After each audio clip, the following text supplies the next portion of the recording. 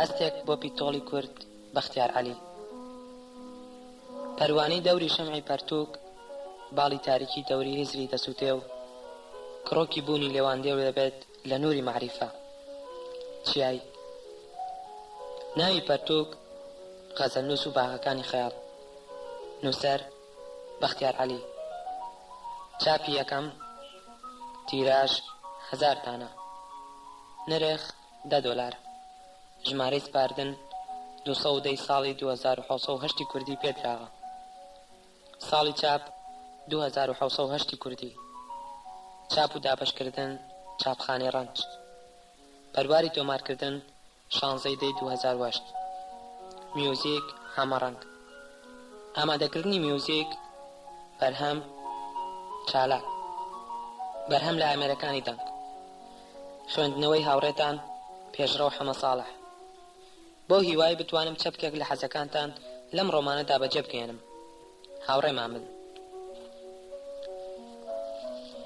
لە سەرەتای بەهاری ساڵی 2006دا پیاوێکی درێژ و باریک و ڕەنگ ئەسمەر بە ئەرکێکی تایبەت و بەرپرسیارەتیەکی گەلێک نهێنی چوو بۆ گوندێت لە ناو چیازۆر ئاسیەکانی باکووردا. فەرمانێکی تایبەت و ترسناکی پێبوو. دەبوایە ئیشێک جێبەجێ بکات کە بە هیچ ئادەمیزادێکی دیکە جێبەجێ نەدەکرا. یەکێک بلەو ڕۆح لەبەرە فێڵباز و فریودەرانەی هەمیشە خۆیان بێگوناه نیشان دەدەن. ئەو زەردەخەنە پڕفریوەی سەر لەوی کۆمەچێکی گەورە بوو بتوانێت خۆی بە هەزاران جۆر بگۆڕێت. یەکێک بوو لەو لیبۆکە بێوێنانەی فێڵبازانە دەیتوانی یاری بە هەموو دڵێک و گەمە بە هەموو ڕۆحێک بکات. خەندە و خۆکە سازکردن و غەم چەکی کوشندەی ئەو بوون. ئەهریمەن لەو دۆخەدا بیدایە خۆشحاڵ و بەختەوەر دەبوو کە وەچەیەکی وا هونەرمەندی دروست کردووە. پیاوێک دەزانێت لەسەر هەموو پەتەکان یاری بکات، بەڵام لە قوڵای ڕۆحیدا نۆکەرێکی دڵسۆزە. خۆشی شەرم لەوە ناکات بڵێت من نۆکەرێکی دڵسۆزی ئەوانم کە بەخێوم دەکەن و هێزم دەدەنێ. کە گەیشتە ئەوێ سەیری لە قایمی و سەختی ئەو زەمینە هات. هەر سەعات بوو بێ و جان بە تەنفیکە لێدانەوە وەک شەیتانێک بە توێشویەکی کەمەوە بە بەختەوەریەکی زۆرەوە بەو هەورازە دوور و درێژەدا سەر دەکەوت. پێشترم جێگایی نەبینی بوو. لەگەڵ هەموو ئەهریمەنکاری و بەدگانزایی خۆیدا، لەگەڵ ئەوەی ژیاننامەیەکی خراپی هەبوو، ویستی خۆی لەم کارە بدزێتەوە. لەبەرەوەی ترسی هەبوو سەرکەوتن بەدەست نەهێنێت. کەم و زۆر شتێکی لەسەر معدەنی ئەوانە دەزانی کە دەچێت بۆ ناویان. ئەوانی شتێکیان دەربارەی کانزا و خولیەکانی ئەو دەزانی. بەڵام هێشتا دروازەیەک هەبوو لێوەی بڕواتە ژوورێ. هێشتا ڕێگایەک هەبوو بتوانێت بەکاری بهێنێت و ئومێدێکی گەورەی هەبوو ئەو ئیشە بە دروستی تەواو بکات کە بۆی هاتووە. لە دوجاردا بە وێنەیەکی جوانەوە ئەوانی بەجێ هێشت بوو. بەو وێنە جوانەشەوە دەگەڕایەوە بۆ ناویان. کە بەڕێگادا ڕۆ ئەو شاخە عاسی و سەرکەشە سەر دەکەوت، دڵنیا بوو گەرچی ژیانی پڕە لە کردداری بەد و فێڵی نامەردانە، بەڵام خۆی کەسێکی دڵڕەق و ڕۆحێکی ڕەشڕەفتار نییە. لەگەڵ هەموو خراپەکانیدا ژیانی ساتی باشیشی تیادا بووە. سات هەبوو ویستێتی شتێکی دیکە بێت. ویستێتی ڕۆحی خۆی لە دەست ئەهریمەن دەربهێنێت و پاکی بکاتەوە. بەڵام دەیزانی ئەو هەرگیز نەفەسێکی ئازاد نەبووە. خۆی ڕۆژێک لە ڕۆژان شەرمی لەوە نەکردووە بڵێت من نەفەسێکی ئازاد نیم. ئەو گوندەی ئەو بۆی دەچوو چکۆلانە و نادیار لە ناو چیاکاندا ون بوو. جۆرێک بوو لە بەندیخانە و مەنفە. چواردەوری سەرتاپە چیای ئاسی بوو. تەنیا سێ پیاو لەو گوندەدا دەژیان. یەکێک بوو لەو گوندە ڕۆخاوانەی دوای ڕاپەڕین کەس ئاوادانی نەکردبووەوە. مڵکێکی کۆنی سەرحەد ئاغا بوو کە هەڵبەت ئەمڕۆ هەمومان بە نازناوی باڕۆنی خەیاڵەوە دەیناسین. مڵکێکی ئاسی کە جەنابی ئاغا لەبەر سەختی و دووری و کەم بەرهەمی فەرامۆشی کردبوو. دوجار میر یان باڕۆن کە یەکێک بوو لەو پیاوە بەشان و شەوکەتانەی لە 15 ساڵی ڕابردوودا بەنهێنی کاریگەری لەسەر زۆر شتی ئەم وڵاتە هەبووە. لەسەر ڕاستپارتەی سەرۆک و بە پێی لێبوردنێکی تایبەت ئاوەدانکردنەوەی ئەو گوندی خستە ئەستۆی ئەو سێ پیاوە کە جگە لە یادگار هیچی دیکەیان نەبووە بۆی بژین. دەبایە ئەو گوندە دروست بکەنەوە. گرنگ نەبوو چەند ساڵی پێدەچێت. گرنگ نەبوو چەند ماڵ و خانووی تیا دروست دەکەن. گرنگ نەبوو چۆن بینا و دیوار و پەنجەرەکان دروست دەکەن. بەڵکو گرنگ ئەوە بوو ئیش بکەن. مانگی جارێک لۆرێکی ئاخچەمی گەورە لەسەر جادەیەکی قیر لە دامێنی تەماوی و ساردی چیادا بارێک بەرد و چیمەنتۆ و کەرەستی جۆراوجۆری بینایدا دەگرت و دەبایە ئەو سێ پیاوە بەسێ هێستری پیر ئەو کەرەستانە بۆ نزیک ترۆپکی چیاسەر خەن و لەوێ ئیش بکەن. دەبایە شەو ڕۆژ ئیش بکەن. سێ پیاوی ڕیشن و تۆزاوی و ڕەشداگەڕاو بوون. ئەو ڕۆژی ئەو پیاوە نێو نامۆیە گەیشتە گوند. یەکەم جار ماجەلانی ڕاستەقینە کە ناوی ڕاستەقینەی خۆی زوهدی شازەمان بوو پێشوازی کرد. پیاوێکی سەرسپی و قژ درێژ و ڕێشهاتوو بوو. گەر مەسیح زۆر بەگەنجی نەمردبایە و تۆزێک بچوایەتە ساڵەوە لاوە نەبوو دوجار جۆرە شێوە و ڕوخسارێکی وهای ببایە. شازەمان گەرچی تەمەندار بوو بەڵام گەلێک بتەوە و هێزن بوو. لەو پیاوانە بوو لە پیریدا سحریان لەسەر ئافرەت زۆرترە وەک لە گەنجی. وەستای ڕاستەقینەی ئەم شارە و دیوارسازێکی کارامە بوو. ئەو بەگومان و سێری ئەم میوانەی کرد و بەرەو لای هاوڕەکانی پێشی کەوت. ئەوە سەرەتای ئەو یارە سەیرە بوو کە دەبایە ئەو پیاوە پڕفری و گەمەیە بیکات. دەبایە بچێتە ڕۆحی ئەم سێ مرۆڤە و لە ناو هەڵیان کۆڵێت و بیان نووسێتەوە. بۆ ئەوەی لەوەشدا سەرکەوتوو بێت دەبایە وەک لیبۆکێک بێت، فێڵزان و بێڕەحم و ساختەکاریش بێت. هەموو ئەم سیفەتە بەدانش بە زیادە و لەم پیاوەدا هەبوون کە خۆی باوەرێکی نزیکی شەیتان و برایەکی دڵسۆزی فریشتەش دەزانی. ئەم کتێبەی ئێمە چیرۆکی ئەو هەڵکۆڵی نەڕۆحیەیە کە ئەو پیاوە شەیتان ئاسا و فریودەر و فێڵزانە لە ژیان و یادەوەری و خەیاڵی ئەو پیاوە نەدا کردی. گەشتە درێژەکەیەتی بەناو نهێنیەکدا کە تەنیا ئەو سێ پیاوە دەیانزانی. چیرۆکی هەڵکۆڵین و دۆزینەوەکانی ئەو ڕۆحە شەڕانگێزە دەمام کارەیە کە فریودەری وەک خۆی دەگمەن و کەم هەڵکەوتە. ئەم کتێبە بەرەنجامی مانەوەیەکی درێژی ئەوە بۆ چەندەها مانگ تا سەرەتای بەهاری ساڵی 2007 لەو چی عاسیانە. هەروە حیکاتی کەمێک لەو ڕووداوانەشە کە دەکەونە دوای ئەو بەهارە. دەبێت بزانن ئەو پیاوە نەفەسێکی هێند مەکرباز بوو کە بە وردی و درێژی ئیشی کردووە. ئەوەی لە هەڵکۆڵینی ئەو سێ ڕۆحەدا دەستی نەکەوتووە خۆی بەڕێگای خۆی بۆی گەڕاوە. ئەوەی ئەو سێزادەیە نەیان درکاندووە لە ڕێگای کڕینی زانیاری و کڕینی خەیاڵەوە تەواوی کردووە. پیاوانی فێڵزانی وەکو خۆی خستۆتە کار تا لە ڕێگای جیاواز و سەرچاوی جیاوازەوە زانیاری بەکۆ بکەنەوە. بەوەدا خۆی لە قۆناغێکدا بەشێکی گرنگی ڕووداوەکان بووە. لە نزیکەوە هەندێک جەمسەری گرتووە کە مەبەستێتی. چۆن ئەم سێ پیاوە گەیشتنە ناو ئەو چی عاسیانە؟ ئەویان چیرۆکێکە. گەر لە سەرەتاوە بەسەر هەموو حکایەتەکەدا نەچینەوە لە هیچ تێناگەین. لەگەڵ ئەوەشدا مرۆڤ کە دوجار بەسەر هەموو شتێکدا دەچێتەوە تێدەگات ئەم حکایەتە سەرەتای نییە. شتێکە ڕێشەکانی دەگەڕێتەوە بۆ پێش لەدایکبوونی پاڵەوانەکان. بەڵام لەگەڵ قوڵی ڕێشە سەیرەکانیدا کەم و زۆر شتێکی لە ڕۆحی ئەم سەردەمەی من و تۆ تێدایە. بۆ نمونە ڕۆحێکی لیبۆک و فێڵپەرستی وەک ئەو پیاوەی ئەم هەموو لاپەڕانەی نووسیوە ناکرێت لە هیچ دەور و زمانێکی دیکەدا لە وێنەی هەبوو بێت. هەر ڕۆژگارە و شەیتان و فریشتەی خۆی هەیە. لە هەر دەور و زمانێکدا شەیتان و فریشتە بە جۆرێک یاری دەکەن لە دەور و زمانەکانی دی ناچێت. لە کاتی یاریشدا شوێنی خۆیان دەگۆڕن. سیرترین شت لە شەیتاندا ئەوەیە هەندێک جار بۆ ئەوەی سەرکەوێت دەبێت وەک فریشتە یاری بکات. فریشتەش بۆ ئەوەی ئاشکرا نەبێت دەبێت وەک شەیتان ڕوخساری خۆی بگۆڕێت و تەڵخ و تاریک دەرکەوێت. بەداخەوە ئەم چیرۆکە لەو چیرۆکانەیە کە دەبێت بە تێکەڵاوی بجاردرێتەوە. لە کۆتایی هاوینی ئەم ساڵدا کە بەڕێوەبەری ئاسایش لابرا یەکێک لە یاوەرە نزیکەکانی کۆمەڵێک فایلی زۆر گرنگ و نهێنی لە خەزێنەی ئاسایش دەرهێنا. تا دواتر لە لابەلابوونەوە سیاسیەکاندا دژ بە نەیارەکان و لە تۆڵی هاوڕێ بێبەش و لێدراوەکانیدا بڵاویان بکاتەوە. فایلەکان تازە بە تەزا بە ڕێگایەکی نهێنی کە من سەری لێ دەرناکەم گەیشت بوونە لای بەڕێوەبەری ئاسایش. من لەو باوەڕەدا نیم جەنابی بەڕێوەبەری ئاسایش یان هیچ کەسێکی دیکە تەواوی دۆسیەکەی لەم سەر بۆ ئەو سەر خوێند بێتەوە. بەتایبەت بەهاری ساڵی 2007 پڕ بوو لە دەردی ڕاوکردنی تیرۆریستە ئیسلامیەکان. خۆشتاد نەزانن لە دوای ڕاپەڕینی ساڵی 1990ەوە فاعیل لە وڵاتی ئێمەدا بایەخێکی بێوێنە وەردەگرێت. مرۆڤ دەتوانێت قسە لە چاخی زێڕینی فاعیل بکات. سەردەمێکە دڵنیام لە مێژوودا وەک سەرەتای عیبادەتکردنی نهێنی و ئاشکراکردنی دەردەکەوێت. سەردەمێکە ڕاستی و درۆ بە جۆرێک تێکەڵاو دەبن، مرۆڤ ناتوانێت لە یەکیان جا بکاتەوە. ئەو یاوەرە دڵبریندارە کە فاعیلە نهێنیەکان لە دۆڵابەکانی ژێرزەمینی ئاسایش دەردەهێنێت بەڕێکەوت هاوڕێیەکی نزیکی شبرە.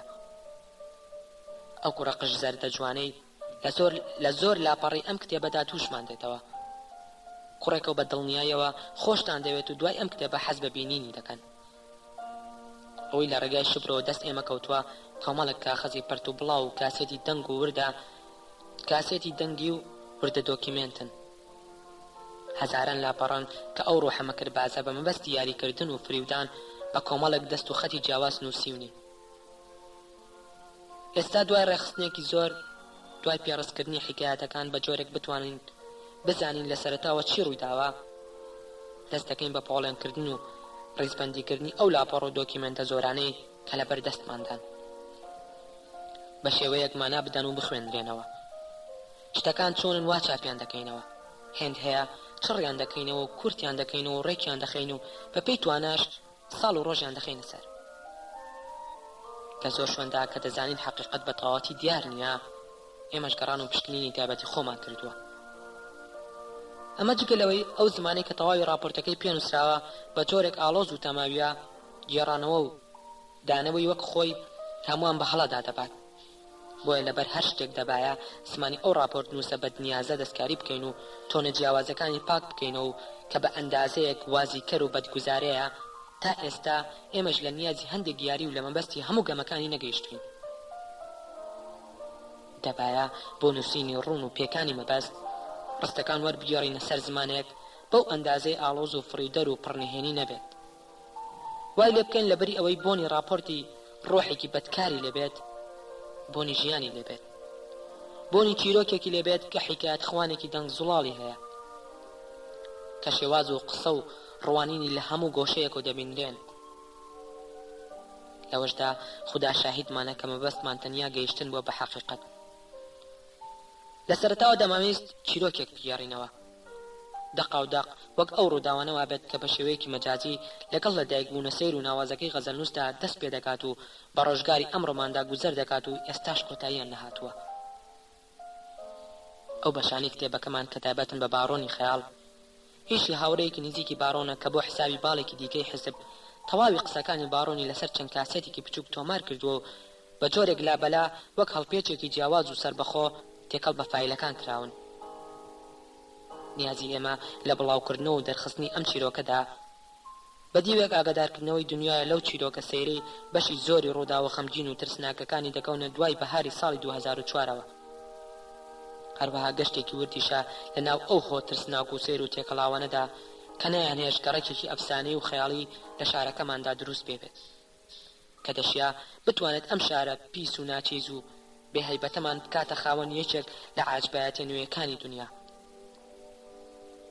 بەڵام بۆ ئەوی لە هۆکارە ورد و قوڵ و ڕاستەقینەکانی تێکشکانی ئەو پرۆژەی تێبگەین دەبێت بچینە ناو وردەکاریەکانیەوە، چونکە بە پێچەوانی ئەو قسە باوەی کە دەبێژرێت شەیتان لە وردەکاریەکاندا بەکارە.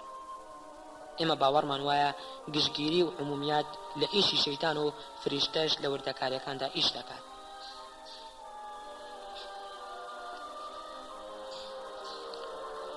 یاداشتەکانی باڕۆنی خەیاڵ. گەر ناوی خۆشم نەڵێم هێند نابەت هەمووتان دەزانن چێن. من وەک بە لە سەرزەمینێکی بەریندا وەک شەپۆلێکی زێڕینی بچووک لە گۆمێکی گەورەدا دێم و دەچم. ناوی من زۆر گرنگ نەبوو. ئەو شەوەی دەستم پێکرد بڕیارمدا ناوی خۆم ئاشکرا نەکەم، وەک یەکێک کە نیازێکی بەدی هەیە گوێ بگرم، ئیش بکەم، بە پەنهانی بمێنمەوە. بەڵام هاوڕێیان سوێنتان بۆ دەخۆم شتەکان بەو جۆرە بگێڕمەوە کە ڕوویاندا. بینین پەیوەندی بە ئیشکردنی هەموو هەستەکانمی دیمانەوە هەیە. من توانیم بە دڵم بە پەنجەکانم ببینم، توانیم بە کۆمەکی ڕۆحم، بە کۆمەکی بیستن و بۆنکردن و هەستکردنم بە کۆمەکی ئەو پیاوانەی دەمناردن و ئەو چاوانی وەک کۆتر بەرەڵام دەکردن لە هەموو ئەو جێگایانە بم کە دەبایە لەوێ بم. بەڵام جێگایەک هەبوو دەستم پێیدا نەدەگەیشت. هەموو ژیانی من حەسرەتی نەگەیشتنە بەو شوێنە. خەمی دەربەدەربوونە لە هەوار و ماڵ و دیارە. تۆ ئەوەی گوێم لێ دەگریت گەر دەتەوێت لە سەرەتاوە لەگەڵ مابیت باش گوێ لە مەرجەکانم بگرە. دەبێت وەک ئەندازیارێک وەها بیت کە لە بناخی کۆشکێکی دێرینی ڕووخاودا کار دەکات. دەبێت سەرت لەو دنیاە نەسوڕمێت. دەبێت حسابی چاکە و خراپەم لەگەڵدا نەکەیت. دەبێت ئامادە بێت لەسەر نەخشەیەکی چکۆلانە سێری هەندی هێڵکاری سادە بکەیت و چاوت لێک نەیت و بە خەیاڵ هەموو ئەو گۆشە مەزنانە ببینیت کە دەکرا لەسەر ئەو پارچە کاغەزە خەوتوانە لە خەو هەستن. دەبێت هێزی ئەوەت هەبێت کاتێک سێری کەلاوەیەک دەکەیت تێبگەیت ڕۆژێک لە ڕۆژان پڕ بووە لە باق و بریقی ژیان. کاتێک سێری کە لەسەرێک دەکەیت بتوانیت بچیتە ناو خەونەکانیەوە بزانیت چ ئومێدێکی هەبووە پڕ بووە لە چ نیگارێکی پڕ بووە لە چ نیازگەلێکی خراپ و چاک. دەبێت لە هەموو شێوەکانی سەفەردا شارەزا بیت بتوانیت ڕێزی نەخشە بگریت. دەبێت نەخشە وەک هێما و سمبولی دنیای تۆ تەماشا بکەیت، دنیای نوێ تەماشا بکەیت. هەموو جۆرەکانی نەخشە، نەخشەی ئەندازیارەکان، نەخشەی جوگرافیە ناسەکان، نەخشەی ڕێگا پێچاو پێچەکانی دەروون. من بە پێچەوانی ئەو مەخلوقە خەیاڵیانە هەمیشە لەسەر نەخشە کارم کردووە. ئەوە جیاوازی گەورەی نێوان من و ئەوانەیە کە تەنیا خەیاڵیان هەیە. گەر دەتەوێت لەگەڵ مندا بیت دەبێت لە گرنگی نەخشە تێ بکەیت، کەمێک خۆت فێری نەخشە بکەیت. من چیم لە دەست بێت ئامادەم بۆت بکەم. بەمەرجێ تۆ بەڕاستی بتەوێت فێر بیت. من بێزار بووم لەو درۆزنانی دایانەوێت فێر بن و خۆیان ماندوو ناکەن. ئەوانە شێتم دەکەن، داری دەبم. ها تێدەگەن؟ ئەو کاتانە دەسەڵاتم بەسەر خۆمدا نامێنێت و لەوانەیە هەندێک شت بکەم کە تۆ چاوەڕوانی ناکەیت. هەمیشە وا بووە. هەمیشە کەسێک هەڵکەوتووە دەهریم دەکات و بە جۆرێکی تر هەڵس و کەوتم کردووە کە نامەوێت. لە سەرەتاوە پێت دەڵێم ئەوانەی لە بنەڕەتەوە گەمژەن زۆر لەوانە باشترن کە دەیانەوێت تێبگەن و ڕەنجی بۆ نادەن. گەر تۆ لەوانەیت بڕۆ بەڕێی خۆتەوە. بە درێژایی ژیانم بەدەستەوە ناڵاندومە و نامەوێت چیتر ئازارتان پێ بەدەستەوە بکێشم. من تۆڕەتر و فێڵزانترم، لەوەش ئاڵۆزتر و نیازپیسترم کە خەیاڵی ئێوە دەیگاتێ. گەر دەتانەوێت لەگەڵم دابن هەموو شتێک دەگەڕمەوە تا بتوانن ببین و حکم بدەن. وەک پیاوچاکێکی حکایەت خوان تەماشای من مەکەن، تێم بگەن و بەزەیتان بە حاڵم دابێتەوە. ئیشی من لەوە قورسترە کە بتوانم پیاوچاک بم. من لە کەشتیوانێک دەچم شەیتان ڕەوانی دەریای ئومێد و ئومێدە سەخت و ئەستەمەکانی کرد بێت. لەزەت لەوە دەبینم ئێوە و کەشتیەکانتان وەک من بە هەڵەدا بچن. لەزەت لەوە دەبینم نەگەن ئەو شوێنانی خەونی پێوە دەبینن. زۆر جار خۆم وەک مەلەوانێکی بێڕەحم دێتە بەرچاو کە لە لێواری حەوزێکی مەلەدا بەسەر دەخەنەوە تەماشای خنکانی مەلەوانێکی منداڵ کار دەکات. وەک چۆن ئێوە چێژ لە خنکانی من دەبینن، منیش چێژ لەوە دەبینم بتان بینم دەخنکێن. بەڵام بۆ مەزانن هەر جارێک بە هەڵەدا چوون و خنکان و سەر ئەو نەکەوتنەوە ئیدی ئەوە گوناهی منە. دڵنیام هەمومان زۆر جار بە هەڵەدا دەچین چونکە پێویستە بە هەڵەدا بچین. دەبێت بە هەڵەدا بچین. بە هەڵەدا چوون بەشێکە لە ژیانی ئێمە. بەڵام پرسیارەکە ئەوەیە کەی و لەکوێدا بە هەڵەدا دەچین. گرنگ ئەوەیە نەزانین لەکوێدا تووشی فری و هەڵەڕۆیی بووین. ئەمەیان لە پێناوی ئێوەدایە. گەر مرۆڤ هەموو هەڵەکانی خۆی بزانێت شێت دەبێت. من کەسێکی سەرڕاستم. دەبێت لە سەرەتاوە بزانن کە من نیازم لەم حیکایەتەدا پاک نییە. دیارە من دەزانم لەکوێوە دەست پێ دەکەم و بۆ کوێ دەچم. بەڵام ئێوە لەو بارەیەوە هیچ نازانن. ئێوەش خۆشیێکی بێ ئەندازە گەورەم پێدەبەخشێت. بەڵام با دڵتان لەوە گەورەتر بێت. لێگەڕم بەستە زمانێکی وەک منیش لەززەت ببینێت. ئەی لەززەتی بەد، چەند جاری دی دێنەوە سەر ڕێگای تۆ، چەند جاری تر دەتکەینە بەهانەی خراپەکانمان. ئەوەی لەگەڵ مەکرباز و تەڵەکە بازێکدا سواری کەشتێک بێت دەبێت بزانن لەزەر لە جێگایەکی گرنگی لە هەموو یاریەکەدا هەیە. لەزەتی ئەوەی لەناو نەخشەکانی مندا دیلن هەمیشە لەسەر ئەو ڕێگایە بڕۆن کە من دیاریم کردووە. ئەو ڕێگای ساڵەهای ساڵ ویستم لێی دەرچم. هیچ شتێک لە ژیاندا لەوە خۆشتر نییە نەخشەیەکت هەبێت و هەموو مەخلوقاتی خوددا لەناو ئەو نەخشەیەدا دیل بن. نەخشەیە بگاتە خاکی خەیاڵ و حەقیقەت. نەخشەیەک تەنیا یەک کەس بۆی هەبێت لێی دەرچێت. یەک کەس. ئەو کەسەش تۆ بیت. ئێستا دوای تەواوبوونی زۆر شت هەست دەکەم حیکایەتەکە وەک شەڕی نێوان لەزەت و خەیاڵ وایە. لەزەتی دەستەمۆکردن و گرتن و ڕکێفکردنی دنیا لەگەڵ سرکی و نامۆی خەیاڵێکی غەمگیندا کە نایەوێت دەسەڵات و جوانی لەسەر یەک سفرە کۆ ببنەوە. دەیەوێت مرۆڤ بۆ هەتایە نامۆ تەنیا بێت. خەیاڵێک نایەوێت دنیای کۆنی لەبیر بچێتەوە. نایەوێت تاریکی ئێستا لە پێناو ڕووناکی پاشە ڕۆژدا لەبیر بکات. هیچم لێ مەپرسن. لەزەت لای من جۆرێکی لەبیرکردنی دەرد، لە فەرامۆشکردنی ژیان، لە ناشتنی پەیتای هەموو ئەو شتانی ناشرینین دەست و دڵی خۆمان بەیادا دەهێنێتەوە. خەیاڵ شتێک نییە سیر بکەیت و تێبگەیت. خەیاڵ شتێکە دەبێت تامی بکەیت، لێوی لێ بدەیت، دەستی لێ بدەیت. ئەوەیە لەزەت.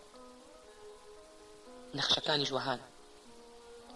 ئەو نەخشەی من باسی دەکەم پارچە کاغەزێک نییە لەسەر مێزێکی گەورە ئاوەڵای بکەیت و بیخوێنیتەوە. شتێک نییە بەر لە سەفەر ئامادەی بکەیت و بە قەڵەم بەسەریدا بڕۆیتەوە. بەڵکو شتێکە خۆتی تیا دەدۆزیتەوە. دەڕۆیت و سیر دەکەیت لە ناوەڕاستی ڕێگایەکی دوور و درێژدای. لە جێگایەکی نەزانرا برایت و تووشی فریوێکی بەد بوویت دەتەوێت تا کۆتایی مل بنیت و نەوەستیت. بەڵێ نەخشەکان چەندە ڕێئاسانیت بۆ دەکەن هێندەش کوشندن کاتێک دەتەوێت ڕێگاکانت بە ئاراستەیەک بەریت و دەبینیت ڕێگاکان ناڕۆن. ئازیزان، زۆر جار نەخشەکان لە ئێسترێکی چەمۆش و نابەڵەت دەچن کە دەوەستن و ناگەڕێنەوە و ناڕۆن. زۆر جاریش ئەو شوێنە سەیرانی تۆ دەتەوێت بیانهێنیتە سەر نەخشەکە دەبنە جێگای سەرسەخت و دوورە دەست و نەگیراو کە بە هیچ نەخشەیەک دەستەمۆ نابن. ئیدی هەست دەکەیت لە بەردەرگایەک دایت ناکرێتەوە و ناکرێتەوە. لەوێدا تێدەگەیت بۆ ئەوی بڕۆیت و نەگەڕیتە دواوە دەبێت بکەویتە ڕووخان و وێرانکاری.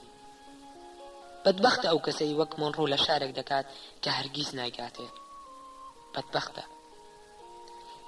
سیاچارەیە ئەو کەسەی وەک من نەخشەیەکی وها داخراوی لە بەردەرچا بێت. سیاچارەیە. بەڵام سادەکاری و فری و یەکڕەنگیە گەروا بزانن من تەنیا گەڕیدەیەکی بێنگین و نەگەیشتومەتە نیازی خۆم. نا، چیرۆکەکان و نەخشەکان و خەیاڵەکان پێکرا لەوەدا لە یەک دەچن کە لە کۆمەڵێک گرێ ڕەش و پلانی ورد و ئاڵۆزی ناکۆتا دروست دەبن. هیچ یەکێک لە ئێمە کە بەڕێگادا دەڕۆین نەخشەیەک لە گیرفانماندا نییە، بەڵکو کۆمەڵێک نەخشەی تێکەڵا و پێکدا چوو لە سەرماندایە.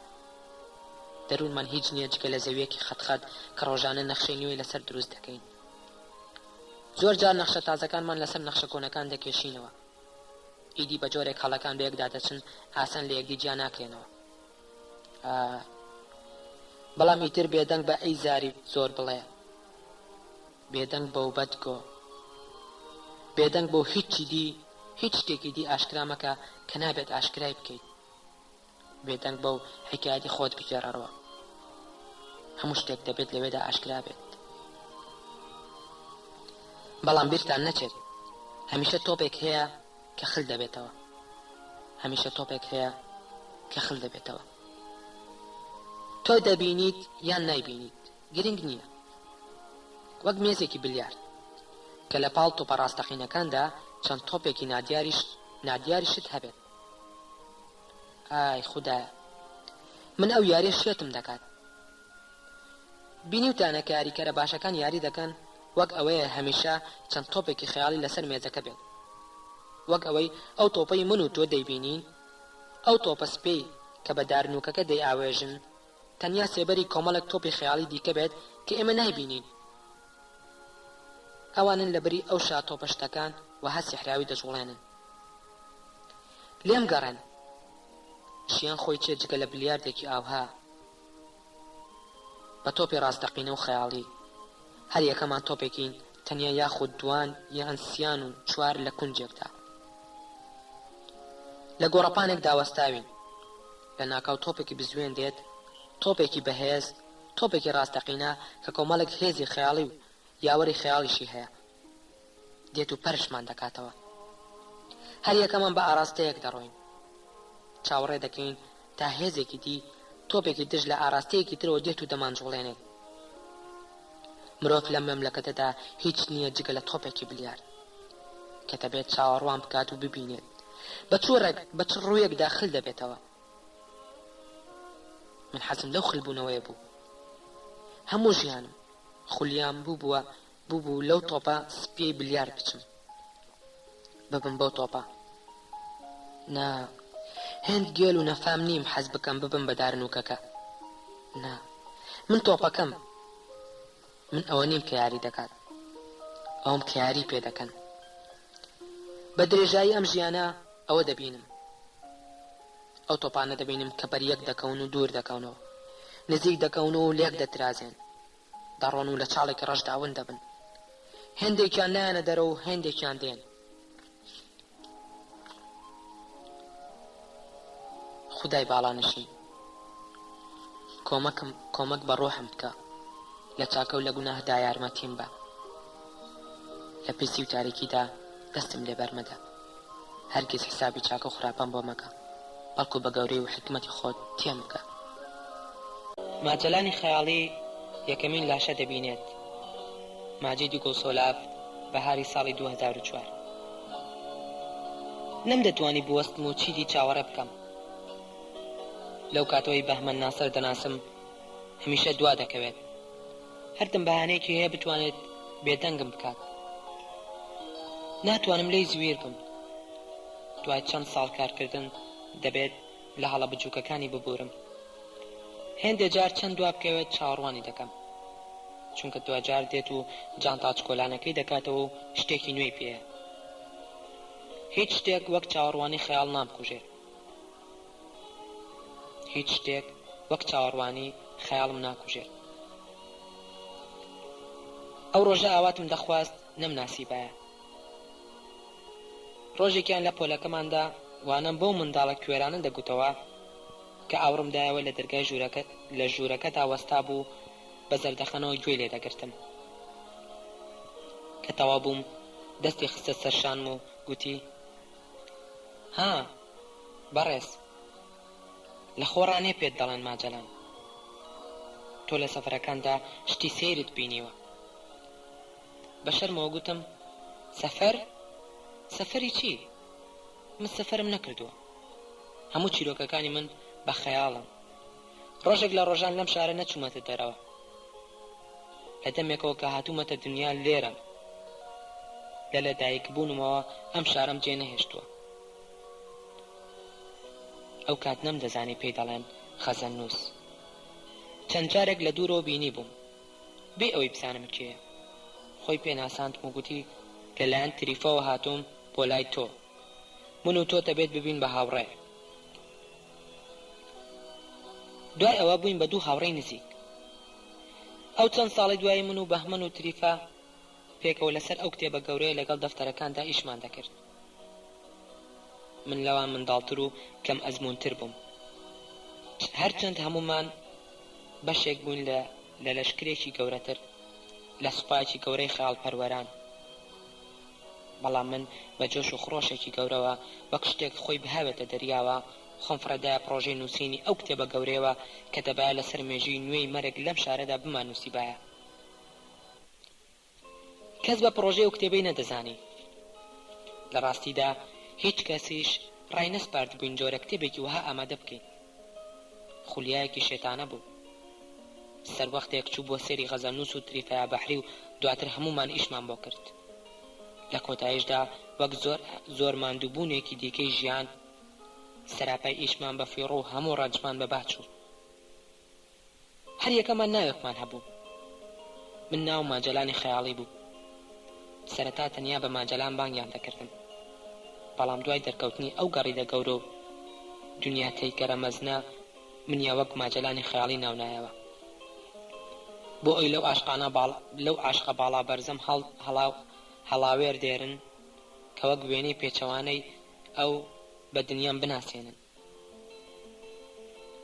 تریفا کچێکی ڕەشکەلە و چکۆلانە بوو. قژێکی ڕەشی زۆر درێژی هەبوو. جووتێک چاوی قەترانی ئێجگار جوان.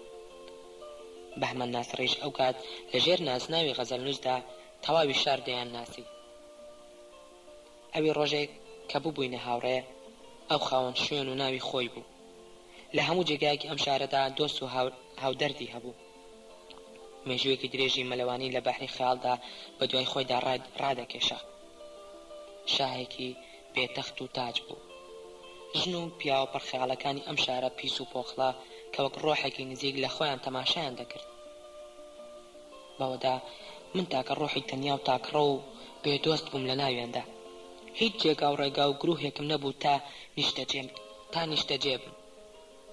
بۆ ئەوی بێکەس و بێهاودەم نەکەومەوە لە ڕێزی نووسرانی ئەو کتێبەدا وەریان گرتم. بەڵام غەزەلنووس زۆر دوا دەکەوێت. هەرگیز ناتوانێت کاتەکانی خۆی ڕێک بخات. هێندێک جار پەلە و شکرزەیە، هێندێک جار خاو و بێوزە و بێ ئاوەز کە وەک ڕۆح لەبەرێکی ون لە نێوان سادەیی و مەزنی خەیاڵ و حەقیقەتدا هاتوو چۆ دەکات. بەڵام هەمیشە شتێک لە ویقاری گەورەکان و لۆرخوساری عاریفان لە سیمایدایە. ئەو ڕۆژە بۆ یەکەم جار بڕیارمدا بڕۆم و بەجێ بهێڵم. جانتاکەم هەڵگرت و ویستم لەو شەقامە ناشرینە بپەڕمەوە کە شپرزە و شێت لە تاکسیەک دابەزی و بە دەنگی بەرز گوتی: مەڕۆ، توخوا مەڕۆ. وا هاتم. وەک هەمیشە ناڕێک لە جلەکانیدا، ناڕێک لە قژیدا، بەڵام سحراوی لە نیگا و دڵڕەفێن لە خەندە و قوڵ لە چاوەکانیدا. بە تووڕەیە وەستام و گوتم: ئیتر من لەگەڵ تۆدا ئیش ناکەم. تۆ پیاوێکیت، ڕێزی هیچ ناگریت، هیچ. ئەوە چۆن دەکرێت من ئەو هەموو کاتی چاوەڕێی تۆ بکەم؟ بە پاڕانەوە شیرینەکەی خۆی گوتی: نا، وا ناکەیت، دەتناسم. تۆ دڵێکی گەورەت هەیە، تۆ قەت لە غەزەلنووسی برات زویر نابیت. نابێت لە غەزەلنووسێکی نەکبەت زویر بیت. گەر لە من زویر بیت، جارێکی دی تا مردن غەزەلنووسێکی دیکەی نەکبەت نابینیتەوە. شتی وا هەموو ڕۆژێک نایەتە ڕێت و هەموو ڕۆژێک مرۆڤ بۆی هەڵناکەوێت غەزەلنووسێکی بەدبەختی وەک من بناسێت. دوا ئەوە بوەستە، شتێکم پێیە ساردت دەکاتەوە. دوێنێ شەو شتێک ڕوویداوە، شتێکی گرنگ. حەز دەکەی بیبیستی دیان نا؟ من لەو چەند ساڵەدا وەزیفەم نووسینەوەی ئەو دەفتەرانە بوو کە تریفە لە دەفتەردارەکانی وەردەگرت و دەیدایە دەستم. بەڵام دوجار حەزم بە شتێک دەکرد ژیانی تیابێت، ترسی تیابێت، پڕنهێنی بێت. خەمگین و دەستە پاچە سەیرم دەکرد و نەمدەزانی چی بڵێم. بێ ئەوەی چاوەڕوانی مەڵامی من بکات گوتی: دەرسیم تاهیر درۆ ناکات، تێگەیت تۆ هەر بڵێ درۆوەکات. بەڵام ماجەلانی خۆشەویست، تۆ هەڵەیت. دەرسیم تاهیر درۆ ناکات، تۆ گومانی خراپت هەیە. ڕۆژێک نەمبینیوی چاوەڕوانی شتی باش لە خەڵک بکەیت. خەیاڵ خراپەکانت چالاکترن. دەمێکەوەم پێگوتوویت: عەزیزم، حەقە خۆت تۆزێک چاک بکەیت. ئای خوایە، تۆ چەند خراپی لە خەڵک دەکەیتەوە، چەند خراپ. هێندێک جار دەڵێم چۆن ئەم سەرە پڕ گومانت دەتوانێت لەگەڵ ئەو دڵە جوانتدا بژی، چۆن ئەم گومانە زۆرت لەگەڵ ئەو خەیاڵە فراوانتدا دەژی، چۆن ئەو لایەنە پڕ خەیاڵ و پاکت بەرگەی ئەو لە خۆڕازی بوون و خڕورەت دەگرێت. چۆن تێناگەم. من لە سەرەتاوە لەوە دەترسام کە نابێت بازنەی ئیشەکانمان زۆر فراوان بکەین. تریفەیە بەحری و ئەوانی تروا دەزانم من دەریاوانێکی ترسنۆکم، بەڵام من ترسنۆک نیم، بەڵکو پێم وایە ناشێت بۆ جۆرە خەیاڵ تێکەڵاوی ژیان بکەین.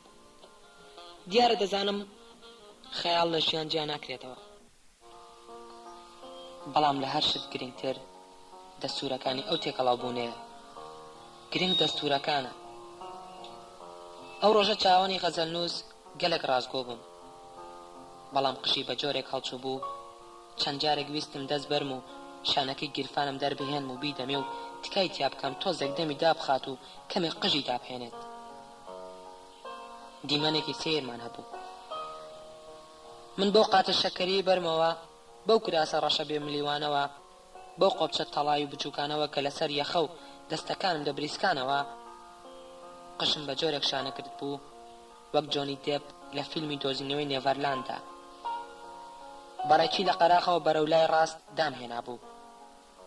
بە جلێکی کەمێک بریقەدار، بە جێڵێکی کەمێک بریقەدار سافم کردبوو. جانتایەکی دیبلۆماسی ڕەشم کردبوو بەدەستمەوە و وەک ڕێبوارێکی هەمن لەسەر شۆستەی وێزگەیەکی دوور چاوەڕوانی هاتنی شەمەندەفەرێک بکات.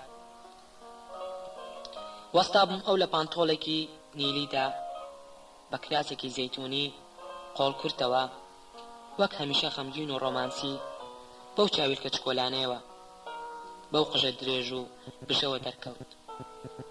نمونەی ناڕێکی بوو، بەڵام ناڕێکیەکی جوان.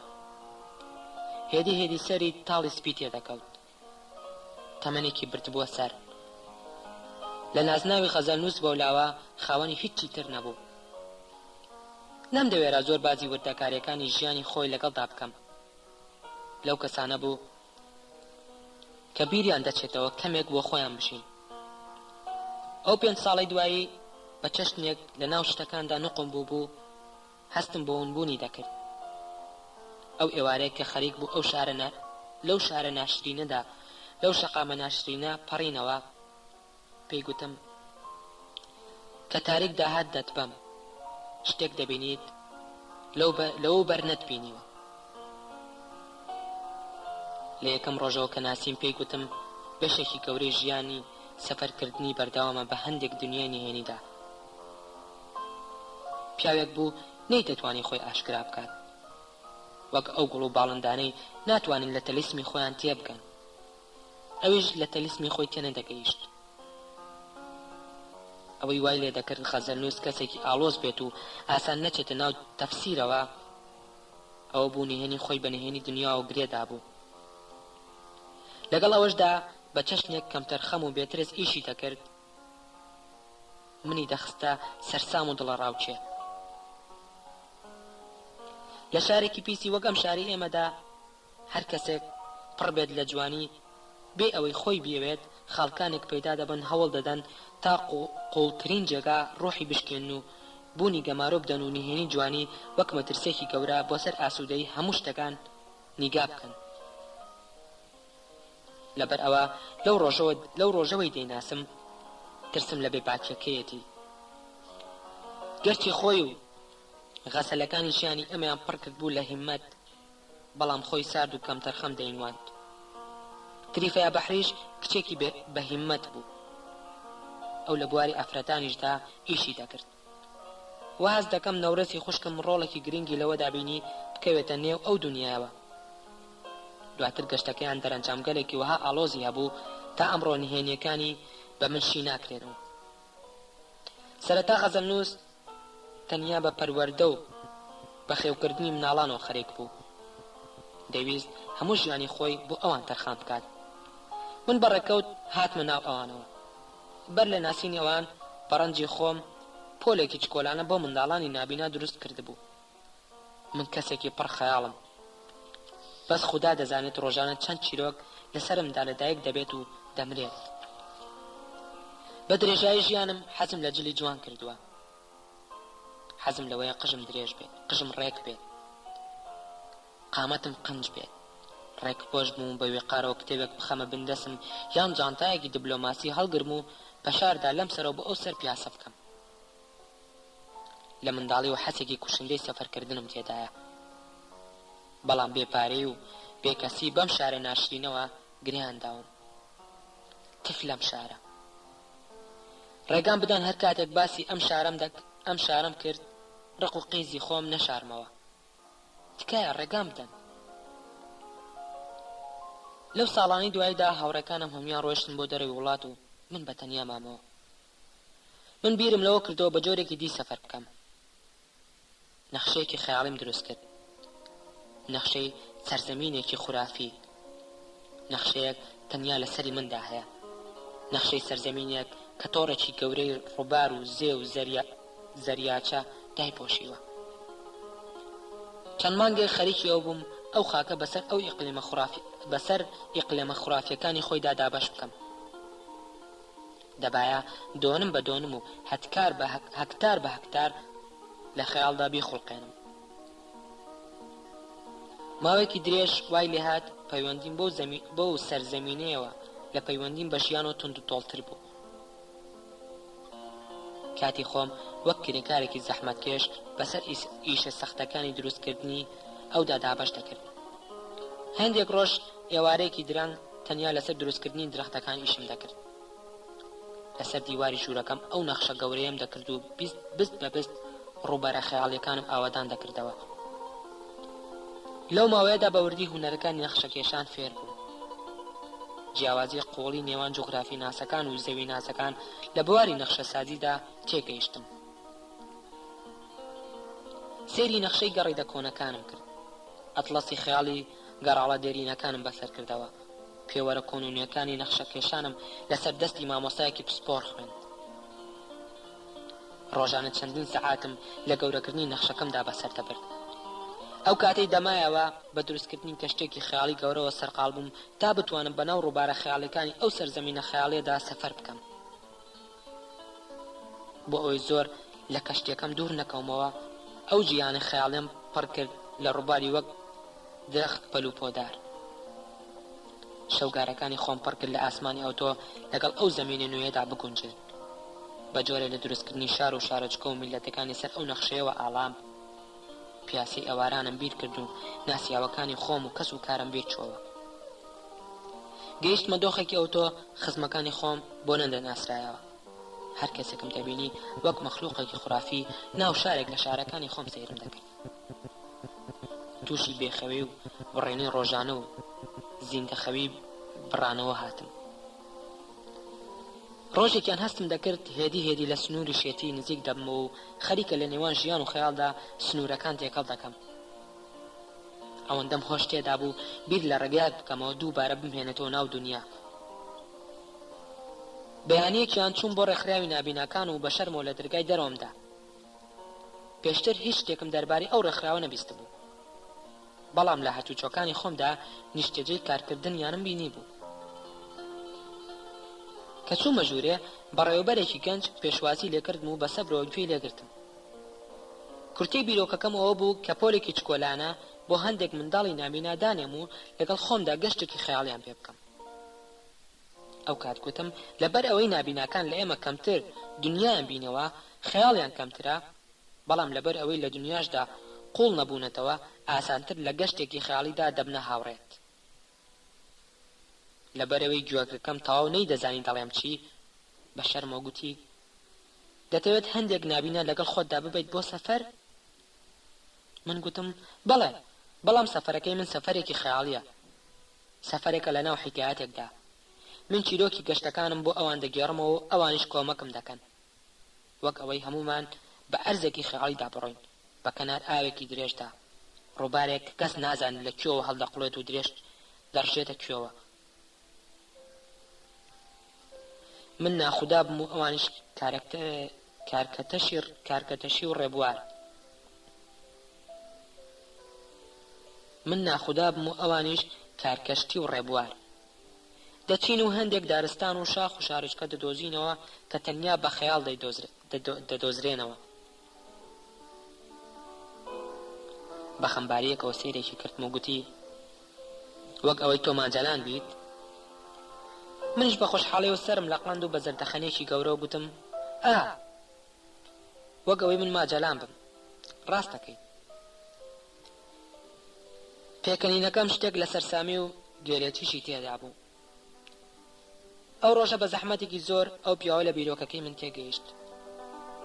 من دەمویست گەشتە خەیاڵەکانی خۆم لەسەر نەخشە خەیاڵەکانی خۆم لەگەڵ کۆمەڵێک منداڵی نابینادا ئەنجام بدەم، چونکە منداڵانی نابینا پێویستیان بە سەفەرە.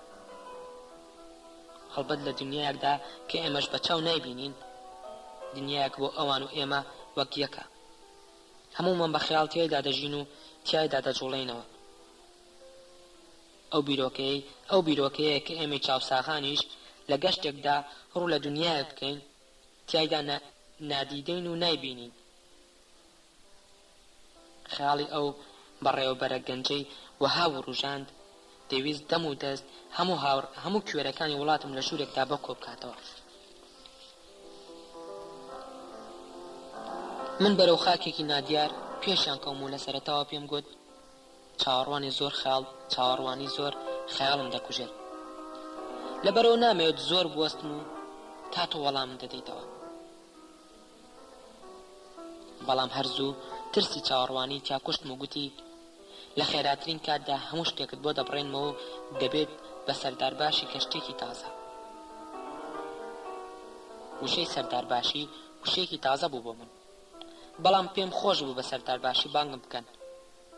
گەرچی کابرا سەرەتا وەک بێخەیاڵ و گێژ دەینوان، بەڵام بیرۆکەکەی من وەها هێنایە خڕۆش بە خۆشحاڵی و گوتی مامۆستا دەتوانی وا بکەین پۆلەکە پۆلێکی گەڕۆک بێت، وابێت نابیناکان بەڕاستی هەست بە جوڵە بکەن، هەست بکەن لە ئاودان و بە ڕووبارێکی بێسەر و بندا دەڕۆن.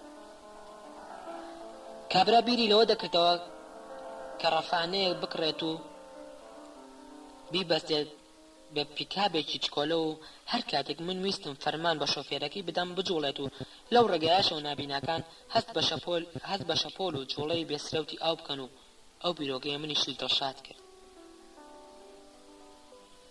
چونکە دەمهێنایە پێش چای خۆم لەگەڵ نابیناکاندا دانیشتوم و واز دەکەم لە دەریاداین. دەمهێنایە بەردەمم کە پێم دەڵێن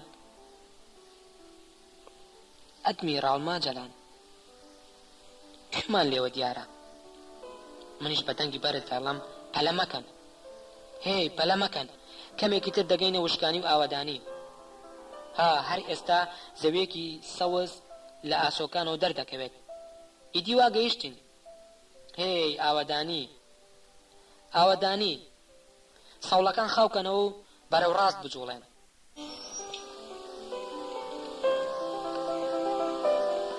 بەڵام دەبێت بڵێم بەداخەوە ئەو پیاوە و زۆربەی ئەو لێ پرسراوە کوردانەی لە نێوان کۆتایی سەدەی 20 و سەرەتای سەدەی 21دا قونیان خستە سەر کورسی دەسەڵات درۆزن بوو.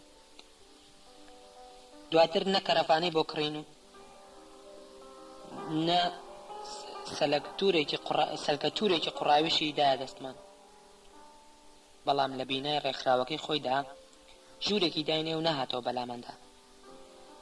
دیارە من زویر نەبووم و یەک تۆزیش چییە دڵم گەردی نەگرت. بیرتان نەچێت ئێمە لە ناوچەیەکی دنیادا دەژین. من لەسەر نەخشە خەیاڵەکەی خۆم ناوم نابوو فشفشستان. شوێنێک بوو درۆکردن کەسی ناڕەحەت نەدەکرد. لە 3-4 ساڵەوە درۆکردن بوو بەوەشێک لە کللتوری ڕۆژانە. ئەو مێژوە خەیاڵی من بە فشفشستانم دانابوو پڕبوو لە خەلیفە و والی و خان و بەگزادی درۆزن، پڕبوو لە شەڕە شمشێری درۆ لە نێوان ئەو میر و پادشانەدا کە بە درۆ شەڕیان دەکرد و خۆیان نەمران یان خۆیان سەردەخست بێ ئەوەی مردبن یان سەرکەوتبن. پڕبوو لە شەڕی ناوخۆیی سیر کە قوربانیەکانی شەهیدی ڕاستەقینە نەبوون، بەڵام شەڕەکانی پێکڕا درۆ بوون. لە ڕاستیدا فشفشستان دەهێنێت مرۆڤ بیبینێت، دەهێنێت گەر لە وڵاتێکی زۆر دووریش بیت پارەی بۆ کۆ بکەیتەوە بیبینیت.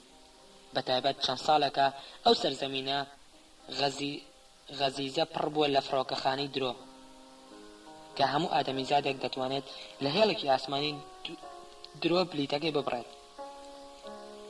سوار فڕۆکەیەکی درۆ بێت و پڕێکی درۆ لە عومری عەزیزی خۆی لەوێ بباتە سەر. بەڵام با بگەڕێمەوە بۆ ئێوارەیە کە چاوەڕوانی بەهمە ناسرم کردو نەهات. ئەو ئێوارەی من خەریک بۆ بڕۆم و ئەو لە دوا چرکەدا شپرزە و قژبژ لە تاکسیەکی پیس دابەزی. ئەو ڕۆژە یەکەمین شەوی ڕاستەقینەی من بوو لەگەڵ ترسدا. بەهمەن ئەو ئێوارەیە تا دەمی خۆرئاو بوون، منی لە چایخانە و سەرشۆستە و نێو باخچەکاندا سەرقاڵ کرد. لەگەڵ کەوتنی تاریکیدا بەرەو قەراغ شار بەڕێک کەوتین. دوای سەعاتێک ڕۆشتنی ئارام و هەڵمژینی هەوای پیس لە شەوە زەنگی گەڕەکێکی پیسدا سڵاومان لە مێوفرۆشێکی درەنگکەوتووی شەو کرد کە بە خۆی و چرایەکی بچووکەوە سەرکوچەیەکی غەمگینی ئاوادان کردبەوە. لەوێ حەسەن تۆفانیشمان بینی کە تەنیشت ئەو مێوفرۆشە بێدەنگەوە لەسەر تەنەکەیەکی پیس دانیشتووە و تری تۆزاوی دەخوات. ئەو شەوە لە شەوە بێدەنگەکانی ئاخای تۆفان بوو. هێندێک جار هێند دەمدلێر و چەنەباز بوو، بواری مەخلۆقێکی دی نەدەدا قسە بکات. بەو دەنگە منگنەی خۆیەوە کە بۆنی پیری لێدەهات بەردەوام دەیڕێسا. هەمان شەو لەسەر سیلەی هەمان کۆڵان سەر و فەساڵی دەرسیم تاهریش دەرکەوت. قمۆقمۆیەکی خێل کە وەک سەگێکی بەوەفا لەبەردەم ئەو ڕوخسارە ڕۆمانسی غەزەلنووسدا نوشتایەوە و دەستی ماچ کرد و بێ ئەوەی کەس هیچی پێ بڵێت پێشمان کەوت. گەنجەیەکی کۆڵەی قەڵەو بوو، تۆزێک لە بستە باڵەکان بەڵندتر بوو، بە خێرایەکی سیر دەڕۆی. لە شتێکی خڕ دەچوو چەوی لەگەڵ جوڵەنی هێنەکانی خۆیدا خلی بکاتەوە.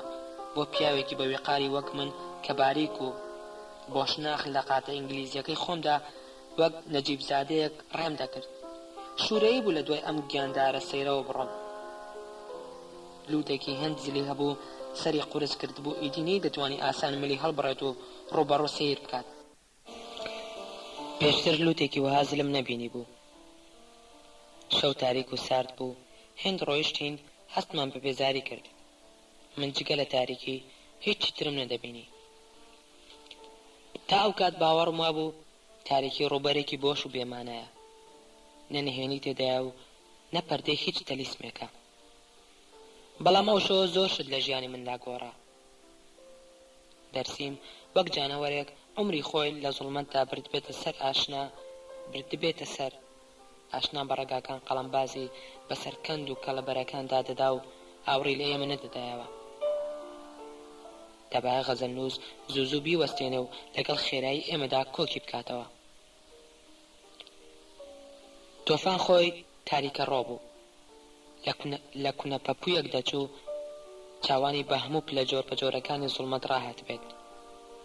منیش دەلیلێکی نێنی لە ناخمدا شەوە زەنگی بۆ ڕووناک دەکردمەوە. بەڵام غەزەلنووس لێ ئەمە خاوتر و لەسەر خۆتر دەڕۆیشت. لە هەر شتێک زیاتر سەرسامی ئەو ساردی و لەسەر خۆیی بووم. دوای سەعاتێک ڕۆیشتین، دەرسیم تاهری وەک سەگێکی ڕەسەن دەستی کرد بە بۆنکردنی زەوی. من لە دڵی خۆمدا گوتم ئەم سەگ جنسە سوودێکی باشی لە لوتە زلەکەی خۆی بینیوە. خەڵکی تر زۆرن شتی زلیان هەیە و سوودی لێ نابێنن. بۆ ئەوەی تووڕێت کەم بانگم کرد، هێ تۆ لوتزل، سوودێکی زۆرت لەم لوتە حیزبانی خۆت بینیوە. دەتەوێت چی بۆن بکەیت؟ ها؟ بۆ وەک سەق قون بەرز دەکەیتەوە و زەوی بۆن دەکەیت؟ دەمگوت شالوتۆف خۆی گۆڕی، باوکە سەگەکەت لەم خاک و خۆڵەدا نییە؟ بۆ ئێمەت خستۆتە ئەم مشکەڵانە؟ بێ ئەوەی وەڵام بداتەوە هەندێک جار دەوەستا وەک گەشێک لە نەخشەیەکی گەورەی ناو سەری خۆی ورد بێتەوە. بە ورتێکی سێرەوە هەنگاوەکانی خۆی دەژمارد و لەگەڵ پنتێکی خەیاڵی دیکەدا کە ئێمە نەمان دەبینی دەی پێوە. هێندی نەبرد لە شوێنێک داوەستا و وەک جرجێکی ترساو بە چنگۆڵە کورت و بەهێزەکانی کەوتە هەڵدانەوەی زەویەکە. گەرد و کرێکار بە لە چای بە خاکەناس خۆڵیان لا ببردایە فریای نەدەکەوتن. بە جۆرێک زەویەکەی دەدڕی، گومانم لە چای خۆم دەکرد. دەستی وەک دوو ئامێری ئاسنین لە بنەوە ڕاخۆڵەکان ڕادەکێشا و هەڵیان دەدایەوە. من چاوەڕوانی دەرکەوتنی سندوقێکی پڕ زێرم دەکرد، بەڵام زێڕی چی لە بڕی خشت و تەڵا بەشی سەرەوەی لاشەیەکی لە زەویەکە دەرهێنا و بە خۆشی گوتی ئەمە خۆیەتی. لەگەڵ قسەکانی ئەودا بۆ یەکەم جار لە ژیانمدا بۆنی لاشەی ئادەمیەک چوو بەسەرمدا. ئەوە یەکەم جار بوو ببینم لاشەیەک لە خاک بهێنە دەرێ. دیار بوو لاشەکە زۆر کۆن نییە و تازە کراوە بەژێر کڵەوە. بێ ئەوەی گوێ بدەمە پیسبوونی جلەکانم لێی نزیک بوومەوە و لەبەر ڕووناکی لایتەکەدا سەیرم کرد. بینینی لاشە وەک بینینی تابلۆیەکی هونەری یان تەماشاکردنی یاقوتێکی دەگمەن شتێکە بیر ناچێتەوە. مرۆڤ زۆر بۆنەی شیرین و تاڵ لە یاد دەکات. دەموچاوی زۆر کچی جوانی بیر دەچێتەوە، بەڵام بە دەگمەن بتوانێت بینینی لاشەیەک لە بیر بکات. زۆربەی ئەو کەسانی دەیان ناسم لەگەڵ بینینی لاشەدا خەیاڵی فەلسەفی و پرسیاری تایبەت بە مانای ژیانیان لاوروژاوە. بەڵام لەو ساتەدا ئەس شتێکم لا نەوروژا، هیچ شتێک. تاکە شتێک بەزارم داهات ئەوە بوو بیڵێم لێگەڕێن ئاسوودە بخەوێت. بەڵام ڕاستەکەی خۆشم نەمدەزانی مەبەستم چییە. لە یەکەم ساتی بینینی لاشەکەوە هەستم بە ئولفەت و نزیکیەک کرد لەگەڵیدا. ئەو شەوە بە هەر چوارمان لاشەکەمان لە زەوی هێنایە دەرێ. گەنجێک بوو پانتۆڵێکی کابە و کراسێکی قۆڵکورتی پرتەقاڵی لەبەردا بوو. بەڵام بە فیشەکێک لە مەڵاشووەوە چوو بۆ ناو سەری. فیشەکێک لە ناوکەوە ڕۆشت بوو لە پشتەوە هات بۆ دەرێ. کە تۆفان ئەو دوو برینە گەورەی بینی بە دەنگی بەرز گوتی ئەمە ئیشی مەغۆلیە. تەنیا مەغۆلی ئەم جۆرە کارە ناکات. هەر ئەو لە نزیکەوە دەیان کوژێت. ئیشی خۆیەتی. مامۆستایان سوێن دەخۆم ئەمە دەسوخەتی جەعفەرە. جەعفەر مەغۆلی هاوڕێی خۆم بووە، بەڵام تۆ بوەستە. من بزانم مەغۆلی 7 ساڵ لەمەوبەر چوو بۆ هۆڵەندا. 7 ساڵ لەمەوبەر. توخوا هاوڕێیان سیرکەن بزانن گولەی تری پێوەیە. شالوت چەند جارێک لاشەکەی ئەم دیوە ئەودی و کرد و هیچی نەبینی. تۆفان خۆشی لە نزیکەوە سێری دەموچاوی کوڕە بەستە زمانەکەی کرد و سێری مردووەکەی بەم لاولادا جوڵاند. چەند جارێک دەستیدا لە سنگی و بە ئارامی دەستی کێڕا. بەڵام شتێکی ئەو دوی دەست نەکەوت. هەستا و دەستی بە شەڕواڵەکەی سڕێ گوتی فەخری عالەم چ باسە. ئەگەر مەغۆلی هات بێتەوە ئەوە خۆیەتی. خەزەنووس چاوانی پڕ بوون لە فرمێسک. من خۆم تێک نەدا و پرسییم کەستان دەیناسن؟ خەزەنووس بە دەنگێکی تاسا و دڵێکی پڕەوە گوتی مراد جەمیلە، مراد جەمیل. چەند ڕۆژێکە دیار نییە. یەکێک بوو لە عاشقە بێسرەوت و خەیاڵیەکان. خەزەنووس وا قسەی دەکرد وەک ئەوەی قوربانیەکە زۆر باش بناسێت. من نەمدەزانی مراد کێیە.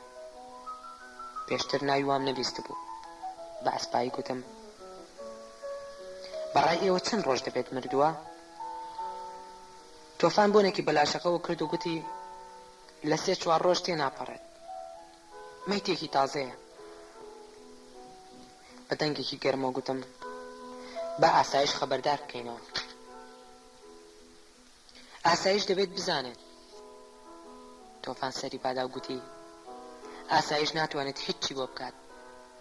دوورنی ئێمە لە مەسەلەکەەوە تێوە بگلین. بەڕای من تا کاتێکی تر دایپۆشینەوە بەڵکو بیرێکی ورتری لێ بکەینەوە. من سەیری خەزەنووسم کرد و گوتم چۆن لەم حیکایەتە تێدەگەیت؟ دەمزانی ناتوانێت وەڵام بداتەوە. هەستم کرد ئێجگار خەمگین و ماندووە. بە ئارامی دەستم خستە سەر شانی گوتم خۆت زۆر سەخڵەت مەکە. سەری خستە ناو دەستی گوتی دڵم پێی دەسووتێت. زۆر گەنج بوو. من لایتەکەم لە حەسەن تۆفان وەرگرت و لە نزیکەوە سێرێکی دەموچاوی قوربانیەکەم کرد. زۆر گەنج بوو.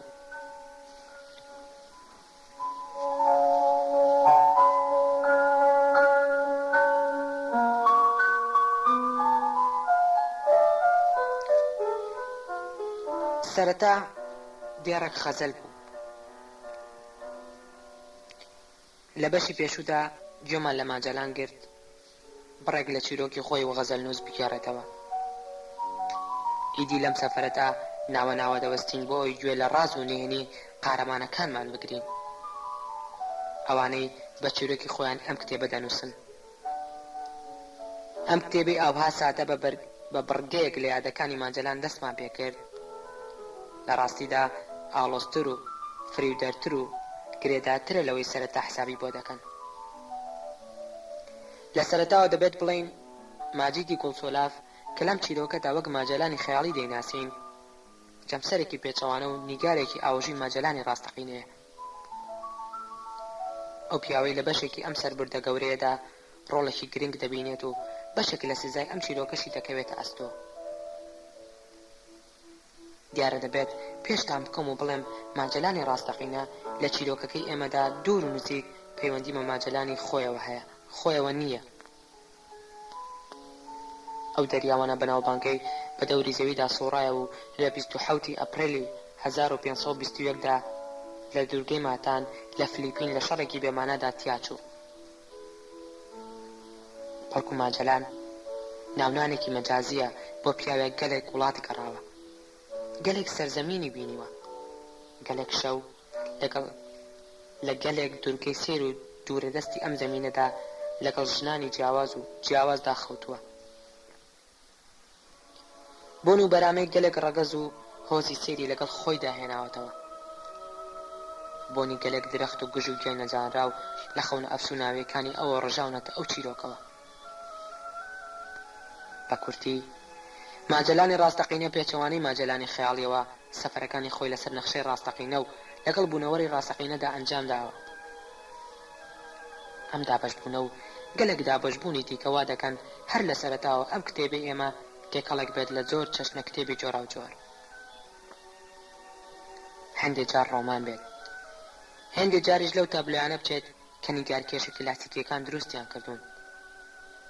هەندێک جار سەفەرێک بێت وێڵ لە جوگرافیایەکی خەیاڵی و هەندێک جاریش دەستنووسێک بێت خنکاو لە ناو تەپ و تۆزی زەمانەدا. شتێک لە ڕۆحی باخپەرستە دێرینەکان و شتێکیشی لە خولیای ئەندا دیارە نوێیەکان تێدا بێت. بەڵام دوجار ئەم کتێبە خۆی بوونەوەرێکی فرێڕووە، هەم حکایەتە هەم نیگارکێشان، هەم ڕێکیە و هەم ناڕێکی، هەم حەقیقەتە و هەم خەون.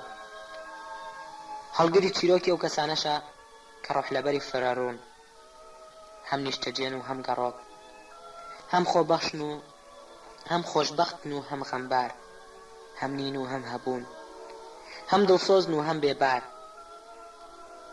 دەبێت بڵێم کە جۆرە کتێبێکی وەها کتێبی ڕاستەقینەی پەژارە و نەئاسوودەگین کە حەسرەت و پیری بۆ نووسەرەکانیان دەهێن و خەمێکی قوڵ و ڕاستەقینەش بۆ خوێنەرەکانیان. کتێبن کاتێک لە نووسینیان دەبنەوە حەز دەکەیت لەگەڵیاندا ماڵ ئاواییمان لە چەندین فریشتە و ئەهریمەنی تایبەتی ناوڕۆحی خۆمان کردووە. دەرگامان لە هەندێک تۆفانی تاریک و باغی پڕنهێنی و ڕێگەی نەکراوی ناو تاریکستانەکانی دڵ کردوێتەوە. لەم کتێبەدا سەرەتا بە ئاڵۆزترین مەخلوقاتی ناو چیرۆکەکە دەست پێ دەکەین، بە خەزەل نووس. ئەو کوڕەی دەشێت لە هەندێک ڕۆوە وەسفکردنی سەخت و ناساندنی ئەستەم بێت، چونکە هەندێک جار بە ساف و ڕۆشنیەکی بێمەنە دەدرەوشێتەوە و هەندێک جار تەماوی و پڕ تەلیسم دەنوێنێت. بوونەوەرێکە ڕەگەزێکی خەیاڵی و ئەفسانەی لە دایکبوونیدا هەیە. پێدەچێت کەسێک بێت هەر لە منداڵیەوە لە شەیتانەکان هەڵات بێت. تکایە کاتێک دەڵێم لە شەیتانەکان هەڵاتوە ڕاستە و ڕاست خەیاڵتان بۆ هیچ چەشنە چیرۆکێکی دینی نەچێت. چیرۆکی پێخەمبەرێک کە خراپەکاران دوای کەوتون و ئەویش وەک ڕۆحێکی مبارەک زەمین و زەمین پاکێتی خۆی هەڵگرتووە و لە پیسی و سپڵەیی و نامەردیان هەڵاتووە. نا، بەڵکو مەبەستم چیرۆکی ڕاستەقینەی منداڵێکە لە هەفتەی یەکەمی لە دایکبوونیدا بێشمار شەیتان و جنۆکە و بوونەوەری دەعجان و ڕوخساری ڕموزن لەگەڵیدا لە دایک دەبن. حکایەتی لە دایکبوونی خەزەل نووس یەکێکە لە چیرۆکە سەرسوڕهێنەرەکان. ئەو هەفتەی غەزەلنووس تێیدا لە کۆتایی پەنجاکاندا لەدایک دەبێت دەیها منداڵی دیکە لەگەڵیدا دێنە دنیاوە. هەمویان پێک ڕاشێوا و ڕق و ڕۆقەنج و ڕۆقرنج و بەدفەساڵن. بەر لە لەدایکبوونی ئەو مامانەی بڕیارە ئەو دەربهێنێت، دایک و بابی ئاگادار دەکاتەوە کە دەشێت منداڵەکەیان گێڕ یان ئەهریمەن ڕوو بێت، چونکە هەفتەیەکە نە ئەو نە هیچ مامانێکی دی منداڵێکی ئاساییان لە بنی بیری ئەدەم و لە منداڵانی ژنی ئەم شارە دەرنەهێناوە. بەڵام بەڕێکەوتێکی سێر و بە هەڵاوێردێکی خودایی بەڕەحمێک کە دەستکردی یەزدان و نیشانەی بەزەی خودایە، غەزەلنووس وەک منداڵێکی فریشتە ڕوو لە کیسێکی زیندوودا لەدایک دەبێت. تاکە منداڵی ڕاستەقینە و ئاسایی ئەو وەرزەیە کە بە جۆرێکی نائاسایی پڕە لە مەخلوقاتی شێوە و منداڵی دەعجان، وەک ئەوەی شەیتان وەرزێکی دوور و درێژ لەگەڵ هەموو ژنانی ئەم وڵاتەدا خەوت بێت، وەک ئەوەی لە شەوە هەرە سارد و هەرە زەمهەریرەکانی ئەم دەڤەرەدا کاتێک ژنان بۆ شتێک دەگەڕێن گەرمیان بکاتەوە، ئەهریمەن بەیەکێک لە فێڵە باڵدارەکانی خۆی هاتبێت و نوتفەی خۆی تکان بێتە ڕەحمی خانمانی ئەم نیشتیمانە عازیزەوە کە پێ دەچێت ساڵگەڵێکی زۆر لەگەڵ منداڵی ئەهریمەن ئاسا زادەی دیکەیان نەبوو بێت. مامانەکە کە دیمەنی گەش و چاوی پڕشەوق و ڕوخساری بێخەوشی غەزەلنووسی چکۆلانە سەرسامی دەکات، بێ ئەوەی ئەو ڕووداوە ناوەختە دڵخۆشی بکات، بێ ئەوەی بەختەوەریەک نیگاری بگەشێنێتەوە، وەک ئەوەی دووربینانە سێری پاشەڕۆژ بکات، منداڵە چکۆلانەکە هەڵدەگرێت و سەرسام بەدایکی دەڵێت: مرۆڤێکی تەواوە، باش هەڵیگرە، ئاگاداری بە. منداڵە جوانەکان دواتر پیاوی بەدبەخت و غەمگینیان لێ دەردەچێت. مرۆڤی تەواو ئەوە یەکەمین وشە و یەکەمین وەسفێکە غەزەلنووس لە ساتی یەکەمی لەدایکبوونیدا دەیبیستێت، گوزارەیە کە دواتر وەک نەفرەت دوای دەکەوێت و دەبێتە خولێ سەرەکیشیانی. بە کورتی ئەو وەرزەی غەزەلنووس تێیدا لەدایک بوو وەرزی لەدایکبوونی ڕموزن و چرچەڵۆک و لە تەعادەمیەکان بوو. ئێستا واز دەکەم غەزەلنووس بچووک تاکە بوونەوەرێکی تەواو بوو لە ساڵگەل و وەرزە زەمانێکدا مرۆڤەکان نیوە ناچڵ داهاتنە دنیاوە. بەڵام کە دایک و باوکی یەکەمین جار پێکەوە تەماشایان کرد، شتێکیان لەسەر سینەی بینی ناڕەحەتی کردن، شتێک لە نووسراوێکی هەڵکەندراو یان لە برینێکی درێژ دەچوو. ئەو مەلای بانگی بەگوێدا خوێند و ناوی بەهمەنی لێنا، کاتێک مەلۆتکە چکۆلانەکەی وەرگرت و بیسملایەکی قۆڵی کرد، ئەو قوماتەشینەی کردەوە کە تێیدا کۆرپەیەکی بزۆک و بۆرەک بە ڕەنگی بێچوە کەروێشتێکی ترسنۆک دەست و پایەکی چکۆلانی حەوا داوە.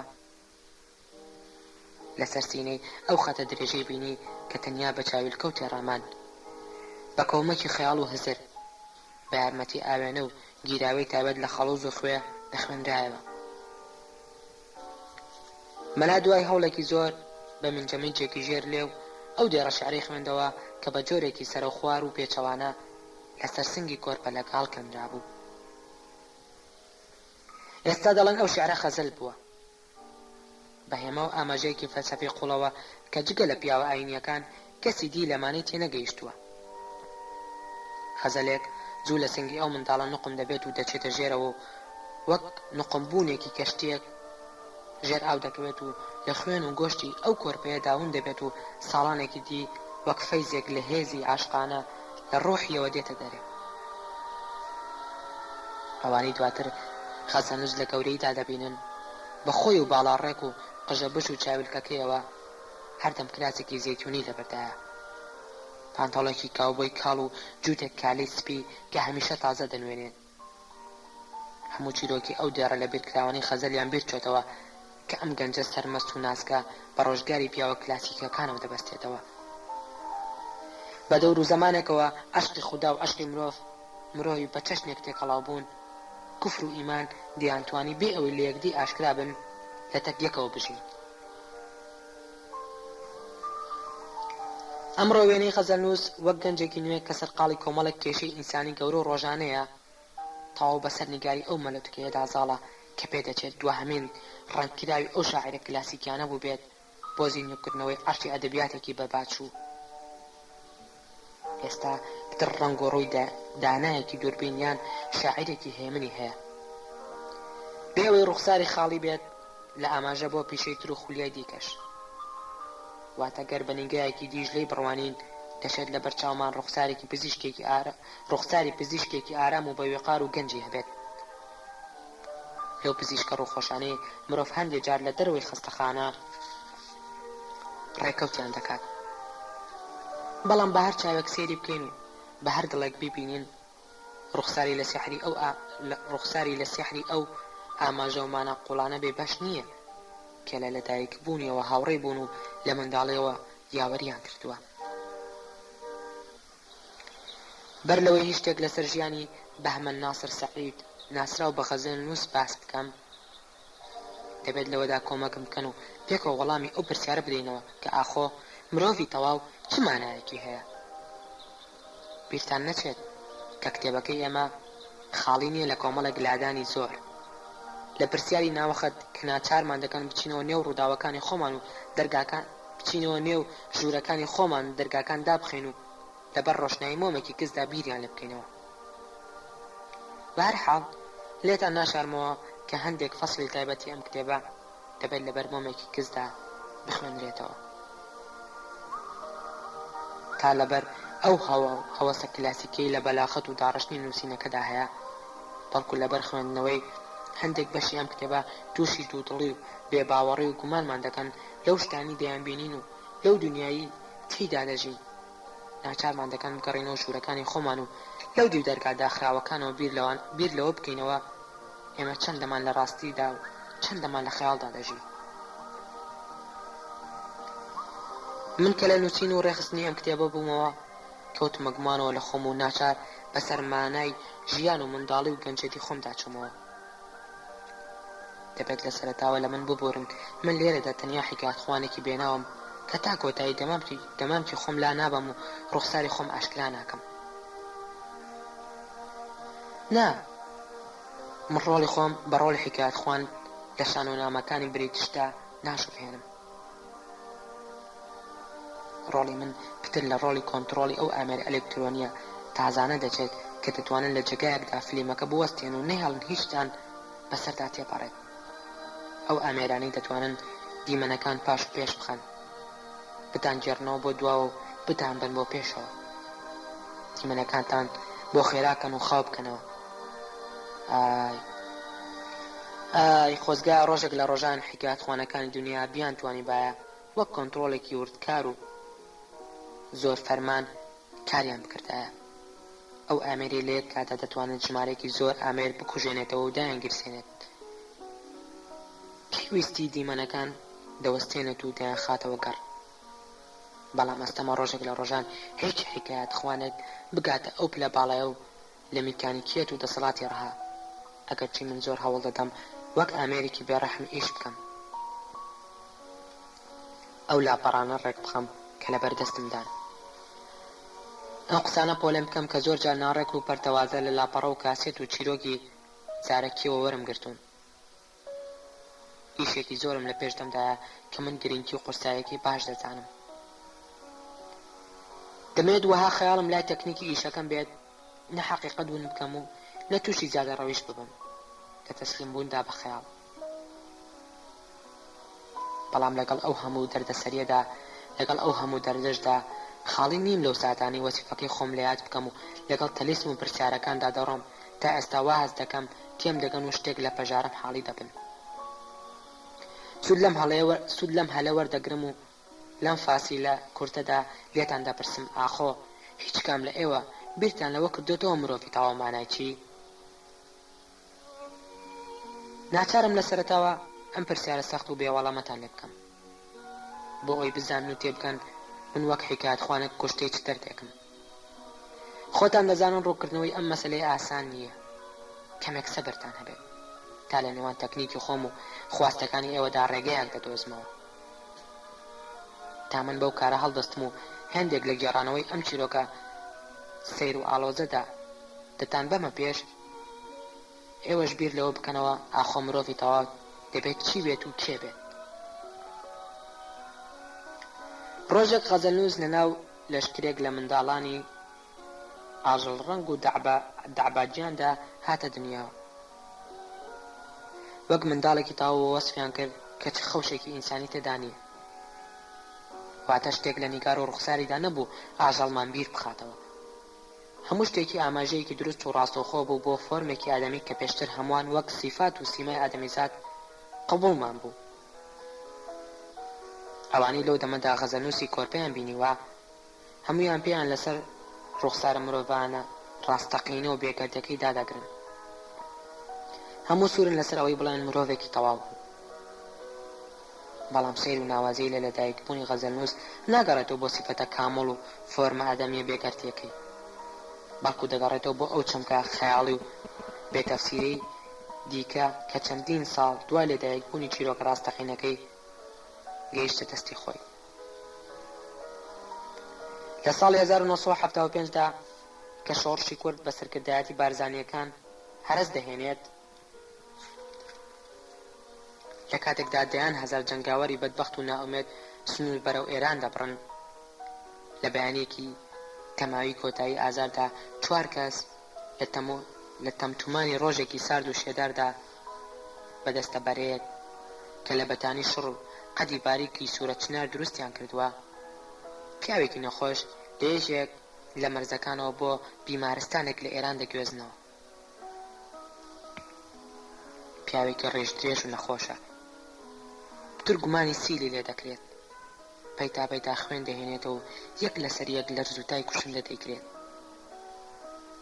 ئەوانەی کە هەڵیان گرتووە 4 کوڕی گەنجن، دوانیان کوڕی ئەو پیاوەن و دوانێکی دیکەشیان خزمی نزیک و ناسیاوی دڵسۆزن. بەنێو بەفرانبار و تۆفانێکی دوور و درێژدا هاتوون. بە درێژایی ڕێگا بە هەر کەسێک دەکەن پرسیاری ئەوەی لێ دەکەن ئاخۆ کاغەز و پێنووسی پێیە، بەڵام لە ڕۆژگارێکی وادا و لە دەڤەرێکی لەو جۆرەدا پەیداکردنی کاغەز و پێنووس کارێکی هەروە ئاسان نییە. پێدەچێت پیاوە نەخۆشەکەم لە ملانێکی سەخت لەگەڵ مردندا بکات بۆ ئەوی خۆی بگەێنێتە پارچە کاغەزێک تا شتێکی زۆر گرنگی لەسەر تۆمار بکات. نەکوڕەکانی و نەناسیا و نزیکەکانی لە نهێنی ئەو داواکاریە سەیرە تێناگەن. هەر چوارێن دەزانن ئەم نەخۆشەی چەندین ڕۆژە لە باران و لیتە و بەفردا هەڵیان گرتووە، چەند ساڵەگە دەستی بۆ پێنووس و دەفتەر نەبردووە. ئەو نەخۆشە مەلاغەریبی هاجرە کە لە ساڵانی 30 و 40 سەدەی ڕابردوودا سەردەمانێک کە تازە ئامێری چاپ دێتە کوردستان و تازە ڕۆژنامە بڵاو دەبێتەوە، کۆمەڵێک غەزەلیات بە ناوی غەزەلیاتی غەریبەوە چاپ دەکات و بێ ئەوەی کەس بیناسێت لەژێر نازناوی سوختەدا ناوبانگێک لە ناو مەلاکان و کوڵستان ناسەکان و حافز خوێنەکاندا پەیدا دەکات کە هەرزوو سەرهەڵدانی مۆجی ئەدەبیاتی نوێ خۆی و شیعرەکانی بیر دنیا دەبن و دەکەوێتە پەراوێزەوە. هاجر دوای تەرەکردنی شعر واز لە قەڵەم دەهێنێت و دەبێتە پیاوێکی ئاسایی، بەڵام وەک هەموو مرۆڤە ئاساییەکان شتێکی نائاسایی لە ڕۆحیدا دەمێنێتەوە. ئەو شتە سەیرەش بریتێ لە هێزی عاشق بوون بە بێدەنگی. لە تەمەنی 55 ساڵیدا دوور بە دوور حەز لە بەهاربانوو دەکات کە ژنێکی سپیکەلانە و سینپەڕ و شەرمنە. ئێواران لە سەربەن لە کاتی چێچاکردندا بۆ مێردەکەی، بەیانیەش لە کاتی بازاڕکردندا مەلای هاجار بەهاربانوو دەبینێت.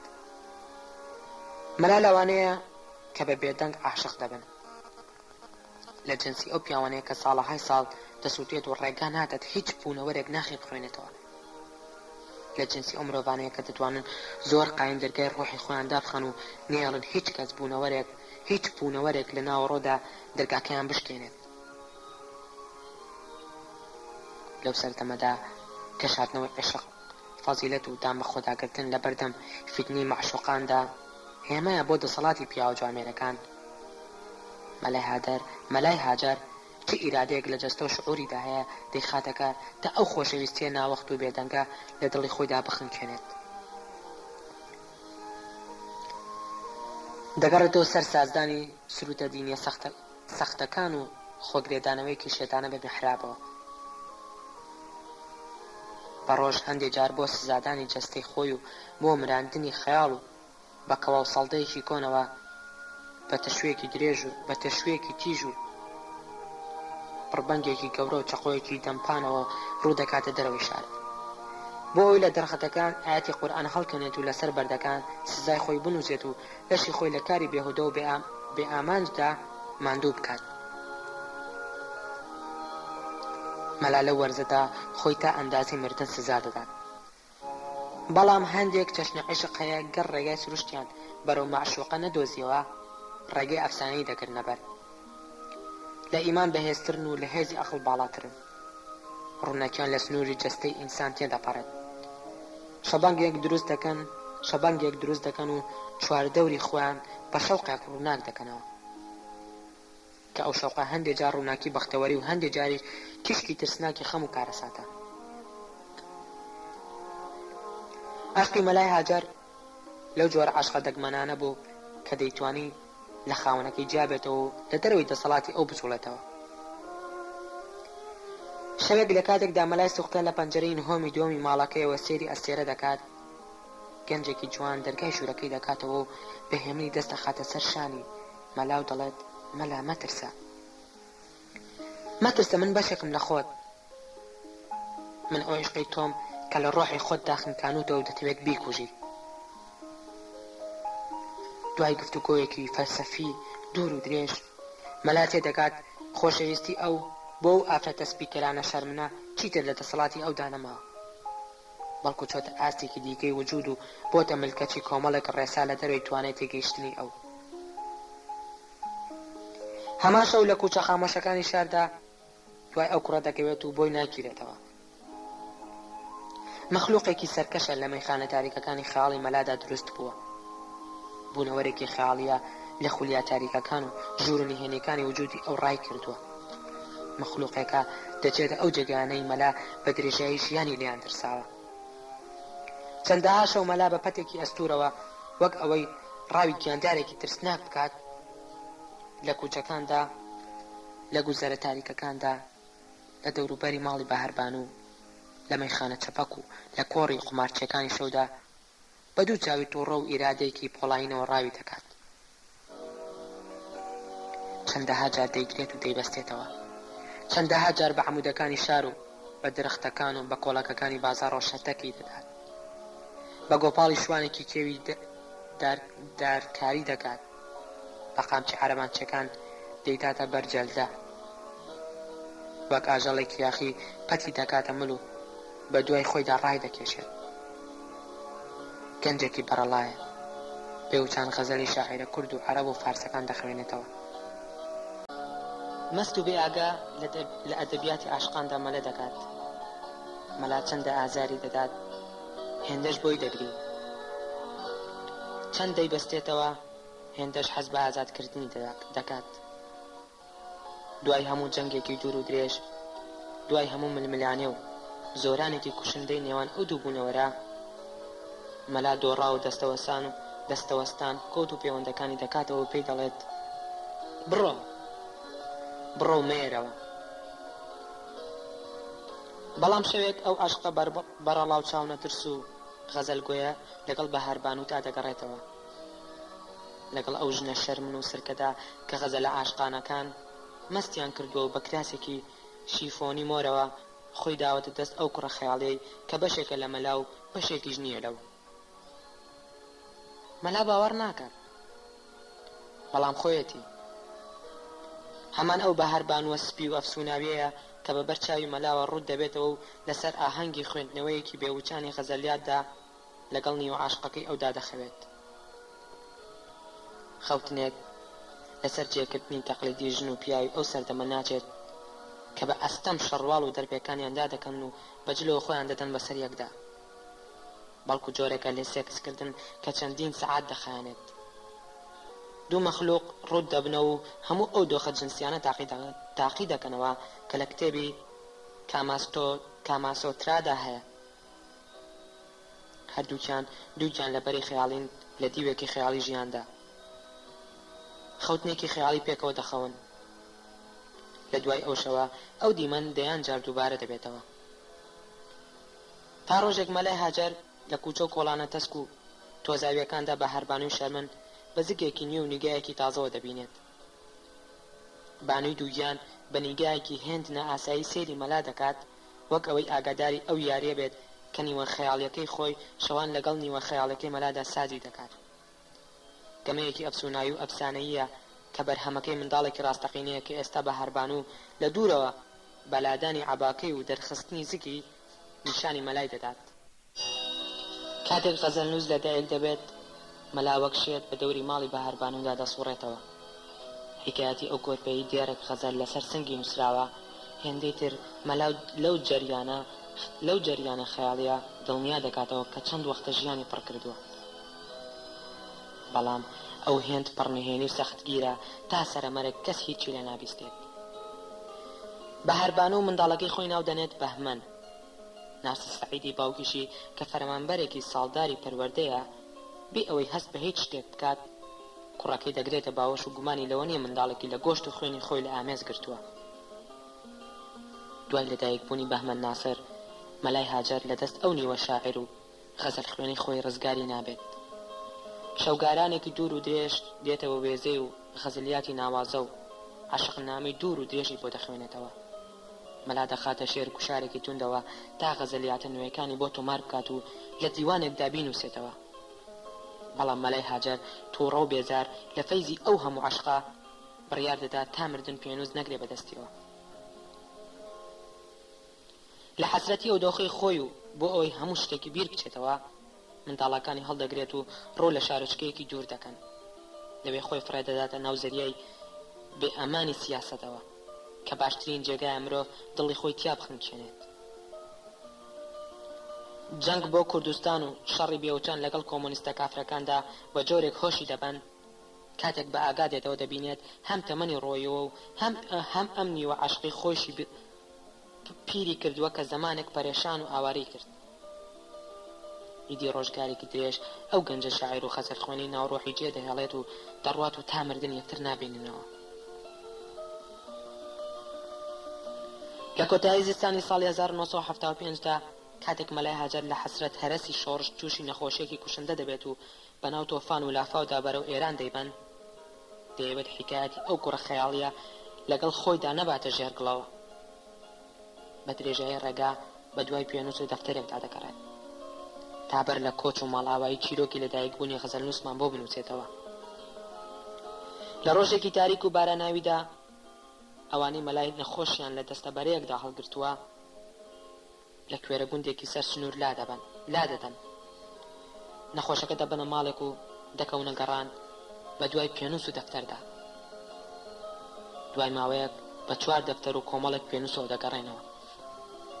مەلای سوختە لە کاتێکدا لە نێوان ژیان و مەرگدا جۆلانێ دەکات، جارێک گوێ بۆ دەنگی بروسکە و بارانەکە ڕادێرێت و جارێکیش وەنەوزی مەرگ دەدات. لە ساتە وەختێکی وا سەختدا تین دەداتە ئێسکە پیر و ماندووەکانی خۆی سەرینێکی گەورە دەخاتە ژێر دەستی و لە بەردەم چرایەکی بچکۆلەدا کە وەک ژیانی ئەو بە ئاستەم نووزەی تێدایە دەکەوێتە نووسینی نامەیەکی ترسناک و درێژ بۆ کەسێک هەرگیز نەیبینیوە و نایناسێت.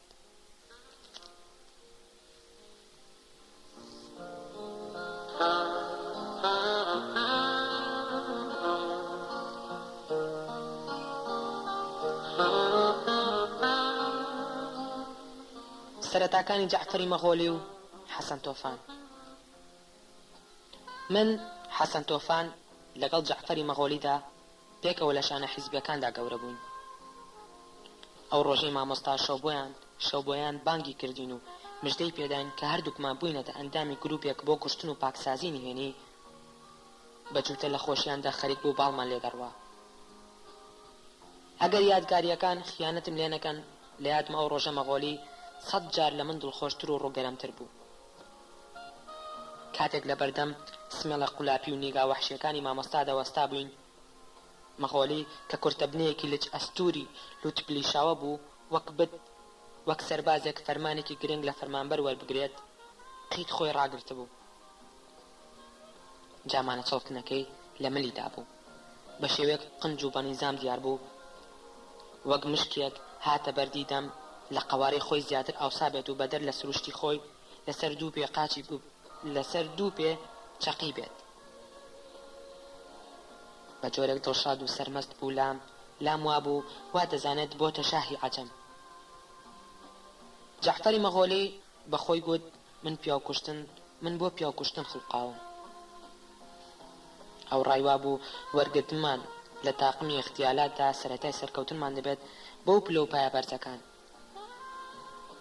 ئەو کاتیش وەک ئێستا بڕوای وابوو ئەو کەسانی لە هونەری کوشتن و پاکردنەوە و ڕێسافکردن نازانن تا دەتۆپن لە خوارەوەی هەرەمەکەدا دەبن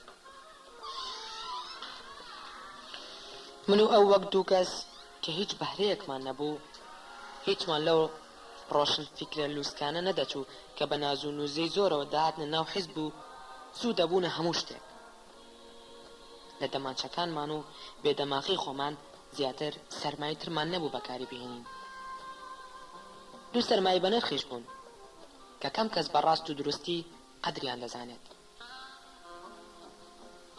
من هەردەم گوتومە گەمژەیەکی دەمانچە بەدەست لەم وڵاتەدا دەتوانێت تا پلەی سەرک کۆماری بڕوات قسەکەشم زۆربەی کات ڕاست دەرچووە من و مەغۆلی هەردووکمان گەمژە بووین بەڵام دەمانزانی کاسبی بەبێ عەقڵی خۆمانەوە بکەین هەردووکمان لە مامەڵەی کاژۆڵەیەکی چکۆلانەوە لە پیرە پیاوێک کە بابی تاقمە کچێکی شۆخی گەڕەک بوو بووینە هاوڕێ هەردوو گەنج بووین هەردوو بۆ سەیری کچە عیارەکانی کابرا نەوەک بۆ کڕینی کارژۆلە چوو بووین کە لە یەکدی ئاشکرا بووین وەک دوو کەس کە دەبنە خاوەنی یەک نهێنی بووین بە هاوڕێ ناسینی تەواوی من بۆ ئەو دەگەڕێتەوە بۆ ڕۆژانی کارکردنمان لە شانەی اختیالاتدا کە من بە شانی کوشتنی نهێنی وەرم گردرا سەر کوردی و جەعفەری مەغۆلی بە زمانە بازاڕی و عەقڵە سادەکەی خۆی ناوی دەنا تیپی وەرزشی فتکردن ئەو کات هەردووکمان لای کادرێکی ناسراوی حزب قوتابی بووین کە ناوە نهێنەکەی سابیر تەرانۆ بوو تەرانۆ سەرکردەیەکی خەباتی نهێنی و سیاسیەکی وردی ساڵانی هەشتا بوو ئەو لەو سەردەمانەدا برەوی بە قوتابخانەیەکی تایبەتی خۆیدا کە بەرنامەیەکی هەمەگیر و فرێدیوی هەبوو دەبێت بڵێم یەشێک بوو لە باوکانی زەپڕوزەنگی شۆڕشگێڕانی ئەو دەم و حەیامە کە بەدید و بڕوای من گەلێک تاریک بوو کەچی لای هاوڕەکانی دیکەم پڕ ژیان و سەرشار نەخۆشی بوو ئەو کات قوتابخانە گەلێکی زۆری کوشتن لە وڵاتدا لە ئارادا بوون بەڵام کەس وەک ئەو شتەکانی نەدەخستە قاڵبی عەقڵ و تێڕامان و بیرکردنەوە تەرانۆ پیاوێکی لاوازی چاوی کە لە چاوی زۆر چرچ بوو خۆی لە ژیاندا مێلوورەیەکی نەکوشت بوو مریشکێکی سەر نەبڕی بوو بەڵام خۆی بەخۆی دەگوت تیورەسێنی شۆڕش ئەو کات زۆر شتی لێ تێ نەدەگەیشتم بەڵام ئەوە حاڵی دەبووم کە دەیگوت تەواوی ئەم ژیانە تەواوی ئەم دنیا لەسەر شتێک بەندەکە ناوی بێدەنگیە ئەو دەم لە نێوان سیاسەت بازانی ئەو دەورەدا دوو ڕێگا لە گۆڕێ بوو ڕێگایەکیان من بە ئیجتیهادی خۆم ناوم دەنا قوتابخانەی ئابڕۆبردن چونکە جەوهەری پرۆپاگەندەی سیاسیان لەسەر ئابڕۆبردنی ناران بەند بوو ڕێبازی دووەم کە ڕێبازێکی ترسناکتر بەڵام بە حورمەتتر بوو ناوم نابوو ڕێگای کپکوژان ئەوانە بوون نیارەکانی خۆیان گەلێک بێدەنگ و لە هەلومەرجێکی تەمومژاوی ئالۆزدا لە نێو دەبرد بە جۆرێک گەلێک پرسیار بێوەڵام جێدەما و گەلێک گرێ بێکرانەوە و گەلێک نهێنی بێشیکار ئەوان فەزایەکیان دەسازان کوشتنەکان وەک جۆرە تەلیسمێک دەکەوتنەوە کە تێیدا کەس نەدەگەیشتە یەقین من کە خۆم بە یەکێک لە دروستکەرانی ئەو سەردەمە دەزانی ساڵانی سەرەتای پەروەردەی سیاسی خۆم لە بندەست تەرانۆدا بردە سەر کە یەکێکە لە ڕابەرە گەورەکانی سیاسەتی بێدەنگی من و مەغۆلی پێکەوە کارمان بۆ ئەو دەکرد لە پاکردنەوەی هەندێک فاشیستەکاندا بەشداریمان کرد ژمارێکی زۆر خائین و خۆفرۆشی وڵاتمان بە سزای گەلگەیاند هەندێک لە نێارەکانی سابیری تەرانۆمان لە حیزبدا بێسەر و شوێن کرد چەندان کادری پارتە سیاسیەکانی ترمان بۆ ئەو لەناو برد هەموو شتەکانیشمان بە بێدەنگیەکی بێوێنەوە ئەنجام دەدا. تەرانۆ ئەو هەموو ساڵە دوور و درێژەی خەبات دوکانێکی بەرەبدروی هەبوو، وەک ڕوحێکی بێگوناه خۆی بەسەر مەکینەکەیدا دەنوشتانەوە و بە چاوەکزەکانی بەزەیی و سۆزی میوان و کڕیار و ڕێبوارانی ڕادەکێشا. بە جۆرێک بێجورم و کەمتین بوو، کەس خەیاڵی بۆ ئەوە نەدەچوو بوونەوەرێکی وها لاواز بتوانێت لە پشت ئەو هەموو ئیشە ئاڵۆز و خوێنینەوە بێت. وەها ڕیوەڵە و نەخۆش دیار بوو مرۆڤ کە دەیبینی کەسپە لە هەناوی دەهات و دەیگوت خودایە ئەمە چ مەخلووقێکی بەدبەخت و بێچارەیە. لەبەر ئەو ڕوخسارە کەساسەی لە سەختترین ڕۆژ و ئاڵۆسترین سەردەمیشدا بێ ئەوەی تووشی هیچ گرفتێک ببێت لە چاوی سیخوڕەکانی دەوڵەت ون و بە دووربینی هەواڵگرەکانی دەسەڵات نەدۆزرایەوە. دەبێت بڵێم ئەو زەمانیش سابیر تەرانۆی مامۆستا و ڕابەرمان زۆر بە مەغۆلی سەرسام بوو. جعفەری مەغۆلی شێوازێکی زۆر تایبەتی لە کوشتندا هەبوو. زۆر لە قوربانیەکانی نزیک دەبووەوە. قسەی لەگەڵدا دەکردن، لەگەڵیاندا دەدوا، نوکتەی بۆ دەگێڕانەوە، ئەوسا دەستی ڕادێکێشاو دەمانچەکەی لە ڕوودا بەرز دەکردنەوە و دەیکوشتن.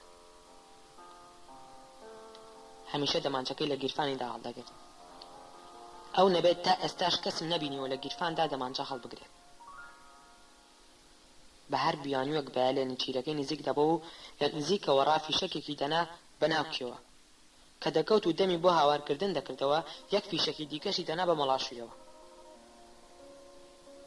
شێوازی مەغۆلی تەواو لە شێوازی من جیاواز بوو کە لە دووری 15 تا 20 مەترەوە بە دەستێکی بەهێز و ڕێک و نەلەرزەوە تەقم لە سنگی قوربانیەکە دەکرد. بیرم نایەت هیچ جارێک گولەی من جگە لە سینەی کوژراوەکان جێگای دیکەی پێکابێت. هەرگیز هەڵام نەکردووە. هونەری کوشتن ئەوەنی هەر جێگایەکی نێچیرەکەت لێ دەرکەوێت بیپێکی. ئەوە دەستوخەتی پیاوکوژەکەم بەهرە و بێغیرەتەکانە. کوشتن بریتێ لەوەی سینەی دوژمنەکەت بپێکی، سینە و هیچی دیکە. لە شێوەی من و مەغۆلی بترازێت گەلێک شێوازی تر لە بازاردا بوو. شبر لەوانە بوو تەنیا تەقی لە ناوچاوان دەکرد. ئەوانەی لە کۆتایی هەفتاکان و ناوەڕات ساڵانینەوەدا نێوچاوانیان پێکرا سەرجەمیان بە دەستی شبر مستەفاتیا چوون. بەڵام تەقسیم لەسەرەوە بۆ خوارەوە بە هێڵێکی ڕاست کوژراوەکانی گول لە باران دەکرد. بێژەنگ کەمتر لە 50 فیشەکی بێنێچیرەکەیەوە نەدەنا. کوژراوەکانی دەستی ئەو وەک بێژنگێکی کونکونیان لێدەهات. خەرەی تونچی لە دواوە تەقی دەکرد. گولەکانی زۆریان بەر پشتەمل و شانی قوربانیەکان دەکەوتن. ئەوانەی لەو بوارەدا کارمان دەکرد 50 کەسێک بووین. هیچمان لە ناوبردنی یەکدی و پاکردنەوەی نایارە حیزبیەکان و دوژمنەتەوەیەکانمان بوو. هەر یەکەمان لە ڕێگەیەک و لەبەر دەستی کادرێک بۆ مەبەستێکی تایبەتی کارمان دەکرد.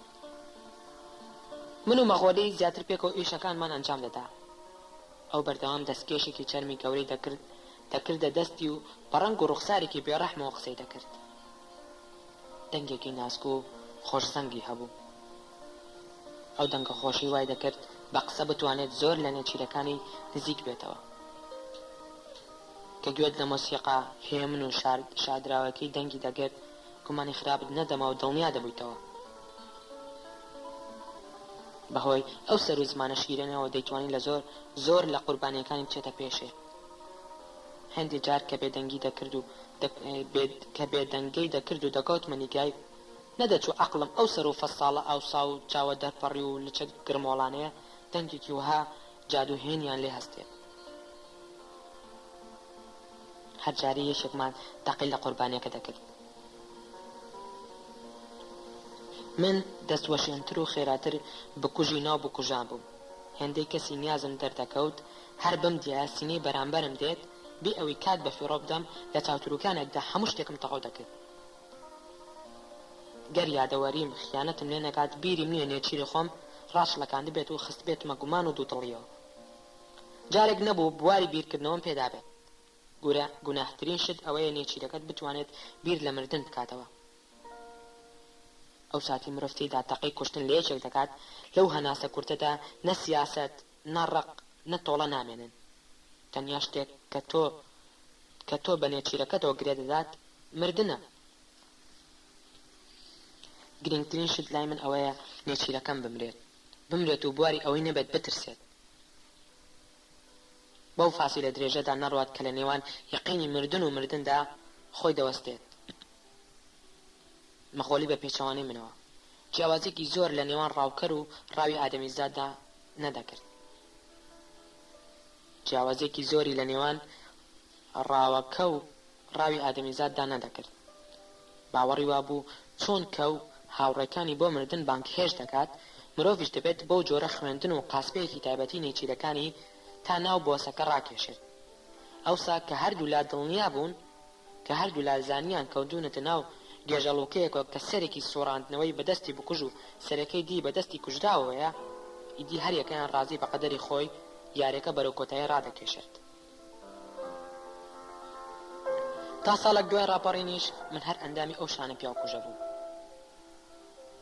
ڕۆژێک لیستێکی دوور و درێژنای ئافرەتیان بۆ ناردین کە دەبای یەک بماکوشتنایە. من لەو بەرژنم نەکوشتە بوو. ئێوارەیەک منیان نارد بۆ کوشتنی ئافرەتێکی شۆخ کە لەگەڵ مێردێکی زۆر گەنجدا لە ماڵێکی هەژاردا دەژێت. ئەزمموی ساڵانی پێشوو لە حیزبدا فێری کردبوو من زۆر دەربارەی کوژراوەکان نەپرسم. ئەوە نەبوو فزوڵم نەبێت، وەلێ ئەزممون و فێرکردنم ناسینی نێچیرەکان ئێش و ئازاری زۆری بەدواوەیە. زانیاری زۆر وا دەکات دەستت بلەرزێت، نەتوانیت دڵنیا بیت و فیشەکەکانت جوان نەپێکن. هەروە زانین و نەزانین ئەو زانیاریانە هیچ لە کارەکە ناگۆڕێت. دوجار دەمزانی گەر منیش نەیان کوژم، مەخۆلیان تونچی یان فازیل قەندیل دەیان کوژن. خەڵکانێکمان هەبوون دەچوونە بنج و بناوانی حکایەتەکان، دەیانویست خۆی کوشتنەکان بزان و بەهانەکان بدۆزنەوە و لە قەناعەتەوە پیاو بکوژن. ئەوانە زۆربیان بەڕێکەوتی سێر و لە شەوی تەماویدا ژیانی خۆیاندا ناو تیاترون. گەر ڕۆژێک بوویتە پیاوکوژ هەوڵ بدە شتێکی ئەو تۆ دەربارەی نێچیر و قوربانیەکانت نەزانی. زانیاری زۆر دەربارەی مردووەکان ئیشەکە سەختتر و دەرەنجامەکان سامناکتر دەکات. ئەو ڕۆژەی چوون بۆ کوشتنی ئەو خانمە شۆخە هەموو گیانم دەلەرزی، وەک ئەوەی پێشتر لە ژیانمدا کەسم نەکوشت بێت. ئێستاش لەبەر چاومە ڕەخشێکی ناسک و باڵا بەرز بوو کە پێم خستە دەرگای ئەو دیوماڵیان خەریک بوو تەشتێک جلی شۆرایی بە تەنافێکی نایلۆندا هەڵدەخست. جلێکی کوردی دەنکی لەبەردا بوو، لە بریندا ژێرکراسە ڕەشەکەیم وەک گوڵ دەبینی. بە درێژایی ژیانم زۆر شێت و شەیدای ئافرەت نەبووم، بەڵام کوشتنی ژنێکی وەها لەگەڵ خۆش و خەیاڵمدا نەدەهاتەوە. منداڵێکی چکۆلانە بینی لەسەر پلەیەکی چکۆلانە قاپێکی خاڵی بەدەستەوە بوو دەگریا. لەو کاتەدا دەمانچەکەم دەرهێنا و دەستی خۆم درێژ کرد. لە ئێستێکدا هێندەی ترپەی چرایەک بێت و نەبێت، هێندەی لێدانی دڵێک بێت و نەبێت، دوو دڵیەک دایگرتم. بۆ یەکەم جار لە ژیانمدا ویستم دەمانچەکەم داگرم و فەرمانێکی حیزب جێبەجێ نەکەم. لەوانە بوو نەیکوژم. بەڵام لە بەدبەختی من مێردە گەنجەکەی لەو کاتەدا هاتە ژوورە، لە ژوورەوە هاتە دەرێ و منی بە دەمانچەکەەوە بینی. نیگای ترساوی ئەو پیاوە، ئەو هاوار خنکاوەی گەروی، ئەو پەشۆکانە سێری کەوتە سەر ڕوخساری. وایان کرد لە چرکەیەکدا بێتوانایی و لاوازی خۆم ئاشکرا بکەم و دەست بنێم بە پەلەپیتکەکەدا و ئەو ژنە شۆخە لە دڵەوە بپێکم. خوێنەکەی تا دوور پژە، گەرچی فاسیلەی دەمەترێت لەوە دوور بووم، بەڵام وەک چەپۆکێکم لێ بدات و پاڵم پێوێنێت سەراپام بووە خوێن. ئافرەتەکە کەوت و من پەشۆکە و لە جگای خۆم لە ئەردا چەقیم. تا ئەو ڕۆژە ڕێکەوتی ئەوم نەکرد بوو دڵۆ بە خوێنێک بگاتە جەستم. مەخۆلی بەردەوام خۆی خوێناوی دەکرد. هەر کەسێکی بکوشت بایە دەسە سڕێکی لە خوێنەکەیدا نەقم دەکرد و بۆ یادگار هەڵی دەکرد. بەڵام من هەردەم فاسیلەیەکی وام وەردەکرد قوربانیەکان خوێن پڕژێنم نەکەن. عادەتم وا بوو خێرا شوێنکانم جێبهێڵم وەک با بفڕم و وێڵ بم. هێند خێرا دەردەچووم پێیان دەگوتم تۆفان. وەلێ ئەو ڕۆژە وەک یەکێک سیحرم لێ بکات، شتێک قاچم بگرێت، ماوەیەک لە شوێنی خۆم نەجوڵام. سەدای فیشەکەکان بە چەشنێک گەورە بوون، هەستم بە کاسیەک کرد. بۆنی باروتی گولەکە ئەو حەوشەی پڕ کردبوو. پیاوەکەیم بینی بە گریانەوە بەرەو ڕۆم دێت. بینیم لەسەر پێپلەکە دەوەستێت و هاوار دەکات. من کەمەکەمە چوومە سەر تەرمی ژنەکە کە لە خوێناوی خۆیدا گیانی دەدا. ئەو چاوە سەوزە گەورانەیم بینی کە بێمانە و بێ پرسیار سەیریان دەکردم. بە خوێنەکەەوە گەڕامەوە لەبەر دەرگاکەدا مەخۆلیم بینی پەلەم ڕادەکێشێت و دەقیژێنێت. ئەوە دووهەمین ڕۆژی ئیشکردنی من بوو لەگەڵ حیزبدا. هەر ئەو ئێوارەیە وازم لە هەموو شتێک هێنا و لە هەموو گەمەیەک دەرچووم. دوای من مەخۆلی و تونچی و دانساز و حاجی کۆتەر تەواوی کارەکانی دیان جێبەجێ کرد. لە ماوەی کەمتر لە ساڵێکدا ژمارەیەکی زۆر ژن و کچیان لەم سەر و لەو سەری وڵاتدا کوشت. ئەوەیە کە من جیابوونەوەی من بوو لە جەعفەری مەخۆلی. دواتر 13 ساڵ مەخۆلیم نەبینیەوە کە بینیمەوە هەستم کرد ئەگەرچی دنیا زۆر گۆڕاوە، ئەگەرچی زەمین و زەمان سوورێکی کوشندە و بازێکی عاجبایەتیان داوە، بەڵام ئەو وەکو خۆیەتیم نەگۆڕاوە.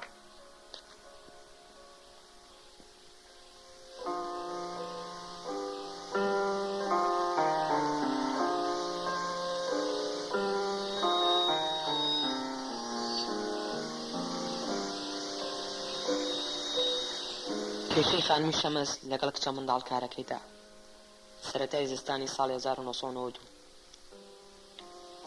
خانمی شەمەز دەبێت تێبگەیت ئەم کچە خەیاڵی نییە. دەبێت تێبگەیت من چەند ڕۆژە دەمەوێت تێبگەێنم کە هەندێک زیندەوەر هەیە زۆر بچووکن، زۆر بچووکن بە چاو نابین لێ. دەمەوێت تێبگەێنم هەندێک زیندەوەری دیکەش هەن زۆر گەورن بە هەستەوەرە ئاسایی و بێتوانەکانی ئێمە نادۆزرێنەوە. دەمەوێت تێبگەێنم ڕوەک هەیە دەتوانن مرۆڤ بخۆن. بەڵێ دەتوانن مرۆڤ بخۆن، بەڵام کێشەی ئەم کچەی تۆ ئەوەیە کە خەیاڵی نییە. خانم گوێ بگرە، من بە درێژایی هەفتەی پێشوو لە هەوڵی ئەوەدا بووم بەم خانمە بسەلمێنم کە هەندێک لە زیندەوەران بەبێ جووتبوون زاوزێ دەکەن. بەڵێ بەبێ جووتبوون.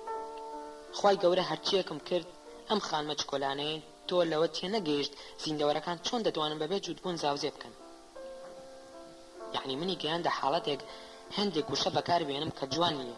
پیاوێکی وەک من لە بەردەم خانمێکی بە حرمەت و پاکیزی وەک ئەودا بیخاتە سەر زوبان. دواوە ئێمەوانەی زۆر سەختترمان لە پێشە. گەر مەهناسخانی کشتان ئێستا لە زاوزەی هەندێک زیندەوەری دەریایی بچووک تێنەگات، نازانم سبەینە چۆن لە ئەندامی زاوزەی مێشولە سووڕی خوێنی تیمساح تێدەگات. چۆن دەتوانێت لە پەیکەری ئێسکی ئەو باڵندانێت تێبکات کە 50 ملیۆن ساڵ لەمە بەرژیاون. خانی بەڕێز بمبورە، بەڵام شتەکان بۆ جۆرن. چەند ساڵێک بەر لەو ڕۆژەی ماجیدی کۆسۆلاو و دەرسم تاهیر و بەهمەن ناسر یەکەمین لاشە دەربهێنن، مامۆستا سەعید بایۆ مامۆستای زیندەوەرزانی بۆ جۆرە قسەی بۆ خانمی شەمس کرد کە ژنی یەکێک لە پیاوە گەورەکان بوو. مامۆستایەک بوو تەمەنی لە 50 ساڵەوە بوو. کابرا ئەو ڕۆژە بە جۆرێک دەستەپاچە و خەمگین دەینواند گەر بتاندی باە دڵتان بە حاڵی دەسووتا. بە جۆرێک بەدەست ئەو کچە جوانی خانمی شەمسەوە گیری خواردبوو مەپرسن. هەر شتێک پەیوەندی بەزانین و فێربوون و بیرکردنەوە هەبایە مەهنا سەری لە دەر نەدەکرد. کچێک بوو بێوێنە لە جوانیدا، بێوێنە لە تەممەڵیدا، بێوێنە لە بێدەنگیشدا. کەس نەیدەزانێت چۆن گەیشتوتە پۆلی پێنجەمی ئامادەیی. هەندێک مامۆستا سوێندیان بۆ خواردن تا ئەو کات خشتەی لێکدانی لەبەر نەبووە. هیچ شتێکی لەسەر بیردۆزەکانی ئەندازە نەزانیوە. بە زیندەوەرزانیشدا بە ئەستەم توانێتی حشتر لە گوڵەباغ جیا بکاتەوە. خانمی شەمس بە مەراقێکی زۆرەوە تەماشای سەعید باوی دەکرد و نەیدەزانێت چی بڵێت. خۆی ڕقی دنیای لەم مامۆستا ڕەنگ ڕزداگرانە بوو، بەڵام ئەم جارە هەستی دەکرد لەسەر حەقە. کچەکەی لە خۆگۆڕین و میکیاجکردن و سیرکردنی تەلەڤیزۆن بەولاوە هیچی تری نەدەزانی. خانمی شەمەز کە لە تەنورەیەکی ڕەشی تەسکدا دانیشتە بوو دەستی دەخستە سەر مێزەکەی بەردەمی و بە مامۆستای دەگوت: جا مامۆستا ئەوە دەبێت چی بکەین؟ عیلاجی چییە؟ سەعید باوێ پاڵی دەدا بە کورسیەکە و دەیگوت: خانم من پێم گوتی مامۆستایەکی دەوێت فێری خەیاڵی بکات یەکێک وا بکات هەستی بۆ ئەو شتانەش هەبێت کە لە بەردەمیدا ڕوو نادەن تێگەیشتنی بۆ ئەو شتانەش هەبێت کە مرۆڤ بە جەستە و ڕۆحی خۆی تیایدا ناژی واتە مەرج نییە مرۆڤ گوڵ بێت بۆ ئەوەی تێبکات گوڵ چۆن دەمرێت مەرج نییە مرۆڤ زیندەوەرێکی ناو ئۆقیانوس بێت بۆ ئەوی ژیانی ناو دەریا تێبکات خانم من زۆر بەڕاستمە دەبێت بۆ مامۆستایەکی تایبەتی خەیاڵ بگەڕێن کچەکەتان خەیاڵی نییە خانمی شەمەز بێ ئەوەی تێبکات مامۆستا سەعید باسی چی دەکات گوتی تۆ هیچ کەس دەناسیت مامۆستای خەیاڵ بێت چونکە نازانم من وانی لەو جۆرەم نەبیستووە سەعید بایەوە لە کاتی دەستبردندا بۆ چاکەتەکەی بەردەمی بۆ چاکەی بەردەمی کەمێک قاپی کولیچەکانی جوڵاند و سێرێکی سەر ئەژنۆ و سپیەکانی شەمسی کرد و بە ناڕەحەتیەوە گوتی هەر کەس کە لەدایک دەبێت بەشی خۆی خەیاڵی هەیە لە ڕاستیدا من لە ناچاریدا وا دەڵێم من پارە لە ئێوە وەردەگرم بەڵام کچەکە هیچ فێر نابێت هەر قوتابیەک من وانم دابێتێ دەست بەتاڵ نەگەڕاوەتەوە خوا شاهیدە پێرار 23 قوتابیم چوونە کۆلێجی پزیشکی آخر خانم لەسەر ناو ناوبانگی من قورسە گەر خانمی مەهناز ئەم کچە پاکیزەی ئێوە دەرنەچێت و لە زیندەوەرزانیدا بگەڕێتەوە بۆ من گران تاوە دەبێت ئێوە خێزانێکی ناسراون هەر شتێک لە ماڵی ئێوەدا ڕووبدات دەچێتە دەرێ خەڵک هەموو دەڵێن ئەها سەعید بایۆ ساڵێک هاتوچووی ماڵی سەیفەدین مارۆی کرد ساڵێک لەگەڵ شەمس و مەهنازی کچیتە لە ژوورەوە بوون و دەریش نەچوو ئەو کات چۆن شتەکان تەفسیر دەکەن ها چۆن خانمی بەڕێز من هیچ کەسێکم نەدیوە وەک خانمی مەهنازی کچتان بێخەیاڵ بێت من مەمنونی ئەو هەموو چاوکولیچە خۆشانی دەستی تۆم بەڵام بە کەسەرەوە پێت دەڵێم گەروا بڕوات ناتوانم بێمەوە بۆ ئێرە چونکە هاتن و نەهاتنم سوودی نییە من پارەی خۆڕایی بۆ لە تۆ بستێنم ها بۆ لێتی بستێنم خانمی شەمس کەمێک لە دواڕستەکانی مامۆستا ترسا بوو لە دوای ئەوەی مێردەکەی بوو بە فەرمانبەرێکی باڵا و متمانی سەرۆک و کادرە گەورەکانی حیزبی بەدەستهێنا بوو دەوڵەمەندێکی کتوپڕ ڕووی تێکرد بوو دەترسا منداڵەکەی دەرنەچێت و ژنە ناسیاوەکانی دەوروبەری بڵێن تەماشاکە دڵی نەهات مامۆستایەکی باش بۆ کچەکەی بگرێت لە شتیوە زارە ترەک دەبوو دەبایە هەر شتێکی دەکرد بیکات تا کەس قسەی وای بەزاردانێت کچەکەی لە هەموو وانەکاندا خراپ بوو بەرزترین پلەیەک بەدەستی هێنابێت لە کوردیدا بوو کە جارێک لە جارەکان 50 وەرگرت بوو لەوە بترازێت لە دەرسێکی تردا دەرنەچوو بوو دەبایە ئێستا لە سی زان کۆبایە ئەگەرچی شەمس و باوکی هەموو شتێکیان بۆ دابین کردبوو ژووری خۆی هەبوو بالکۆنی خۆی هەبوو هاوڕێ کچەکانی دەیانتوانی هاتوچۆی بکەن دەستگیراندار بوو دەیتوانین لە ئەسوڵدا بچێتە دەرێ گوێ لە گۆرانەکانی سیمۆن و بۆڵند ئارسۆی دەکرد بەڵام لە قوتابخانە دەرنەدەچوو ئەوە یەکەم جار بوو بێبیستێت یەکێک بڵێت کچەکەتان خەیاڵی نییە سەیفەدین ماروی مێردی کە لە تەشتێک بەزی ڕۆکراو دەچوو بەردەوام بە ڕۆبێکی درێژەوە بە سەرێکی ڕووتاوی زلەوە بە ورگێکی هەڵدڕژاوە بە ماڵەکەدا دەسوڕایە و دەیگوت ئەم کچەیە مێشکی نییە پاری تیا سەرف مەکە مێشک بە پارە ناکردرێت ئێستا شەمسی بەستە زمان نەیدەزانی جیاوازی نێوان ئەو دوانە چییە گەر مرۆڤ مێشکی نەبێت لەگەڵ ئەوەی مرۆڤ خەیاڵی نەبێت لە دڵی خۆیدا تا ئەندازەیە قسەکەی مامۆستا سەعید باوی پێڕاستتر بوو کچەکە مێشکی هەبوو بەشی خۆی شەیتان بوو گەر بیویست بایە تا بڕی بێشەرمی ئایار بوو گومانی ئەوەشی هەبوو هەتا لە پشت دەستگیرانەکەیەوە شتێکی کەمی لەگەڵ کەسێکی تردا هەبێت وەک ئەوەی دڵی بەیەشێکی تریشەوە بێت بەڵام چییە نەیدەزانی بەگشتی جیاوازێکی نەبوو لەگەڵ کچانی تەمەنی خۆیدا گرنگتریش تیش بۆ شەمس ئەوە بوو قسەی نێتە سەر کە گوتیان مامۆستا سەعیدی بایۆلۆژی لە هەموو کەس باشترە بێ بیرکردنەوە بڕیاریدا بانگی بکات و تکای لێ بکات و وانەی تابەتی پێ بڵێتەوە بەڵام ئێستا بۆ یەکەم جار لە ژیانیدا ناچارە بە دوای مامۆستایەکدا بگەڕێت بۆ خەیاڵ مامۆستای خەیاڵ ڕۆژێک لە ڕۆژان شتی وای نەبیست بوو کە سەعید بایۆ ڕۆی شەمسخان چوە ژوورەکەی خۆی و سەری خستە ناو هەردوو دەستی و دەستی کرد بەگریان هیچ شتێک لەوە ناخۆشتر نییە لەگەڵ پیاوێکی ناشرین وەک سەیفەدین مارۆدا بژیت و منداڵەکانیشت تەمەڵ بن لەگەڵ تێپەڕینی عومر و بەسەرچوونی ڕۆژگاردا بە ناشرینی سەیفە ڕاهات بوو دڵی خۆی بەوە خۆش کرد بوو کە ئەندامێکی بەرزی حیزبە بەڵام باوەڕان نەدەهات کچەکەی نەبێتە هیچ هیچ شتێک لە دنیادا لەوە خراپتر نییە منداڵەکەت لە قوتابخانە دەرنەچێت. هیچ شتێک. هەموو جارێک وای بە ژنەکانی هاوڕێی گوتبوو حەزی دەکرد کچەکەی بە حەقی خۆی بچێتە زانکۆ. هەر کۆلێژێک بێت گرنگ نییە، گرنگ ئەوەیە بە حەقی خۆی بچێتە زانکۆ. ئەو ئێوارێک کە سەیفەدین گەڕایەوە گەردەلوولێکی گەورە چاوەڕوانی دەکرد. کابرا هێشتا خۆشی لەوە نەبینی بوو کە بۆتە بەرپرسێکی بەرزی حیزب کەچی ڕۆژ دوای ڕۆژ ژیانی تاڵتر دەبوو. ئەوە چ جۆرە بەدبەختیە کە مرۆڤ تووشی دێت هەر کات خۆی ئامادە دەکات لەزەت لە شتێک ببینێت، سەرکەوتنێک تام بکات، شتێک ڕوو دەدات، تەواوی تام و خۆشی ژیانی لێتێک دەدات. ئەو ئێوارەیە هێند نەبوو پێخست بۆ حەوشی ماڵ خانمی شەمز بە پێوە هەموو قسەکانی سەعید باوی بۆ گێڕایەوە. سەیفەدین لەسەر ئەم ڕەفتارە 100 جار لەگەڵ شەمزدا بە شەڕ هاتبوو. هێندەی لە دەرگاوە دەردەکەوت، ژنەکەی ڕاستە و ڕاستبی ئەوەی بواری هەناسەدانی بدات دەردی دنیای بەسەردا دەڕشت. سەیفەدین هەندێک جار تووڕە دەبوو، هەندێک جار پێدەکەنی، هەندێک جار دەگریا، هەندێک جار بێدەنگ سەیری دەکرد و هیچی نەدەگوت. کێشەی مامۆستای خەیاڵ شتێکی تازە بوو. پێشتر کێشەگەری لەو جۆرەی نەبیست بوو. لە بێنج بوو مەسەلەی پەروەردەی منداڵەکانی بۆ خانم جێهێشت بوو. بەڵام خانم دەیگوت هەر ئێستا دەبێت مامۆستایەکی خەیاڵ بدۆزینەوە. هەر ئێستا.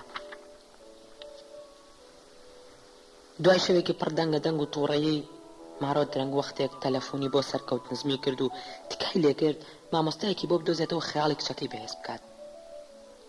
کە زەنگی تەلەفۆنەکە لای سەرکەوت نزمی لێیدا ئەو لە ژێر جێگاوە بە دەستوری مەهراجا هیندیەکان خاولێکی گەورەی لەسەریەوە ئاڵاندە بوو سەیری فیلمێکی و ڤیدیۆی عەرەبی دەکرد. سەرکەوت ئیشێکی دیاریکراوی نەبوو، کاسپێکی گەڕۆک بوو، هەموو شتێکی دەکرد. گەر بۆ ئۆتۆمبیلی مۆدێل باڵا بگەڕایت بایە بۆی پەیدا دەکردی، گەر کەڵەشێری شامی داوا بکردایە پەیدای دەکرد، وەستای بەلوعەت بویست بایە لە چەند سەعاتێکدا بۆی دەناردی، گەر پێشت بگوت بایە بۆ مامۆستایەکی باشی فیزیا پەکی نەدەخستی. هەموو ژیانی لە بازاردا برد بۆ سەر، بەڵام پێشتر شتێکی بە ناوی مامۆستای خەیاڵەوە نەبیست بوو. بەڵام نەیدەویست بە نەزان دەرچێت، مەبەستیشی بوو خۆی لای تازە بەرپرسێک شیرین بکات کە دڵنیا بوو درەنگ یاز و ئیشی تێی دەکەوێت. بێ ئەوەی خۆی تێک بدات گوتی ئاسانە مامۆستا گیان، زۆر ئاسانە سبەی مامۆستایەکی خەیاڵ پەیدا دەکەین. گەر سەرکەوت نەزمی وای نەگوت بایە لەوانە بوو شتەکان بە جۆرێکی تر بڕۆن، لەوانە بوو کۆی ئەم چیرۆکە ڕێگا و ڕەوتێکی دی بگرێتە بەر. بەڵام سەرکەوت بێ ئەوەی بزانێت مامۆستای خەیاڵ چییە گفتی بە سەیفەدین مارۆدا و لەگەڵ ئەو گفتشدا یەکەمین گەمەی شێتانی ئەم کتێبەی ئێمە دەستی پێکرد.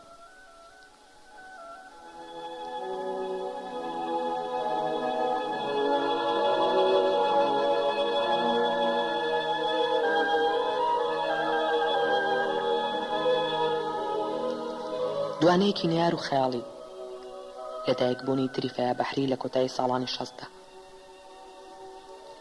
ڕۆژێک لە ڕۆژان جەوهەر زاهیر یا بەحری برای تریفە زاهیر بڕیاریدا بێ ئەوەی عەقڵ و لەشی بەکار بهێنێت بێتە ملوێنێر، واتە بێ ئەوەی نە عەقڵی بەڕاستی بخاتە کار و نە دەست و بازوو بوەشێنێت ژیانێکی زۆر خۆش بژی، ببێتە خاوەنی هەموو شتێک، جوانترین ماشێنی هەبێت، کۆشکی گەورە دروست بکات، زیاترین ژن بهێنێت، گرانترین پۆشاکی دنیا بپۆشێت، لە خۆشترین نووسینگەدا دەوام بکات. دەبێت بڵێن بەر لە لاپەڕینی ساڵی 1990 کەس نەیدەتوانی خەونی وەها ببینێت. ئادەمیەک لە وڵات و مەملەکەتی ئێمەدا نەبوو جورئەتی هەبێت جۆرە بڕیارێکی وەها بدات. بەڵام لەگەڵ هەڵاتنی خۆری هەمیشە درەوشاوی ئازادیدا وڵاتی ئێمە پڕبوو لەو جۆرە پیاوانەی دەیانتوانی بێ ئەوەی عەقڵی خۆیان بخەنە کار، بێ ئەوەی بەڕاستی ئیش بکەن و ماندوو ببن هەموو خەونەکانی خۆیان بهێننەتی. جەوهەر لەگەڵ تریفە زاهیردا دوانە نەبوون، بەڵام وەک دوانە بە دنیا ناسێنران. کەستا ئێستا چیرۆکی ڕاستەقینەی لەدایکبوونی تریفەی ساخ نەکردوتەوە. پێشم وایە ئەو حیکایەتە بەڕادەیەک ئاڵۆز و تەلیسماوی و بێتەفسیرە ڕوونکردنەوەی نەشیا و ئەستەمە. ئەو دوانانەش کە ئێستا ئەو دراوانەش کە ئێستا لە بەردەستی ئێمەدان بواری دۆزینەوە و درکاندنی ڕاستیمان پێنادە. هێند هەیە لە ساڵی 1960دا چەند هەفتەیەک دوای کۆتایی حەڤەی گەلاوێژ لە گەڕێکێکی کۆن و داڕوخاودا لە شەوێکی پڕ مێشولە و لە ژێر پانکەیەکی ژەنگاویدا لەسەر جێگایەکی نوقم لە ژان و عارەقدا فەوزیەخانی ژنی زاهیر ئاغا یا بەحری جەوهەر ئاغا یا بەحری هێنایە دنیاوە. هەموو دنیا دەیزانی فەوزیە خان کە ژنێکی بەڕێز و بە حورمەتی نەوەزادەی یاسەمیەکان بوو دوای 5 ساڵ شوکردن بێوەچە و بێ منداڵ مابووە. لەو 5 ساڵەدا فەوزیە خان هەرچێکی کردبوو خوددا بە منداڵێک ئاسوودە و بە پشتێک خۆشنودی کردبوو تا لە دوای سێهەمین ساڵی شوکردنیەوە خۆی وەک درەختێکی بێبەر و مەخلوقێکی بێخێر و بێوەچاخ دەبینی. وەکەم ئەو ژنانەی منداڵیان نابێت خەم بە جۆرێک دایگرت بوو بینینی هەموو کۆرپەیەک و دەرکەوتنی هەموو منداڵێک دڵی لە ڕێشەوە ڕاتەچڵەکاند. وای لێ هات منداڵ بوون بوو بە گەورەترین خەیاڵ و خولیای ئەو ژنە چاک و دامێن پاکە. کە فەوزیە یاسەمیزێکی پڕ بوو خەیاڵێکی گەورە دەبوو واقع و خەونێکی بێکۆتا دەبوو بەڕاست. بەڵام کێشەکە تەنیا غەمە گەورە و بێسنوورەکانی خانمی یاسەمی نەبوو، بەڵکو گرفتی گەورەی خێزانی یا بەحری ئەو ئیرەی و حەسوودیە گەورەیە بوو کە لە منداڵیەوە لە نێوان زاهیر یا بەحری و سەمیر یا بەحری خوشکیدا بەرقەرار بوو. خوشکەکە لە منداڵی و ئیرەیەکی زۆری بە برا نازدارەکەی دەبرد. سەمیرە لەو ژنانە نەبوو ئاسان تەلیسمی قەدەری ژنانی خۆی بێت و بەو ناز و فەزلا ڕازی بێت کە نێرانی خێزانی یا بەحری لە دێر زەمانەوە هەیان بوو. ئەوە جەنگێکی سەرسەختی لە نێوان زاهیر و خوشکەکەیدا هەڵگیرساند کە درێژکراوی کۆمەڵێک جەنگی دێرینەی دیکە بوو لە نێوان نێر و مێکانی تایفی یا بەحریدا. کینێ قوڵ و گەورەی زاهیر بۆ خوشکەکەی وای کرد سوێن بخوات هەرگیز نەیدا بەش و نەهێڵێت ڕۆژێک لە ڕۆژان بەوەچەی خۆی شاد بێت و منداڵی خۆی بگرێتە باوەش. لە ساڵی 1963ەوە زاهیر یا بەحری هەموو خوازبێنی کەلانی سەمیرەی بە جۆرێکی شێتانە و بێڕەحمانە ڕەت کردەوە. سەمیرە لەو ماوەیەدا لە ڕێگای نوشتە نووسەکانەوە بەنهێنی دوعای دەنووسی و سیحری دەکرد تا خوددا وەجاخی زاهیر یا بەحری برای کوێر بکات و هەرگیز بە منداڵونەوەی خۆی شاد نەبێت. ژیانی ئەو 5 ساڵی یا بەحریەکان جەهەنەم بوو. سەمیرە کە کچێکی شەڕانی و دڕ بوو چەندی جار جەنگی ئاگرین و دۆزەخ ئاسایی دژ بەو خانمە نازدار و بە حورمەتە بەرپا کرد کە بە بێدەنگی باری دیق و مەناقی ژیانی لەناو یا بەحریەکاندا ڕادەکێشا. کاتێک سەمیرە یا بەحری حکایەتی زگپەڕبوونی فەوزیە خانی یاسەمی بیست وەخت بوو شێت بێت. شەوگارانێکی درێژ خەوی لێ نەکەوت. ئیرەی وای کرد شەو و ڕۆژ بیر لەوە بکاتەوە چۆن ئەویش منداڵێکی ببێت، چی بکات بۆ ئەوەی درێژە بە وەچاخی خۆی بدات تا لە مڵک و ماڵی یا بەحریەکاندا مافی نەخولێت. دەیان شەو لە خەیاڵ و خولیای دروستکردنی وەچەیەکدا بوو کە زاهیری برای و جەلاد لەوی حرام کرده بوو. کەس بە درستی نازانێت لەو ماوەیەدا چۆی ڕوویدا. بەڵام ئەو شەوی کۆتایی هاوین کە فەوزیە خان کەوتە سەرژان تا جەوەر ئاخەی یا بەحری لەدایک ببێت، هەمان شەو لە هەمان سەعەتدا سەمیر یا بەحریش کەوتە سەرژانێکی تند. بە درێژایی ئەو ماوەیە کە فەوزیە دووگیان بوو هیچ کەس هیچ ئاماژەیەکی نەئاسایی لە سەمیرە نەبینی بوو. ئەو شەوەی سەمیرە کەوتە سەرژان هەموو پیان وابوو ئەوەش بەزمێکی دیکە و نمایشێکی دیکەی بەدا لە بەزم و نواندنە شەیتانی و شەڕانیەکانی ئەو. کە دکتۆریان هێنایە سەری پزیشکێکی میسری زیرەک و وردەکار بوو لەمەش بوو لەو شارەدا دەژیا. پاش پشکنینێکی ورد گەیشتە دەرەنجامێکی سیر. سەمیرە هێشتا کچ بوو، پەردەیەکی پاکیز و ساغ و سەلامەت و جوانیشیە بوو، بەڵام زگیشی پڕ بوو. دیارە خۆشبەختیەکانی ئینسان هەمیشە هاوڕێی بەدبەختی و لەکەی شەڕی خەم و پەژارن. زاهیر یا بەحری کە سەر لە ئێوارە خەریک بوو لە خۆشیاندا دەفڕی خۆی بە خۆشبەختترین کەسی دنیا دەزانی. دوای ساڵەهای ساڵ سەبر و ناومێدی و چاوەڕوانی ئەوە بۆ وەچەیەکی تازە و بۆیە بەحریەکان بێتە دنیاوە. هەواڵی زگپەڕبوونی خوشکە پاگیز و بەدنیاز و بەخیلەکەی خستی بەحرێکی گەورەی بێقەراریەوە. ڕاستە زاهیر ئاخا بیری نەداهات ڕۆژێک لە ڕۆژان خوشکەکەی خۆشویست بێت، بەڵام نەشی دەویست بۆ جۆرە کۆتایی بە ژیانی بهێنێت. ئەوە شەرم و شوورەیەکی وەها بوو گاڵتەی لەگەڵدا نەدەکرا. عیبێت بوو لێکەیەکی وهای دەنا بە مێژووی یا بەحریەکانەوە تا دنیا لێبیر نەچێتەوە. بۆیە هەرچێکی کردووە دەبایە خێرا ئەو دەرگایە دابخات و ئەو شەرمە داپۆشێت. زاهیر ئاخا بە پارەی ئەو زەمانە بڕادراوێکی خەیاڵی بەخشی بە دکتۆرە میسرەکە تا بە نهێنی سەرپەرشتی منداڵبوونی خوشکەکەی و ژنەکەشی بکات و نهێنیەکەش تا قیامەت هەڵگرێت و لەگەڵ خۆی دابی باتە گۆڕەوە. بەو جۆرە فەوزیە یاسەمی و سەمیرە یا بەحری لە دوو ژووردا لە تەنیشتێکەوە لە گەرمای هاوینی ساڵی 1960دا لەژێر دوو بانکەی گەورەدا لە یەک ساتدا دوو منداڵیان بوو. یەکی چند جەوهەر زاهیر بوو، ئەوی تریان تریفە زاهیر. دوو مەخلوق وەک دوانە بە دنیا ناسێنران، وەک چوکرێک لە منداڵدانی فەوزی یاسەمیدا سازا بن. هەردووکیان بە ناوی فەوزیە زاهیر و یا بەحریەوە شناسیان بۆ دەرهات، بەڵام دوو بوونەوە بوون لە هەموو شتێکدا جیاواز. یەکێکیان بەرهەمی حەقیقەت بوو، ئەوی دیان بەرهەمی خەیاڵ. جەوهەر کە لە دایک بوو سەری بۆ سەرەوە بوو، تریفەکە هاتە دنیاوە سەری بۆ خوارەوە بوو. جەوهەر لەگەڵ لە دایک بوونێ دەستی کرد بە گریان، بەڵام تریفە پێکەنی. جەوهەر سپی بوو، تریفە ئەسمەر و تووکن. جەوهەر چاوی کاڵ بوو، ئەو چاوانی قەترانی. لەو شەوەوە تا ڕۆژی مردنی سەمیرە یابەحری لە ژوورێکی نهۆمی دوی ماڵی زاهیر یابەحریدا دیل بوو. 3 ساڵ یەکەم زاهیر دەرگاکەی لەسەردا خست نەبا هەڵبێت، بەڵام لە ساڵی 4دا فەوزیەی دڵچاک و میهرەبان دوای چەند ڕۆژێک گریان مێردە سەرسەخت و بەدنیهانەکەی ڕازی کرد دەرگای ژووری خوشکەکەی بکات و ئازادی بکات. 3 ساڵ بوو فەوزی یاسەمی سەمیرەی نەبینی بوو. 3 ساڵ بوو پێی نەخست بە نهۆمی سەرەوە. دوای ئەو ماوە دوور و درێژە کاتێک زاهیر یابەحری دەرگاکەی کردەوە و فەوزی بردە بەردەم سەمیرەی خوشکی. فەوزیە لە بری سەمیرەی جاران بوونەوەرێکی پیر و تێکشکاوی بینی کە هیچی لەو ژنە دڕ و دەماراشەی ڕابردوو نەدەچوو، بەڵکو ئافرەتێکی زەلیل بوو لە سێبەری شتەکان و لە بۆنی ئادەمیەکان دەترسا. لەو 3 ساڵەدا سەمیرە یابەحری زۆر شتی بیرچوو بووە. ترسێکی ناوەکی و بێپەی لە ناخیدا سەوز بوو بوو نەی دەهێشت لە ژوورەوە بێتە دەرێ. لە ماوەی ئەو 14 ساڵەی دواییدا بەر لەوەی سەمیرە یابەحری لە ئێوارەیەکی فێنک و خەیاڵاوی بەهاردا بە بێدەنگی بمرێت، فەوزی یاسەمی لە هەمان ژووردا وەک خوشکێکی دڵسۆز و لە خۆبردوو خزمەتی کرد. سەمیرە هەموو ئەو تەمەنە نیمچە شێت و نیمچە ئیپلیج لە دنیایەکی پڕ لە شێوەنیگار و ڕەنگی خەیاڵیدا دەژیا. لەو کاتەوەی تریفەی بوو لەگەڵ کۆمەڵێک ڕوحلەبەری سەیردا دەژیا کە تەنیا خۆی دەیبینین. فەوزی خانی یاسەمی خۆی ئەو تەفسیرەی سەبارەت بە لەدایکبوونی تریفە لە زاری سەمیرە یابەحریەوە بگواستینەوە. تەفسیرێک پێدەچێت خانمی یاسەمی زۆر بڕوای پێی بوو بێت. لەو ماوەیەدا سەمیرە یابەحری لە ساتەکانی هۆش و لە چرکەکانی گەرمبوونی سۆزی هاودەردی خوشکایەتیدا بەردەوام فەوزیەی دڵنیا کردەوە کە ئەو لەگەڵ هیچ پیاوێکدا نەخەوتووە تا منداڵی ڕاستەقینەی ببێت، بەڵکو ئیرەی وای کردووە پردێک لەگەڵ بوونەوەرە خەیاڵەکاندا دروست بکات، شەوانە لەگەڵ چەندین پیاوی خەیاڵ کردا بخەوێت تا گەر بە خەیاڵش بۆ منداڵێکی ببێت. سەمیرە بە جۆرێکی هێندە چڕ و بە ئارەزوویەکی هێند گەرم خولیای منداڵبوون دەکات لە ناکاو بێ ئەوەی هیچ کەس بزانێت و چۆن ئەو خولیا و خواستە دەبێت بە حەقیقەت. وەکو فەوزیە دەڵێت تریفە یابەحری لە فووی بوونەوەرە خەیاڵەکان دروست بوو. بەرهەمی ئارەزوویەکی خەیاڵی بوو کە بە ڕێگایەک لە ڕێگاکان توانی بوو ببێت بەڕاست. دیارە وەک هەمیشە کەسانەکان باوەڕ بەم چیرۆکە ناکەن. گەرجی چەندین سەدەی تەواوی بەشەرێت باوەڕی بە لەدایکبوونی مەسیح لە فوویەکی خەیاڵیەوە کردووە.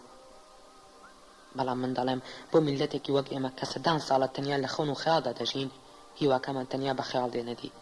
تێگەیشتن لە جۆرە حکایەتێکی وا ئاسان و سادەیە. من خۆم کێشەیەکی ڕاستەقینەم لە قبوڵکردنی حکایەتی لەدایکبوونی تریفە یابەحریدا نییە.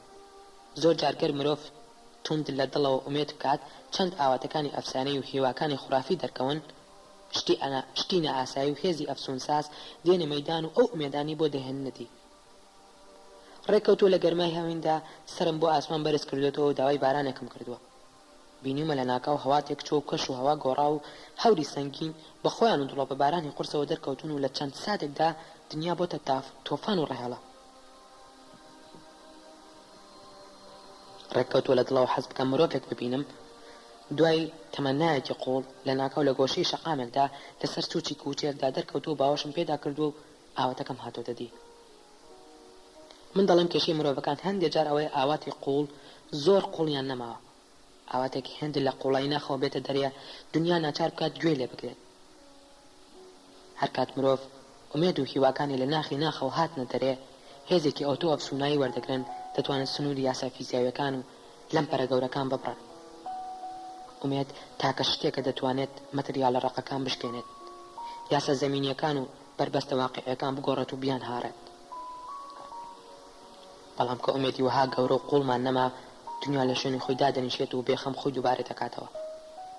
من پێم وایە تریفە یابەحری دەستکردی ئەو ئومێدە ئاگرین و ئارەزۆ بورکانیەی ناو ڕۆحی سەمیرە یابەحریە کە دوجار وەک نەخشی ڕاستەقینی مرۆڤ لە ڕەحمی ئەو ژنە پڕ ئومێدەدا چنرا و هاتۆتە دی.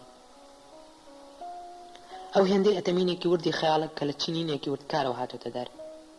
کچێکی ڕاستەقینە نییە تا وەک کچانی دی بیگریت و دەستەمۆ بکرێت. دەبێت بزانین دوجار منداڵانی ئافرەت ئاوێنی خەونەکانێتی. زۆر خانم کە منداڵیان نابێت وا دەزانم هۆکەی ئەوەیە لە ناخی ناغدا لە تاریکی هەرە نەبینرا و دەیجور ئاساکەی دەروندا لە شتێکی ئەم دنیا یاخی دەبن. لە قەدەرێکی نووسراو لە وەزیفەیەکی ئەزەلی کە دەبێتە هاومانەی مردن و کوێلەیەتی چیدی خەون نابین و ڕۆحیان بە ئومێد بار ناکەن.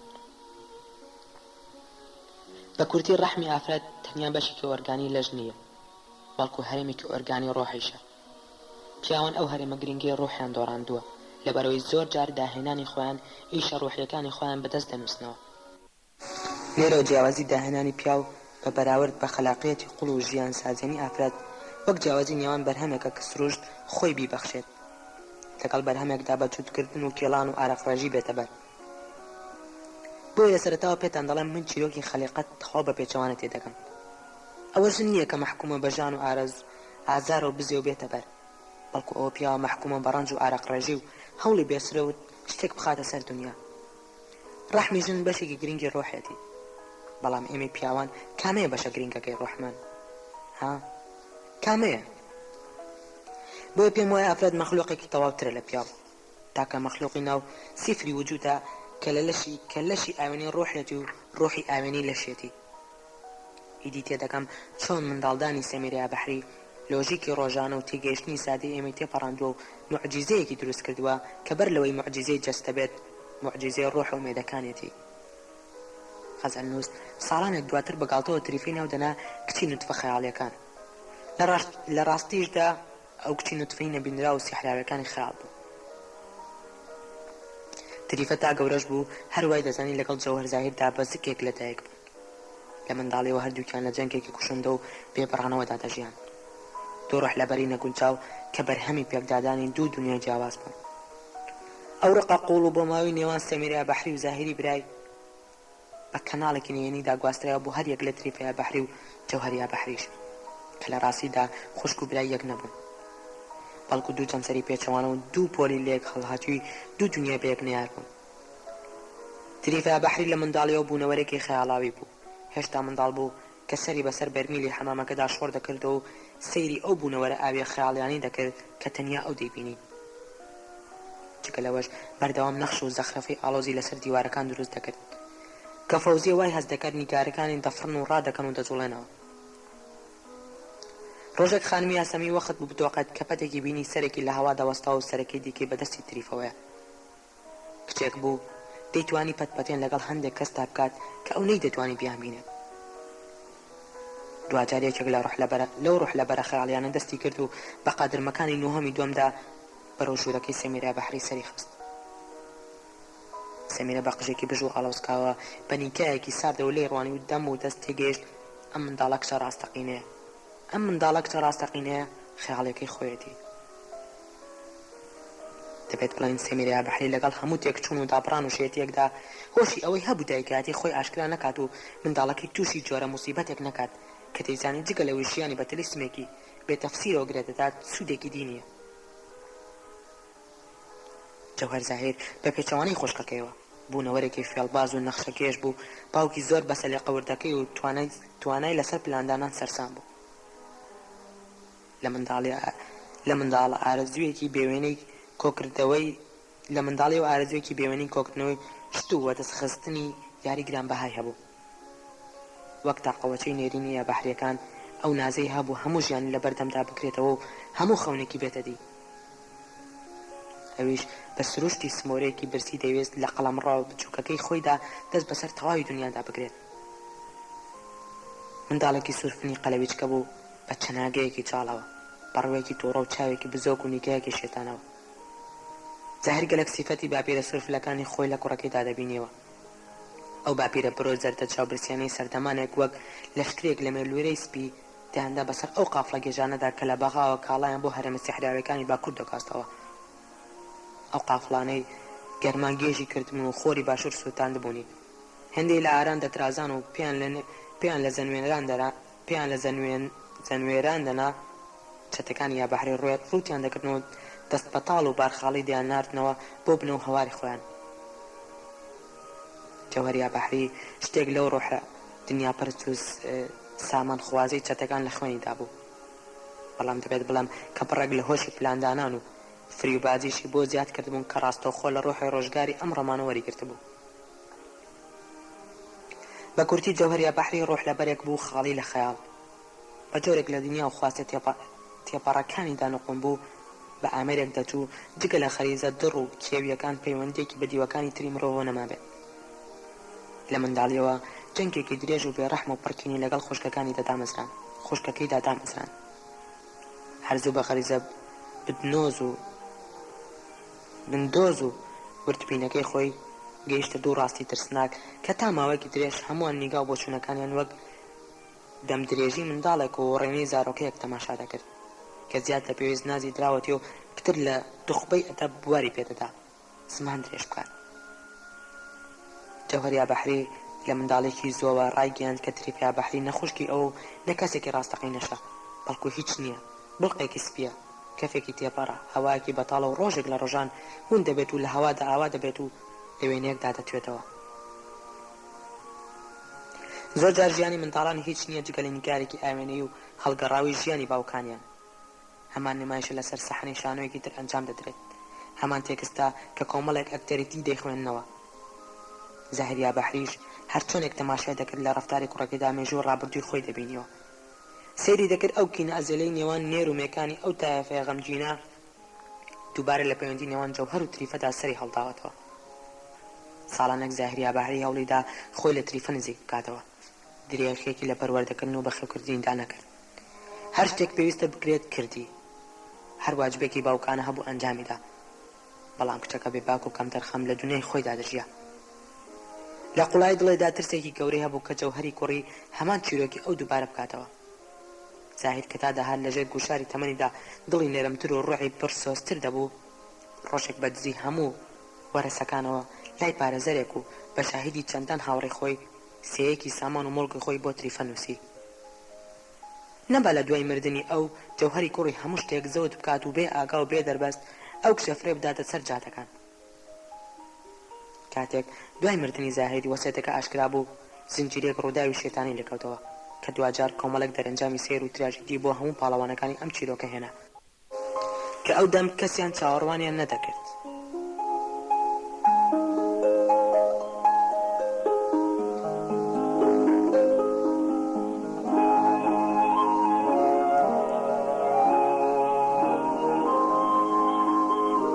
حوسنی ماردینی خاولێکی کۆن پیشانی عەتار دەدات سەرەتای زستانی ساڵی 1992. دوای تەلەفۆنەکەی سەیفەدین مارۆ سەرکەوت نەزمی بۆ بەیانی ڕۆژی داهاتوو کەوتە گەڕان بە دوای مامۆستای خەیاڵدا. ئەوە یەکەم جار بوو لە ژیانیدا بە دوای شتێکدا بگەڕێت نەزانێت چییە. لەو چەند ساڵەدا شتی سێر و سەمەرەیان لەداوا کرده بوو، توانی بووی هەندێک شت پەیدا بکات کە لە خەیاڵی کەسدا نییە. فەرووی پڵنگ، زوبانی شێر، گوڵی نەغمە جوان، بولبولی زمانزان، پەپولەی بۆم خۆش و سەدان شتی سێر و سەمەرەی تر. لە بازاردا بە عەتار ناوبانگی دەرکرد بوو. ئیشەکەی جۆرێک بوو لە عەتاری نوێ، وەک چۆن سەردەمانی زوو مرۆڤ بۆەوە دەستخستنی شتە نائاسایی و دوورە دەستەکان پەنایان بۆ عەتاران دەبرد. ئێستاش بۆ بەدەستخستنی شتە دەگمەنەکان خەڵکانێکی وەک سەرکەوت نەزمی و کەسانی دیکە لەو شێوەیان ڕادەسپارد. خۆی نازناوی عەتاری وەک شەرەفێکی گەورە تەماشا دەکرد. توانی بووی لە زۆر لاوە پەیوەندی سیر دروست بکات. مۆری باڵەسخانەکانی دنیا و پاسپۆرتی لۆکی زۆربەی وڵاتانی دنیای لابوو. هەر شتێکی کرد بێت زانیوێتی چییە و بۆچی دەکەڕێت. بەڵام ئەو ڕۆژە بۆ یەکەم جار پێدەنگ دەسۆڕای و نەیدەزانی بۆ کوێ بچێت و لەکێ بپرسێت. ڕۆژێکی ئەجگار خۆش بوو. جەنجاڵی بازار و هاتوو هاواری دەستگارەکان نیان دەتوانی فێنکی هەوا خۆری نەرەمدووی بەیانی بشێوێنن کە لە بری ساردی زستان هەوای بەهارێکی درەم وەختی بڵاو دەکردەوە.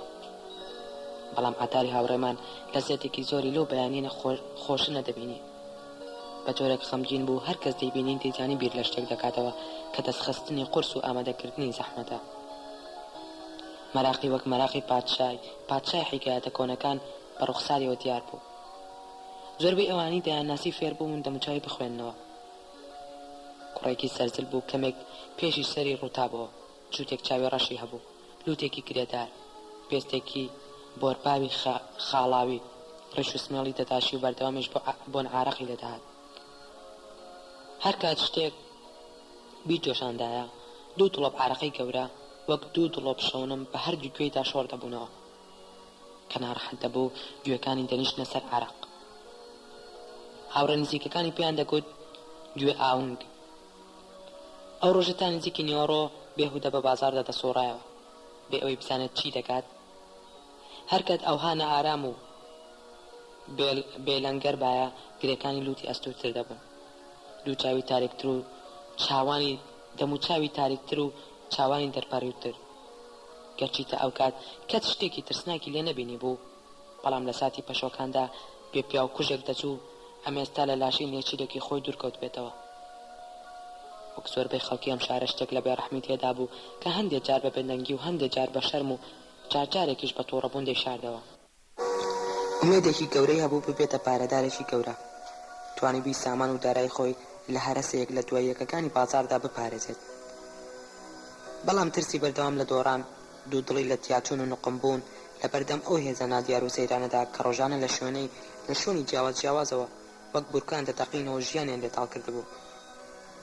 ئەو دەوڵەمەندانەی لە ئەسپی سیاسەتدا دەبەزین و خۆیان دەکرد بە قەیسەری و گوزە تاریکەکانی بازاردا دەرونیان هەڵتەکاندبوو. بێ ئۆقرەی پیاوێک دەژیا کە دەیەوێت ئەوەی هەیەی بیپارێزێت و زیاتری بکات. ئەوە کارێکی کردبوو فێڵی نوێ و شێوەی تازەی خۆژیاندن فێر بێت. ڕۆژ دوای ڕۆژ پتر لەشتی سیر و بازرگانی ناوازەوە دەئاڵا. ئەو ڕۆژە لە دەمۆنیۆڕۆدا ترسی ئەوەی لێنیشت کە چیدی ئەو عەتارە بلیمەتە نەبێت کە هەموو شتی سیر و سەمەرەی دنیای لا دەست دەکەوێت. لای نیوەڕۆ کاتێک حساباتی تەواوی خۆی کرد لە دوو کەس زیاتر لە بەردەمی دانە بوو ڕویان تێبکات. جێکیژیان حوسنی ماردینی بوو، خاوەنی یەکێک لە کۆگا گەورەکانی شار، ئەوی تریان گەلاوێش بە هاربانوی ژنی بەڕێوەبەری کارگەی مافورچنین کە کچێکی خەڵچنی هەبوو سەرپەرشتی نەخشوونیگاری فەرشەکانی بۆ دەکرد. یەکەمین جێگای ڕووی تێکرد لای حوسنی ماردینی بوو کە دۆستێکی نزیک و ڕەقیبێکی نهێنی و ژێرەوان کێشی بوو. هەندێک بە حوسنی خەیاڵ ناوێن دەهێنا چونکە پیاوێکی گەلک پڕحیکات و زێدە خەیاڵ باز بوو. حوسنی خەیاڵ دوکانێکی خاولی فرۆشتنی هەبوو. لە خاولی بەولاوە هیچی تریتیان نەبوو. هەندێک لە خاولیەکانیش بۆ فرۆشتن نەبوون، بۆ دەستلێدان نەبوون، بەڵکو تەنیا بۆ ئەو بوون سەیریان بکەیت و گوێ لە حیکایەتە جوور و درێژەکانیان بکریت کە حوسنی بە لەزەتێکی بێ ئەندازەوە دەیانگێڕایەوە. کاتێک عەتار لە بەردەم دوکانەکەیدا دەرکەوت و حوسنی گوێ عارقاویەکانی بینی تێگەیشت بۆ شتێکی تایبەتی دەکڕێت. ڕاستە خۆ بە دەنگێکی بەرز گوتی عەتار وەرە ژوورێ، خاولیەکەم لە ئەمیری کوێت خۆی پێوەشک کردوتەوە، حەریری ئەسڵە، شتی وا لە دنیادا نییە، لە کوڕی قاید فەیلەقی سێم کڕیوەتەوە. باوکی ڕای کردووە. نەتبیستووە؟ چۆن؟ ئەو بێشەرەفە هەفتەیەکە لای جەماعەتی خۆمانە. وەرە هی ئەوەی بیبینیت، وەرە ژوورێ.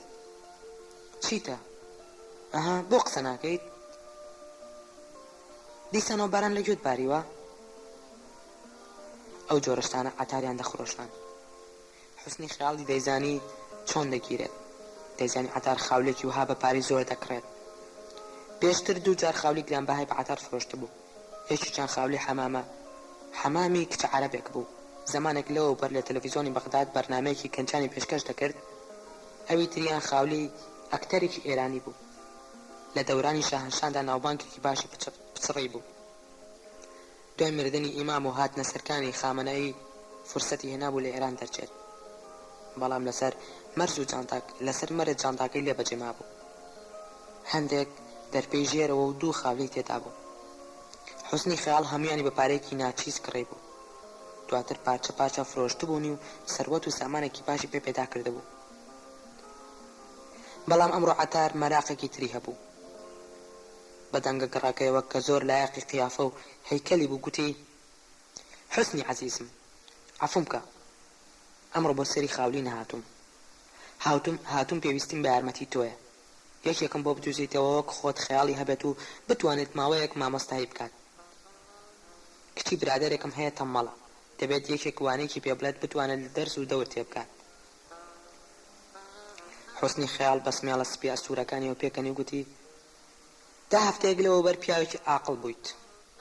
چی قەوماوە؟ من خاوری فرۆشم، چ کارم بەوانە گوتنەوە هەیە؟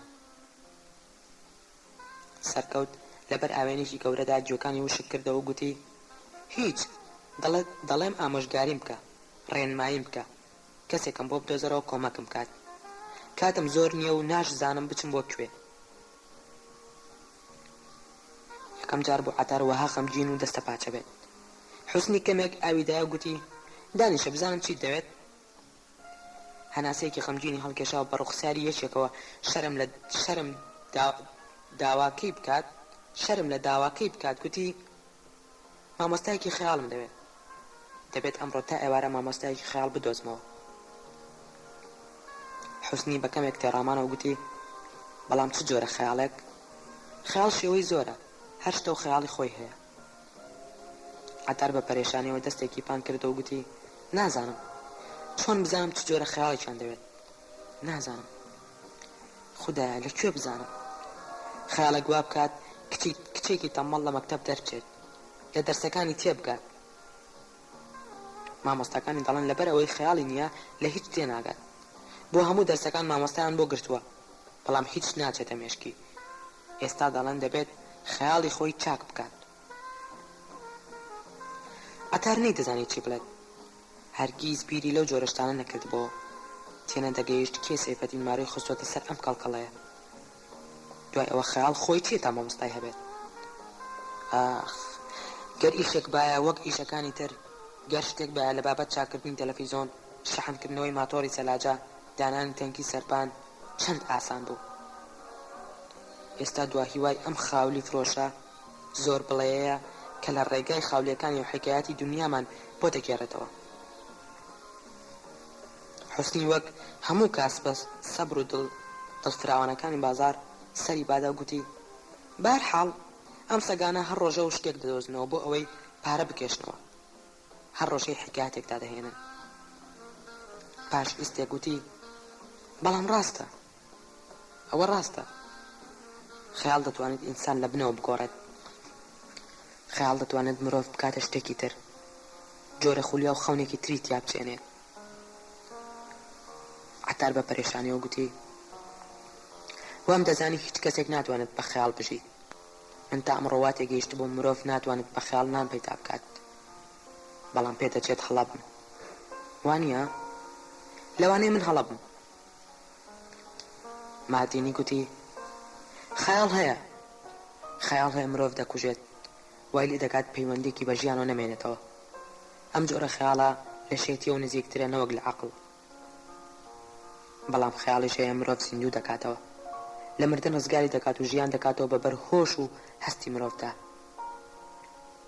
عەتار سەری پاتە و جارێکی تر ناوچەوانی سڕی بەسەر سامی دەنگی هەڵبڕی: من وا تێگەیشتە بووم خەیاڵ سەرمان لێ تێک دەدات. ناهێڵت زۆر باش لە دنیا تێبکەین. حوسنی کەمێک وەستا و گوتی: نا، زۆر جار گەر خەیاڵ نەبێت مرۆڤ لە هیچ شتێک تێناگات.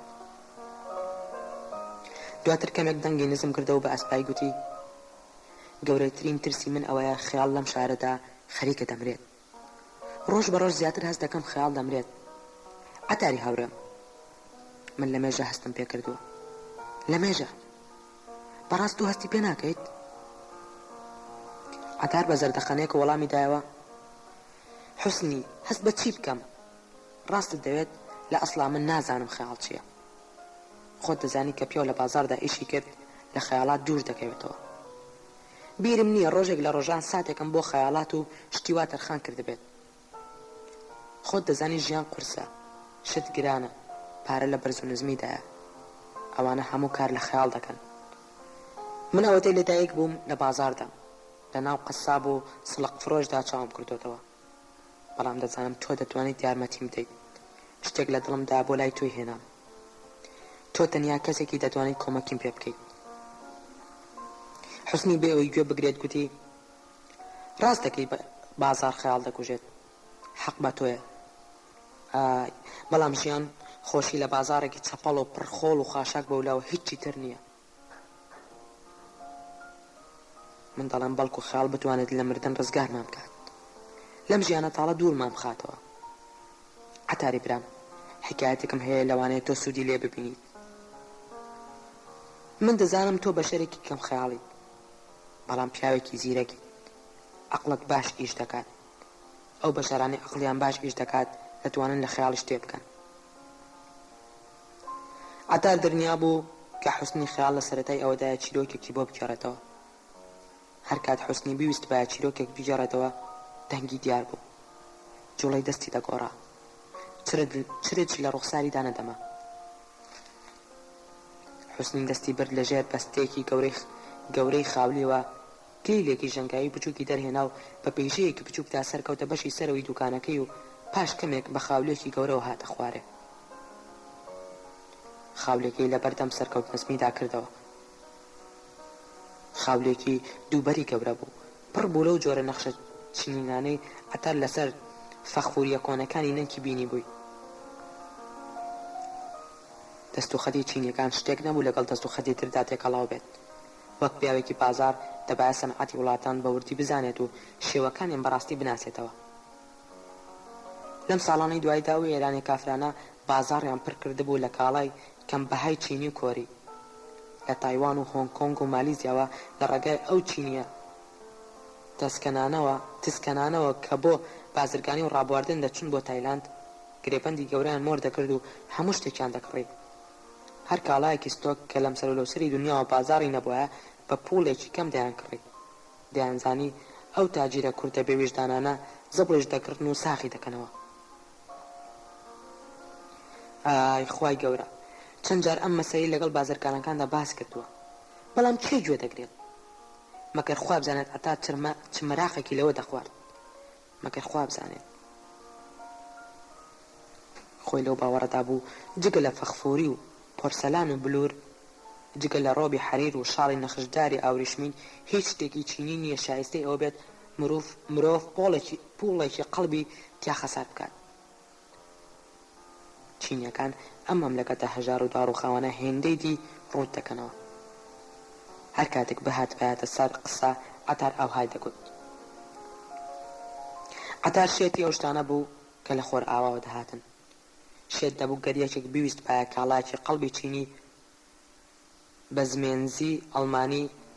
زمێنزی ئەڵمانی بفرۆشت بایە. ئەو نیوەڕۆیە کە حوسنی خەیاڵ ئەو خاولی لە بەردەمدا کردەوە لە دڵی خۆیدا گوتی کە ئەم کوڕی سەگە ئەم شتە عاجبایەتیانە لە چووە دەهێنێت. وەک هەموو ئەوانی لە بازاردا ئیش دەکەن بەردەوام لە بۆسەدا بوو بۆ ئەوانی دی. بەغیل و پڕ ئیرەیی بوو. لەمێش بۆ حوسنی خەیاڵی دەناسی. بەڵام ئەو پیاوە چەند سادە دەینواند، چەندە دەم بەخەندە و شیرین زبان بوو، چەند ڕوو لە ڕزق و شەکر لەفز بوو، هێندە ئاڵۆز و سەیریش بوو. خودایە ئەو هەموو سەرۆت و سامانی لەکوێ بوو؟ عەتار هەموو جۆرە کاسبێکی دەکرد و هێشتا پیاڕانە دەگەیشت. بەڵام ئەم کوڕی سەگە ئەم سیماڵ سپێ ڕووخۆشە ببێ ئەوی وەک ئەم ماندوو ببێت وەک پاشا دەژیا. کە حوسنی خاولەکەی لە بەردەمدا کردەوە وەک شتێکی ئەنتیکە و سەر سوڕهێن هاتە بەرچاوی. شاکارێکی جوان و پارچێکی ڕەنگین و قەشەنگ بوو.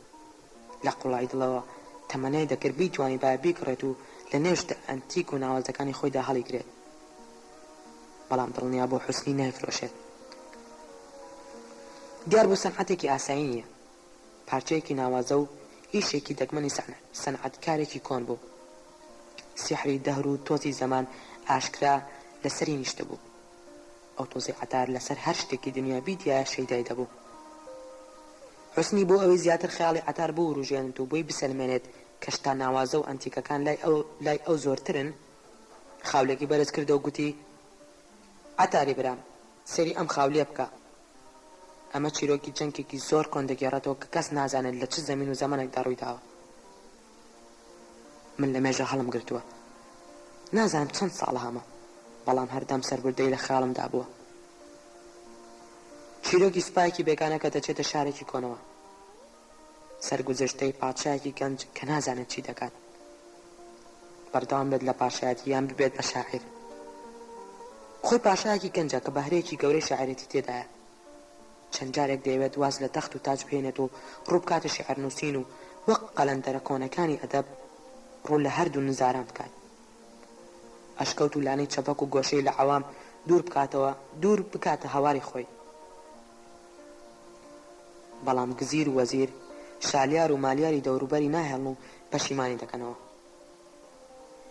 وا ڕێدەکەوێت شاهانشای گەنج لەگەڵ پادشایەکی زۆر بە جاه و جەلالی تردا کە بەناوبانگترین شاعیری ئەو زەمانە لە دیوەخان و دەرباری دادەژیا بچێتە شەڕێکی گەورەوە. گەنجەشای خوێن گەرم و بێ ئارام بڕیار دەدات گەر بەسەر ئەو دوژمنە سەرسەختەی خۆیدا سەرکەوێت و پادشاهی بەدیل کرد لەگەڵ ئەو شاعیرەدا بیان خاتە نێو کێوبڕکێکی ساتەوە تا بزانێت شاهی چاکترە یان شاعیری. بۆی هەرێک لە پادشا و شاعیریش باشترین شتی خۆیان پێشکەش بکەن بە دەست و پەیوەندانی دەڵێت هەر کامێکیان لەو پێشبڕکێدا بیباتەوە لێی خۆش دەبێت و هەرێک بدۆڕێنێت لە ناوەڕاستی شاردا لەسەری دەدرێت. عەتارجان باش بیری لە بکەرەوە. ئیتر چی بێت لە تۆ نهێنی دەبێتە شەڕ و گۆمەڵبەزێکی بێسەرۆبن، جەنگێکی درێژخایان و خوێنین. دوای چەندین لکەوت تکەی زۆر شاهی گەنج خدا هیدایەتی دەداتە و سەرسەختترین دوژمنی خۆی دەبەزێنێت و بەسەرکەوتووی دەچێتە ناو قەڵا و قایمە ماڵی دوژمنەوە کە گەورەترین پاشای دەهر و ناودارترین شاعری زەمان و بەدیلی دەکەونە دەستی و بە زنجیرەوە بۆ پێدەشتەمی شاهنشا ڕاپێچیان دەکەن. گەنجەشا کە خۆی هەم شایە و هەم شاعیر فرسەتێکی بێوێنەی بۆ دێتە پێش بەراوردی توانەکانی شاهان و شاعیران بکات. لەگەڵ هەریەک لەو دوودی لە گەورەی خۆیدا گەشتێک بە شاردا دەکات. داواکەی ئەوەی هەریەکەیان بە شێوەی خۆی ئەو شارەی بۆ وەسفکەن کە تێیدا ژیان و تێیدا گەورە بوون.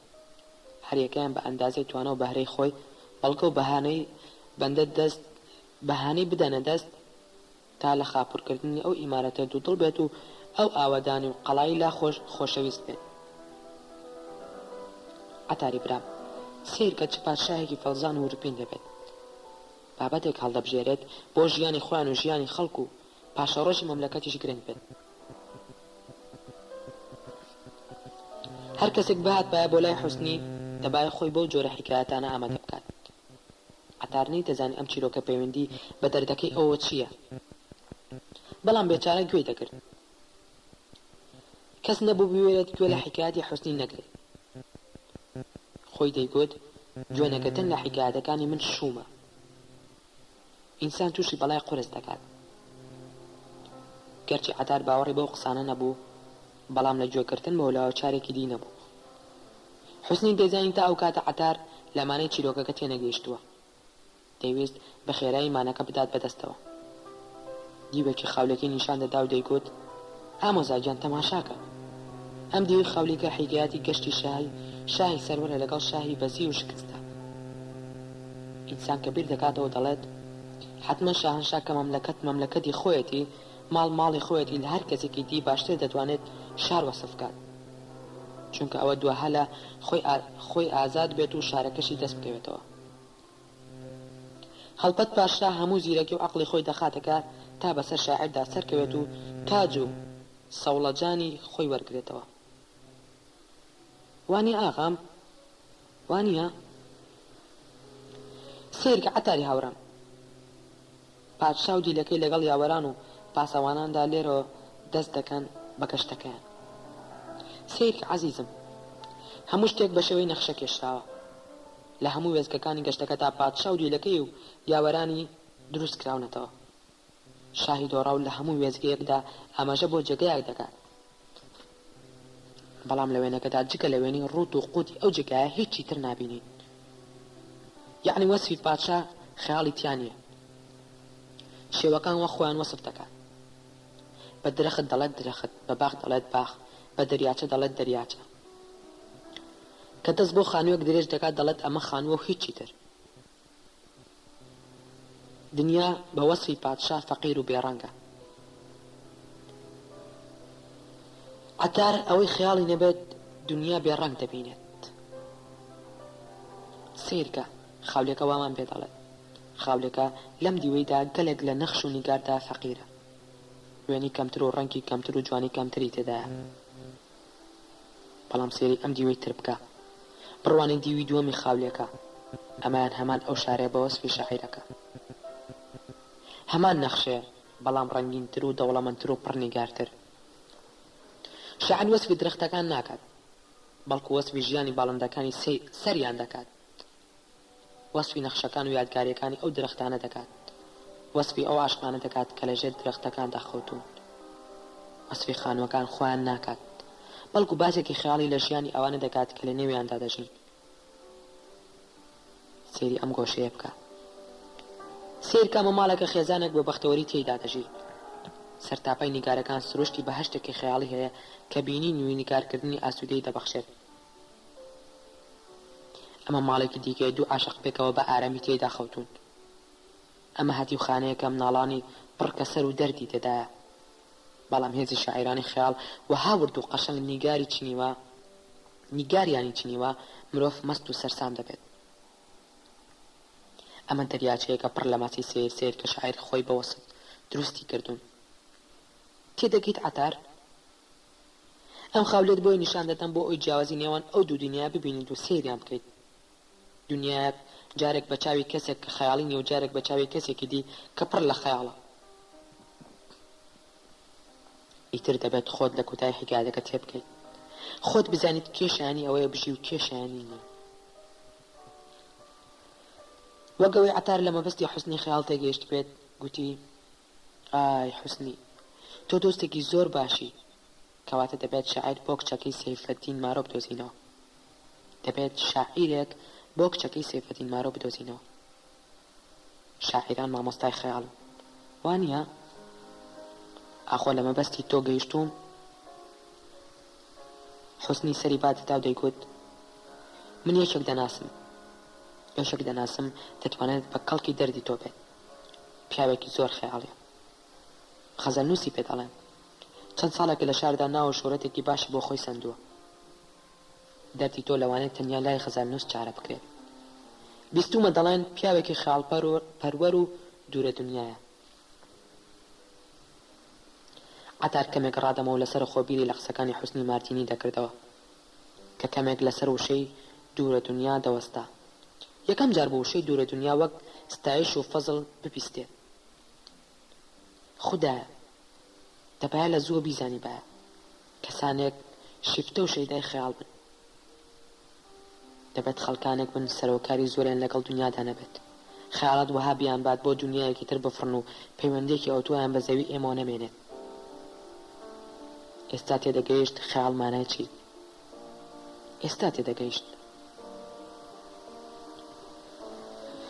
دەمە ئێوارێکی درەنگی هەمان ڕۆژ عەتار بەخۆی و سەرزل و ئارەقاویەکەیەوە کە ڕۆژ دوای ڕۆژ کە چەڵتر و بێموتر دەینواند گەیشتە بەردەم ماڵی گەلاوێش باهیر. ساڵێک لەمەوبەر لە کاتێکدا خەریکی کڕینی فەرشێک بوو بۆ یەکێک لە بەرپرسە گەورەکانی حیزب ڕێگای کەوت ئەو کارخانە چکۆلانەی مافورە کە عەبدولقادری نیا و گەلاوێشخانی ژنی دایان بەرپەڕێەوە. عەتار لە منداڵیەوە عەبدولقادر نیای دەناسی. نیا نیاوی کۆگایەکی گەورە بوو کە سەعید قادر شتی ئەنتیک و شوشەواتی بەنرخ و بابەتی کریستاڵی تیادا دەفرۆشت. خۆشی هەر بە ناوی کۆگاکە و بە سەعید قادری نیا بانگ دەکرا. پاش چەند ساڵێک کە ئیشوکاریان باش بوو، سامان و پۆڵێکی زۆریان چنگ کەوت، ئەو کارخانە چکۆلە و پەککەوتەی مافوریان لە دەوڵەت کڕیەوە و لە قۆناغێکی جەنگدا هەندێک لە کارخانە بچووکەکانی خۆی فرۆشت. ژن و مێردێکی ڕووخۆش و دەم بە پێکەنین بوون. لە کاتی پشوودا بەردەوام پێکەوە تاوڵیان دەکرد. هەندێک شەو لە بەری ئەوەی لە جێگای خۆیاندا بخەون بەسەر تاوڵەکەدا خەویان لێ دەکەوت. دەبێت بڵێم کەس نەبوو بە ئەندازەی گەلاوێشخان تاوڵە بزانێت. هەندێک عەسر کە هاوڕێکانی خۆیان لە کارخانەی مافورەکە کۆ دەبوونەوە گەرزار نامرد نەبووە لە هەموو ئەو پیاوانەی دەبردەوە کە سەریان لە قێڕی هەبی بەیاز و دوو شەش داسپی کرد بوو.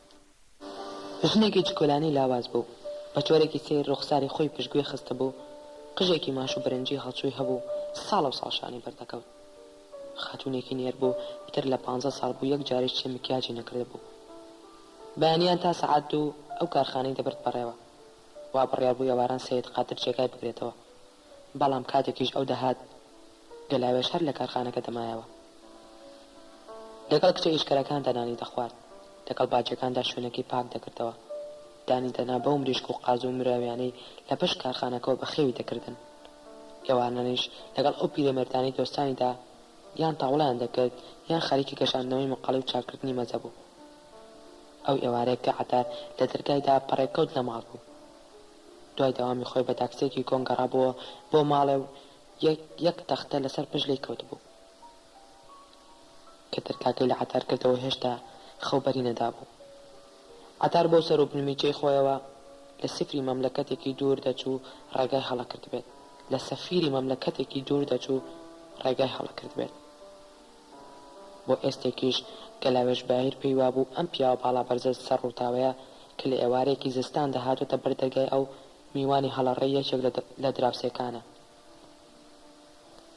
عەتار هەر کاتێک لە بەردەم خەڵکی بە حورمەتدا قسەی بکردایە شتێکی لە شەرم و حای منداڵی تێدا دەگەڕایەوە ئەو ئێوارە بە دەمێکی وشکەوە بە خانمی گەلاوێژی گوت خۆمتان پێ دەناسێنم خانم من ناوم سەرکەوت نەزمیە کوڕی نەزمی بەگی بازرگانم کۆن دوکانەکەمان لە پشتی گوزەری ئێوە بوو نەزمی پەک بە کونجی خۆر بەناوبانگ بوو هەڵبەت دەزانی چێ دەڵێم ها خانم من کوڕی ئەوم پار لە هەلومەرجێکی نەئاسایی قورسدا بە دیداری بەڕێستان شاد بووم هەڵبەت سەردانێکی کورت بوو پەیوەندی بە جێبەجێکردنی هەندێک کار و کاسبیەوە هەبوو لەگەڵ ئێوەی بەڕێزدا جێبەجێمان بکردایە لەگەڵ ئێوەی بەڕێزدا جێبەجێمان کرد گەر منیشت بیر نەبێت ئاساییە لەوانەیە لە بیرت نەبێت من سەرکەوت نەزمیم خەڵک بە عەتار ناوم دەبن ببوورە ڕاستیەکەی من بۆ مامۆستای خەیاڵ دەگەڕێم و وا هەست دەکەم زۆر پێویستم بە کۆمەکی ئێوە دووهەمین هیوای منن شتێک لە پاچی بێگوناهی لە دەنگی عەتاردا بوو بەشی ئەوەی دەکرد گەلاوێش گومانی خراپی لێ نەکات بەڵام سەرەتا هیچ لە قسەکانی تێنەگەیشت ئەو ژنێک بوو گەر لە یەکێک تێنەگەیشت پایە تووڕە دەبوو بەڵام کە مەشێدانی بە خۆدا گرت و گوتی کوڕی خۆم دەزانیت ئێرە ماڵی کێ و تو بەلای چێ هاتوویت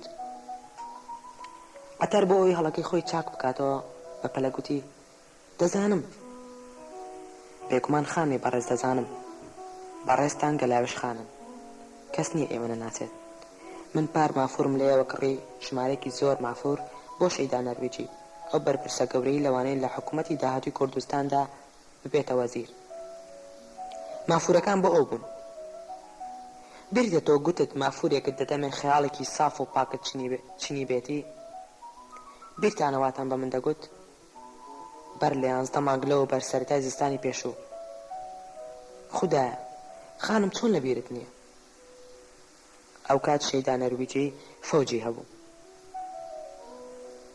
تۆ نەتویست ڕاستەوخۆ مافورم پێ بفرۆشی گوتت بڕۆ بۆ لای ڕەحیمی فەرش من پاڕامەوە گوتم من مافورەکانم بۆ شەیدا نەرویجی دەوێت ڕاستەخۆ لە کارخانەکە نەبێت نایکڕم لای خۆت نەبێت نایبم تااقەتم نییە کەس دەستم ببڕێت تۆ نەتەزانی شەیدا نەرویجی کێیە کەمێک تووڕە بووبوویت لە منت پرسی شەیدا نەرویجی جگە وادێکە من گوتم خانم چۆن نازانی شەیدا نەرویجی کێیە تۆ سێری کەناڵەکانی تەلەڤیزۆن ناکەیت سێری هەواڵەکانی سەعات 8:30 شەو ناکەیت ڕۆژنامە کوردیەکانی مەملەکەت ناخوێنیتەوە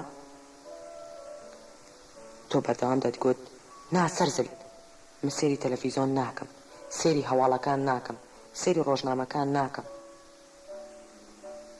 من گوتم خانم ئەوەندە تووڕە مەبە من کڕیارێکی باشم بەڵام تۆ هێمن نەبوویتەوە و هێمن نەبوویتەوە تا وعدم داتێ تاوڵەیەکت بۆ بێنم لە بەردی مارمار بەڵام دوجار ئەو تاوڵەیەم دەست نەکەوت ئیدی تاوڵەیەکە ترم بۆ هێنات لە ستیلی یابانی تۆ گوتت هەرگیز تاوڵەی وات نەبینیوە زۆر دڵت پێخۆش بوو ئیتر لەگەڵ مندا گۆڕایت و دڵت چاک بوو دوای ئەمە مافورە قەشەنگەکانی تۆمان کڕی و ڕۆیشتین تۆ نارتەوە بە دوام دەوگوتت گەر ئیشم هەبوو پێت بڵێم من وەک کوڕی تۆم و لەو جۆرە قسانی تر کە ئێوە خۆتان باشتر دەیزانن.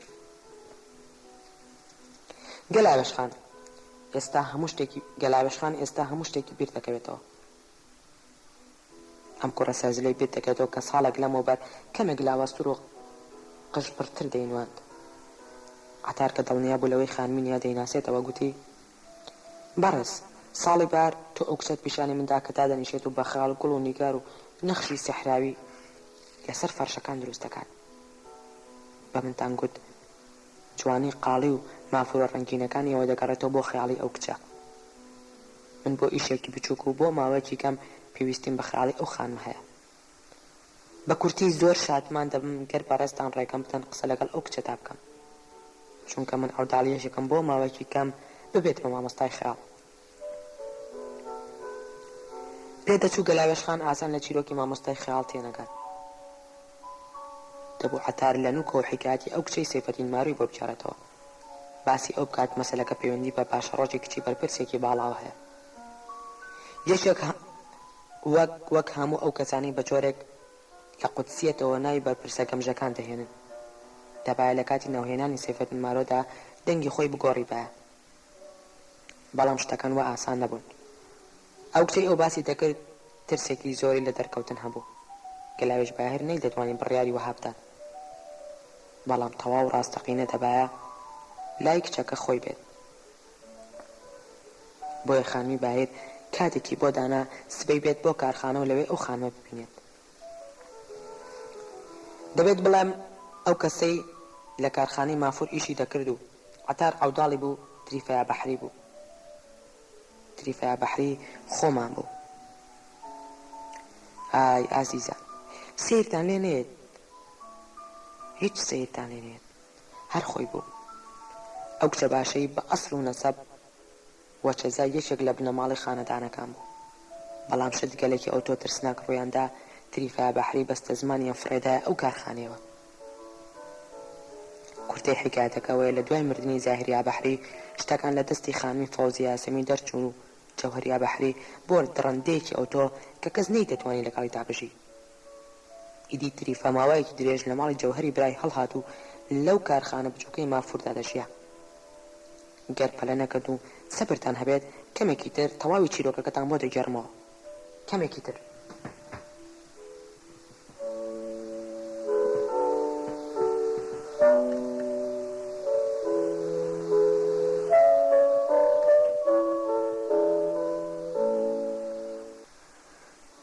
نامەیەک بەر لە مردن ئازاری ساڵی 1974. بەڵام ئەی مەلای خەریبی هاجەر چی بەسەر هات؟ ئای مەلای هاجەر بەر لەوەی لە یەکێک لە خەستەخانەکانی شاری ورمێدا بمرێت نامەیەکی دوور و درێژی لەگەڵ کۆمەڵێک بەڵگەنامەی تردا دایە دەست کەسێک و تکای لێکرد بە هەر ڕێگایەک بووە بگەێنێت دەست کوڕێک بە ناوی بەهمەن ناسرەوە. پێدەچوو مەلای هاجەر شەڕێکی دوور و درێژی لەگەڵ مندە ناکرد بێت تا ئەو نامەیە بەو داڕشت نەبنووسێت کە خۆی دەیەوێت. دوای تەواوکردنی نامەکە چەند سەعاتێک لە پەنجەرەی ژوورەکەی خۆیەوە سەیری ئەو کۆترە خەمگینانەی کرد کە لەسەر درەختێت هەڵکورما بوون. دوجار بە بێدەنگی چاویلکەکانی داکەند و بە ئاسوودەیەکی ناوەخت و نایاساییەوە نە ئاساییەوە ڕۆحی بە فریشتەکان سپارد. مردنەکەی هاجەر دوای ئەو هەموو ڕێگا سەخت و درێژە بۆ یار و یاوەرانی گەلێک تراژێدی و دڵتەزێن بوو. بەڵام بۆ مەلا خۆی کۆتایی گەشتێکی ترسناک و پشوویەکی درێژی دوای گەردەلول بوو. ئەو ناسیاوی نامە و بەڵگەنامە نهێنیەکانی هەڵگرت بەڕێگایەکی درێژ و پێچاو پێشدا گەڕایەوە بۆ کۆنە هەواری مەلا. لە ڕێگەی گەڕانەوەدا چەندەها جار بەکاری هێزێکی خەیاڵی لە شوێنی نیازی خۆی دوور دەکەوت و پێچی دەخوارد. ڕێگاکان بۆ سەرزەمینی تریان دەبرد و بە ئەرز و ئاسمانی خەیاڵدا دەیانفڕاند. دوای سەفەرێکی سەخت و ماندووبوونێکی زۆر گەیشتە ئەو شارە و ناونیشانی بەهمەن ناسری دۆزیەوە. وەک خۆی لە بارێکی ترسناک و ئەفسوناوی ڕزگار بکات بێوچان و بێ ساتە وەختێک وەستان ڕاستپاتەکەی برد بۆ بەهمەن کە لە حەوشی قوتابخانەی خۆیدا سەرقاڵی لەبەرکردنی شەڕە شەعرێکی جەریر و فەرەزدەق بوو. کابرا بەهێمنی لە بەهمەنی لاواز و چاویلکەدار نزیک بوو و ئەو ڕاستپاردە پێچراوەی دایەدەستی و تکای لێکرد بە ورتی بیخوێنێتەوە. بەهمەن بێ ئەوەی بزانێت چی لەو زەرفەت پێچراوەدا هەیە وەری کرد و خستی ناو جانتاکەی و هیچی نەگوت. وەرگرتنی نامەکە کورتە ساتێکی کەمی برد و لە چاوتروکانێکدا تەواو بوو. شتەکان بە جۆرێک خێرا و بروسکە ئاسا بوون. دواتر خەزەرنووس دڵنیا نەبوو ئاخۆ ئەو پەیامهێنەی نامەکەی دایەدەست بوونەوەرێکی ڕاستەقینە بوو یان خەیاڵی. نەیدەزانی ئەو دەور و تەلیسمە لە ڕاستیدا ڕووی داوە یان لە خەوندا. ساڵانێک دواتر چەندەویستی ڕوخساری ئەو کابرایی بێتەوە یاد کە لە حەوشی قوتابخانەدا نامەکەی لێوەرگرت بوو، بەڵام شتێکی یاد نەمابوو، هیچ شتێک. بەهمەن دەیزانی ڕۆژێک لە ڕۆژان لە جێگایەکی دوورەوە نامەیەکی بۆ دێت سەرتاپەی ژیانی دەگۆڕێت. لەو ساتەوەی فامی کردبەوە هەموو شەوەیەک لە خەونەکانیدا پەیامبەرێکی خەیاڵی شتێکی لە دەرەوە بۆ دەهێنا و دنیای ئەوی دەدا بەیەکدا. ئەو لەو جۆرە کەسانە بوو کە هەردەم چاوەڕوانی قاسید و پەیامهێنێکی خەیاڵین بێت و ژیانیان بگۆڕێت. وە لە نێو ئەو تەرز و شێوە خەڵکەدا خەزەرنووس لە ڕیز ڕاستگۆیاندا بوو. هەندێک مرۆڤان هێندەی دێنە دنیاوە چاوەڕوانی ئەوەن شتێکی کتۆ بڕوو بدات و سەر لە بەر ژیانیان بگۆڕێت.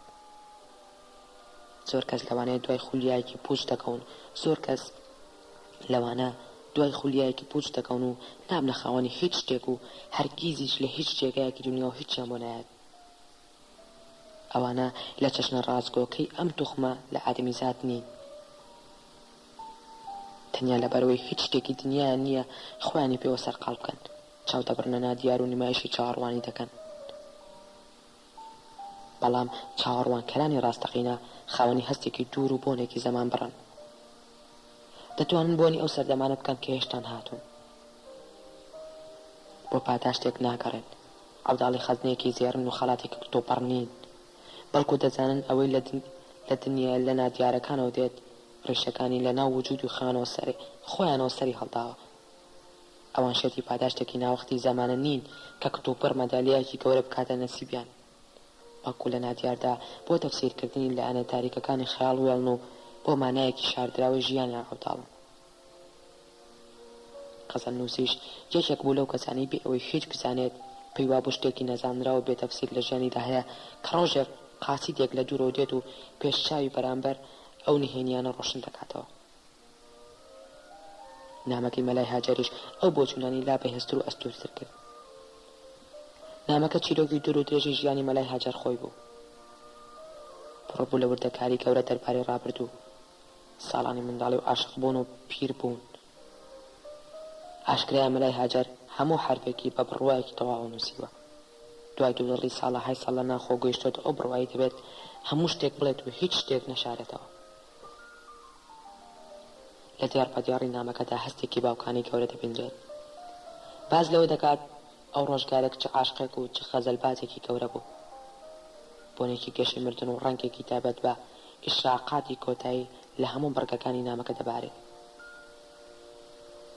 پێدەچێت مەلای هاجەر کێشەیەکی زۆری هەبوو بێت خۆی بگەێنێتە مەبەستی حکایەتەکە و دوا قسەی خۆی بکات. هەڵبەت ئاشکرا لە هەندێک شوێندا ترسی مەلا ترسی کەسێکە دەوێت کوڕەکەی خۆی بریندار نەکات تا بتوانێت ئارام و بێهەڵا نهێنیەکانی بۆ ئاشکرا بکات کە لەوانەیە سەر لەبەری ژیانی بگۆڕێت و بیکاتە مرۆڤێکی دیکە. زمانی مەلای هاجەر زمانی کەسێکە لە 30 سەدەی پێشوودا دڵی بە وشە شاد بوو و لە نهێنی بەلاخەت ڕاماوە. ئیدی هەر بە بەلاخەتی ئەو زمانە نامەیەکی پڕ لە وشەی عەرەبی دەنووسێت کە تا ئەندازەیەک بۆ کورد پەروەرێکی سەختگیری وەک ئەو سەیر و ناکۆک دەکەوێتەوە. لە جێگەیەکدا دەڵێت سەختە بۆ پیرێکی وەک من کە قەدەمێک لە قەبر و نەفەسێک لە مردنەوە دوورم یاری بە حەیاتی کەس بکەم، بەڵام سەختیشە ئەم دنیای فانیە جێبی هەڵم و تۆ بە من نەزانیت. دوجار من زیاتر لەوەی باوک بم تارمایەکەم دێم و ڕاستیەکەت پێ دەڵێم.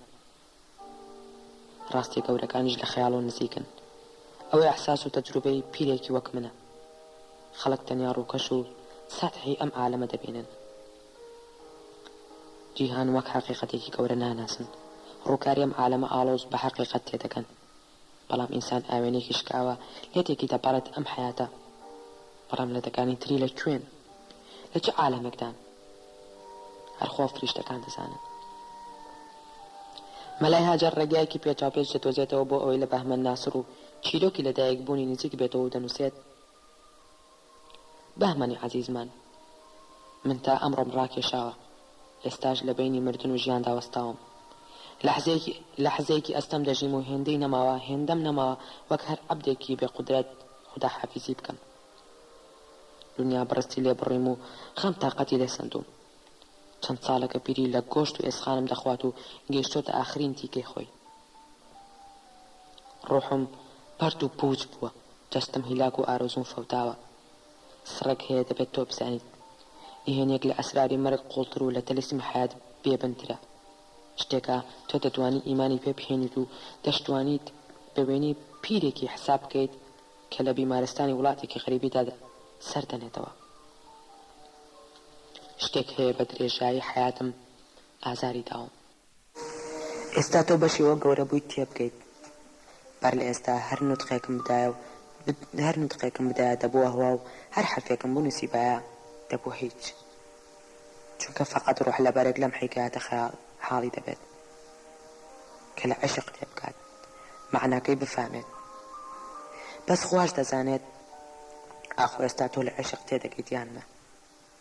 بەس خوا دەزانێت. خوا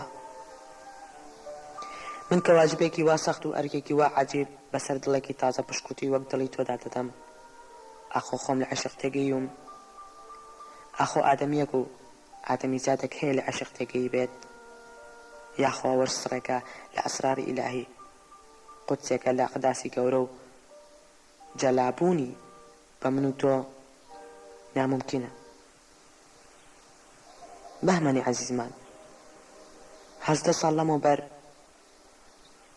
ساڵ لەمەوبەر لە شەوێکی ساف و ساماڵدا سەرگەرمی نیگار کرد بووم لە بەحری ئەستێرا، لە ناکاو گەنجێک بە نیگار و ڕوخسار لەو ڕەسمانە دەچوو کە لە نەقاشە کۆنەکان لەسەر بەرگی کتێبی شا و شازادەکان دەیکێشن. هاتە ژوورەکەم. گەنجێکی سیر، هەر خەزەلێک من لە بەرم بوو، ئەویش لە بەری بوو. هەر شعرێک من نووسی بووم ئەو چاکتر و باشتر دەیوتەوە. لە ئەوزانی شعردا دەقیق و لە قافێتدا جووت و مکۆ بوو. وەک بەشێ لە من خۆی بە من ناساند، وەک سێپەرێکی من و نیوەکەی تری من خۆی نواند، وەک هەر گەنجێکی جوان لە خۆبای و بێڕەحم بوو. بە منی گوت من نیوەکەی تری تۆم. ئەو نیوەی لە سەردابێکی تاریک و ترسناکدا دیلت کردوم. من نیوە خنکاوە بەدبەختەکەی تۆم. منیش باوەڕم پێکرد. نازانم دڵی خۆمت چۆن بۆ بکەمەوە. ئێمە وا خۆقاوین هەر دەستمان بۆ عشق برد شتێک دەشکێنین. بۆیە سەرت نەسڕمێ، عاجبایەتی داد نەکرێ گەر لە ئانووساتی دەور و تەلیسمدا دەستی لەرزۆک و نەفەسی شکستم لە حکمی ئەم دەردەنێن و شتی تر بشکێنم. کوڕی خۆم، ئەم سەرڕێی من بە تۆی دەڵێم 18 ساڵە وەک شوشەیەک پڕ ئەسرار خستومەتە پشت دەیان شوشەی ترەوە و لەسەر ڕەفەیەکی بڵند خەواندومە. زۆر لۆمەم مەکە و عیبەم لێ مەگرە. مەڵێ ئەم پیرە دڵپڕا چ حەیایەکی شڕ و چ ناموسێکی بەربادی هەیە. ئیحساسم وایە ئەو کەسانی تا سەرمەرێک ڕاستی ناڵێن ترسنۆکن، بەڵام هێشتا لەوانە ئازادترن کە دەمردن و نێنی خۆیان دەبەنە گۆڕەوە. وەک پیرێکی لەرزۆک ئێستا دەبێت بەسەر پەیژەیەکی شکالدا سەرکەوم کە پەیژەی ڕاڕای و ترسنۆکی خۆمە. لەسەر ئەو ڕەفە بەرزە کە ڕەفەی خەوف و سامی 70 ساڵی عمری بە باچوومە، بەم پەنجە چرچەلۆک و بۆ ڕزین شەیدایەنەم شوشە لادەم و یەک لەو حەوایەوە تووڕیاندەم، شت بشکێنم. ئینسان لە لەحزەی مەرگدا دەبێت سندوقی ئەسراری خۆی بکاتەوە تا دواتر باش لە حکم ئیلاهی تێبکات. لە ساتی دەور و تەلیسمدا ئینسان دەبێت جورئەتی ڕوانینی لە زوڵمەتی نەفسی خۆی هەبێت. گەروانەکە ئەی لەسەر چی لەگەڵ واحد القەهارە قسە بکە؟ من ئێستا دەبێت نەزەرم تیشکەم و دەفتەری نهێنی خۆم داگرم و نامەی ڕەشی خۆم بکەمەوە. ئەو گەنجە هەر من بووم، من کە شەیدای ئافرەتێکی شەرمن و نەجیب و پڕحەیا بوو. هیچ کەس لە پیاوێک بەدبەختتر نییە کە حەز لە ژنێکی بەحیا و حورمەت بکات. من کە مردم وەک مێلوولەیەکی تەڕ و نەخۆش خیرەت دەدەمە قەڵب و قاڵبی شکاوم بە سەیدی مەخلوقات دەڵێم کەس لەو عاشقە سیاچارەتر نییە کە خوددا دەیخاتە بەر لەعنەتی حەزکردن لە ژنێکی شەرمن و ناموس باس. من لە ساڵانێکدا کە تەمەنم بەرەو ماڵ ئاوایی دەکشە و نیازم بوو تاعاتم تونکەم و ئیمانم قایمتر قەفڵ بدەم. لە عمرەدا باری تەعالە و فەخری کاینات دەردێکی بۆ ناتم، ئێستاش لە ڕیشەوە جزەم دێ و لە هەناوە دوود و گۆڕا و دەپۆنجێ و قوڵت دەدات. ڕۆژێک لە خەو هەستام و سێرم کرد عاشقی خانمێکی بە حورمەت و ناموس ناس کە ناوی بەهاربانوو بوو کە دایکی خوا لە خۆشببووی ئێوە دەکات. ئەم شەو گۆڕی لە هەر شەو پڕ نورتر بێ. عاشق شەرەفی نییە، تەنها شتێک کە لەسەر و شەرەفەوەی عاشقە، تاکە شتێکە شەیتان و خوددا بەقەی یەک ئیشیان تیا کردووە. بە کوفر لێمی وەرمەگرە و بە ئیلحادی نەفەسێکی بێچارە لێ مەڕوانە. عاشق شتێکە کوڕم، دوو دەموچاوی هەیە. دەموچاوێکیان شەیتان بەدڵ دروستی کردووە، هێزی خۆی تیا خەسار کردووە، فنونی ڕەشی خۆی تیا بەکار هێناوە، سیحری خۆی خستۆتە ناوی. ئەوی تریان خوا بە عەزەمەتی خۆی ناشتوێتی، پێوەی ماندوو بووە، سڕی خۆی تیادانەوە، پاک و تەهور خوڵقاندوێتی. هەموو عاشقی دنیا وایە، نەخوا دەستبەرداری سەرڕێک عاشق دەبێت و نەشەیتانیش دەست دەگێڕێتەوە. هەموو قەترێک عاشق نیوەی مڵکی خودای و نیوەی مڵکی شەیتان. ئامی بەدبەختیش کە دەیخواتەوە نازانێت ژەهری هەڵقوڕاندووە یان شەربەتێکی ئیلاهی نۆشیوە. وەک پیرەمێردێکی بە حورمەت تەماشام مەکە کە دەستی دەلەرزێت و نەفەسی هەرە پڕە لە تەماحی دنیا. من قەت عەبدی نەفەس نەبووم، بەڵام ئەوەی زۆر دەرگای نەفەس داخات شتێکی تر و سڕێکی تر دێتە ڕێگای. نەفەس سەڵتەنەتی خۆی هەیە، مەخلوقاتی خۆی و خەڵقی خۆی هەیە. ئەوەی من هەموو عمرم لە دوای کوشتنی بووم لەسەردا بە ڕەشی خۆی لە شێوەی ئادەمیەک و گەنجێکی سیحربازدا هاتە دەرێ. کەسێک هەم حەقیقەت بوو هەم خەیاڵ، هەم من بووم و هەم منیش نەبووم. بەڵێ کوڕم، تۆش هەم لە بوویت و هەم لە نەبوویت. مەلای هاجار لە چەندین بەڕگەی تێکەڵاو دوور و درێژدا دەیەوێت حیکایەتی دەرکەوتنی ئەو گەنجە شاعیر و غەزەل نووسە لە ڕۆحی خۆیەوە تەفسیر بکات. بە تووتڕیەکی زۆرەوە چەندین لاپەڕە دەربارەی ئەو ئەزمونە سەیر و ئیرۆتیکیە دەنووسێت کە نوسخەیەکی خەیاڵی بەهاربانوو بە نیوەی خەیاڵی مەلای هاجرەوە دەبەستێتەوە. بە لەزەتێک کە دەبایە لە پیرەمێردێکی نیوە مردووی وەک ئەو دووربایە بە ئارەزویەکەوە کە بۆنی ڕۆحی ئەو پیاوە داخراوی لێ نایەت کە عمرێکی شەرمنی لە بۆتەی حیادا بردۆتە سەر. چەندین لاپەڕە لەسەر ئەو شەوە خەیاڵ و ئیرۆسیانە دەنووسێت کە لە دوو لەشی تینور و دوو ڕۆحی کێوی تێیدا دەگەنێت. هەندێک جار داوای پۆزش دەکات و هەندێک جاریش تەواو بیری دەچێتەوە کە ئەو قسە لە دایکی بەهمەن دەکات. ئەوە فەرامۆش دەکات کە قسە و باسی ئەو دەربارەی ژنێکە.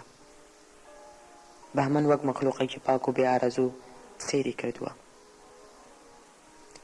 مەلە لە هیچ جێگایەکدا ئاماژە بە پەیوەندیەکی ڕاستەوخۆ لە نێوان خۆی و بەهاربانوودا نادات.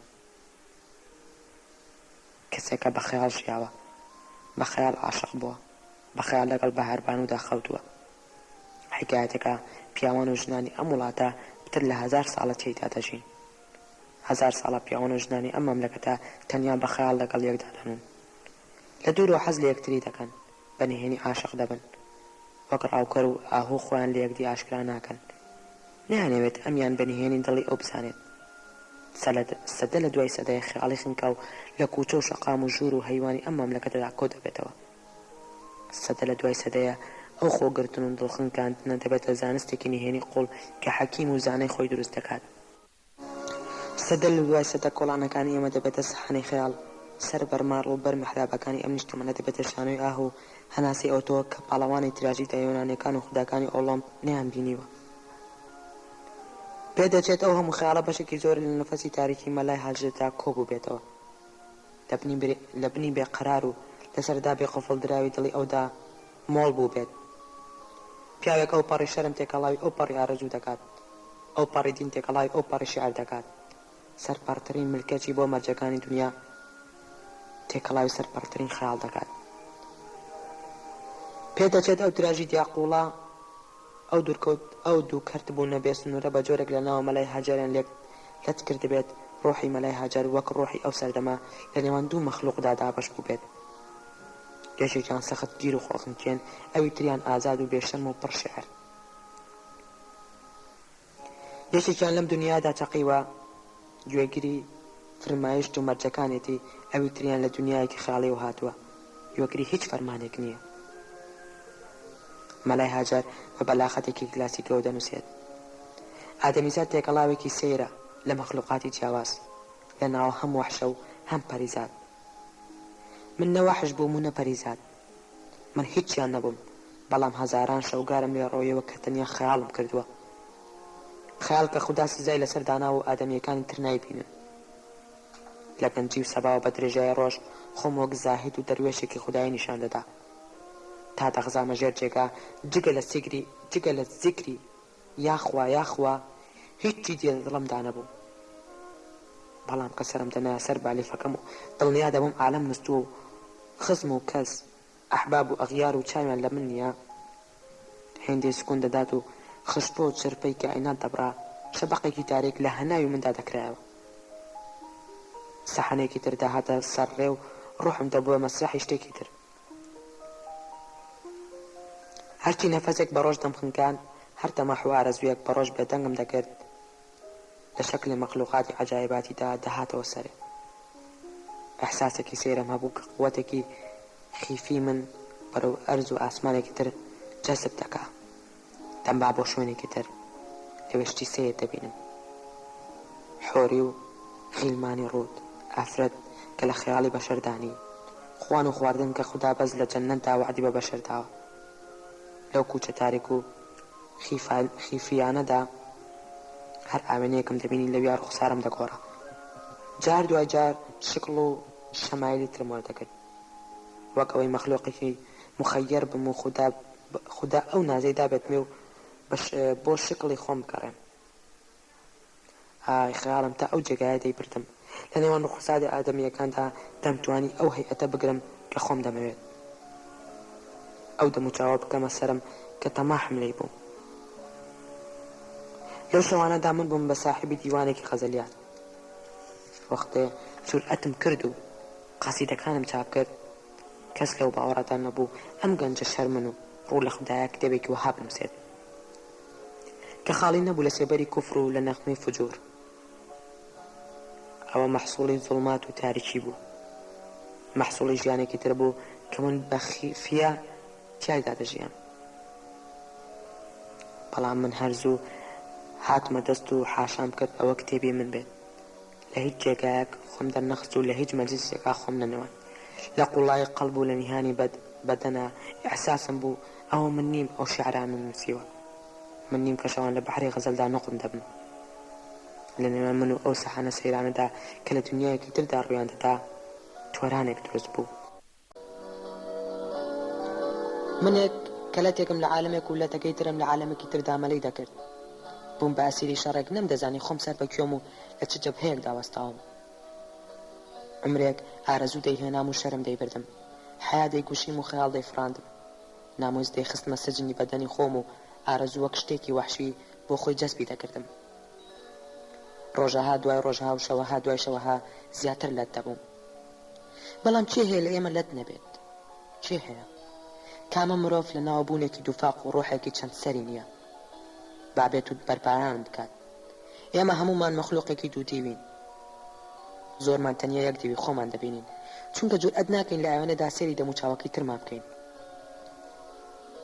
شەوێک ئەو مەخلوقەی تری من هاتە دەرێ و بێحیا و بێسەڵ خۆی پێناساندم.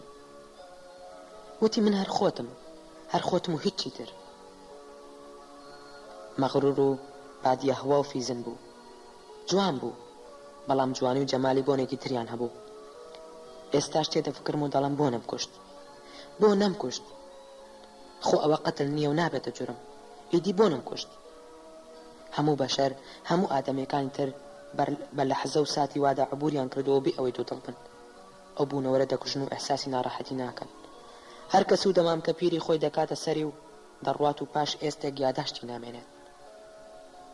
بەڵام من مەلاخەریبی هاجار کە ئێستا چەند قەدەمێک لە مردنەوە دوورم دان بەو هەقەدا دەنێم و دەڵێم من نەمتوانی ئەوە بکوژم کە خەڵکانێکی تر دەیکوژن. شتێکە کوشتنی حەقە، نەکوشتنی زەنوبی پێوەیە و کەبائیر دەهێنێت. نازانم، بەڵام خاترجەم کە شەوگەلی بێحساب و زۆرم هەبوو کە من تێیدا خاتر خەنجەردار بووم و سیلاح بەدەست دەمتوانی ئێستێک بکەم و خەنجەر هەڵکێشم، سیلاح لە بینی من و ئەو تارمایە معلوونەدا ڕاگرم. دەمتوانی دوای فجووری ئەو نەکەوم، بەڵام درۆ دەکەم. جازیبە و سیحری لەوە قەویتر بوو لە فکری شتی وادابم. وەک ئەوەی تینێکی لامونتەهای هەبێت بە میسلی ئەوەی شەپۆلانی بەحرێکی پڕ ئەسرار بێت منی دەبێت. زۆر جار نەدەستم ئیشی دەکرد و نەدەمم کە دەهاتمەوە هۆش و لە حسابی خطورەتی خەیاڵی تێدەگەیشتم. نەجەلدی من و نەعەسای من سوودیان نەبوو. هەر دارێکم لەو دەدا کسبێک لە ناوی خۆم دەهات. هەر قامچێکم لەو بێناموسە دەسرەوان، قامچیم لە ڕۆحی خۆم و بەدەنی خۆم دەسرەوان. ئێستا چەند بمێت بۆتی تەفسیر بکەم، تەفسیری نییە، بەڵام تەریخی بەشەریش تەریخی ئەو تارمای و ئەشباحانەیە کە لە خەیاڵی ئینسان ڕایان کردووە. من سوێندت بۆ دەخۆم کە لە عیقابی بێوچانی خۆمدا درێغیم نەکردووە، بەڵام دڵم بە جۆرێ ئارەزوی و دایکی سیحرباز و بەڕێستانی دەکرد گەر ئارەزوی ویساڵم لە قیامەتیشدا هاتوۆتە دی دەبایە حاصڵی کەم. من بە هەموو زەڕێکی وجودم حەزم لێ بوو. حەزی لەو جۆرەش سەر بەلامەکان و لازەمانە کە شەوێکی مانگەشە و ئەو گەنجە غەزەل گۆیا هات لە ناخی شەوەکانی منەوە دەردەچوو. ئەو سیما و هەیئەتەی هەبوو کە دەشیا گەرم و خەیەر بم، من بۆ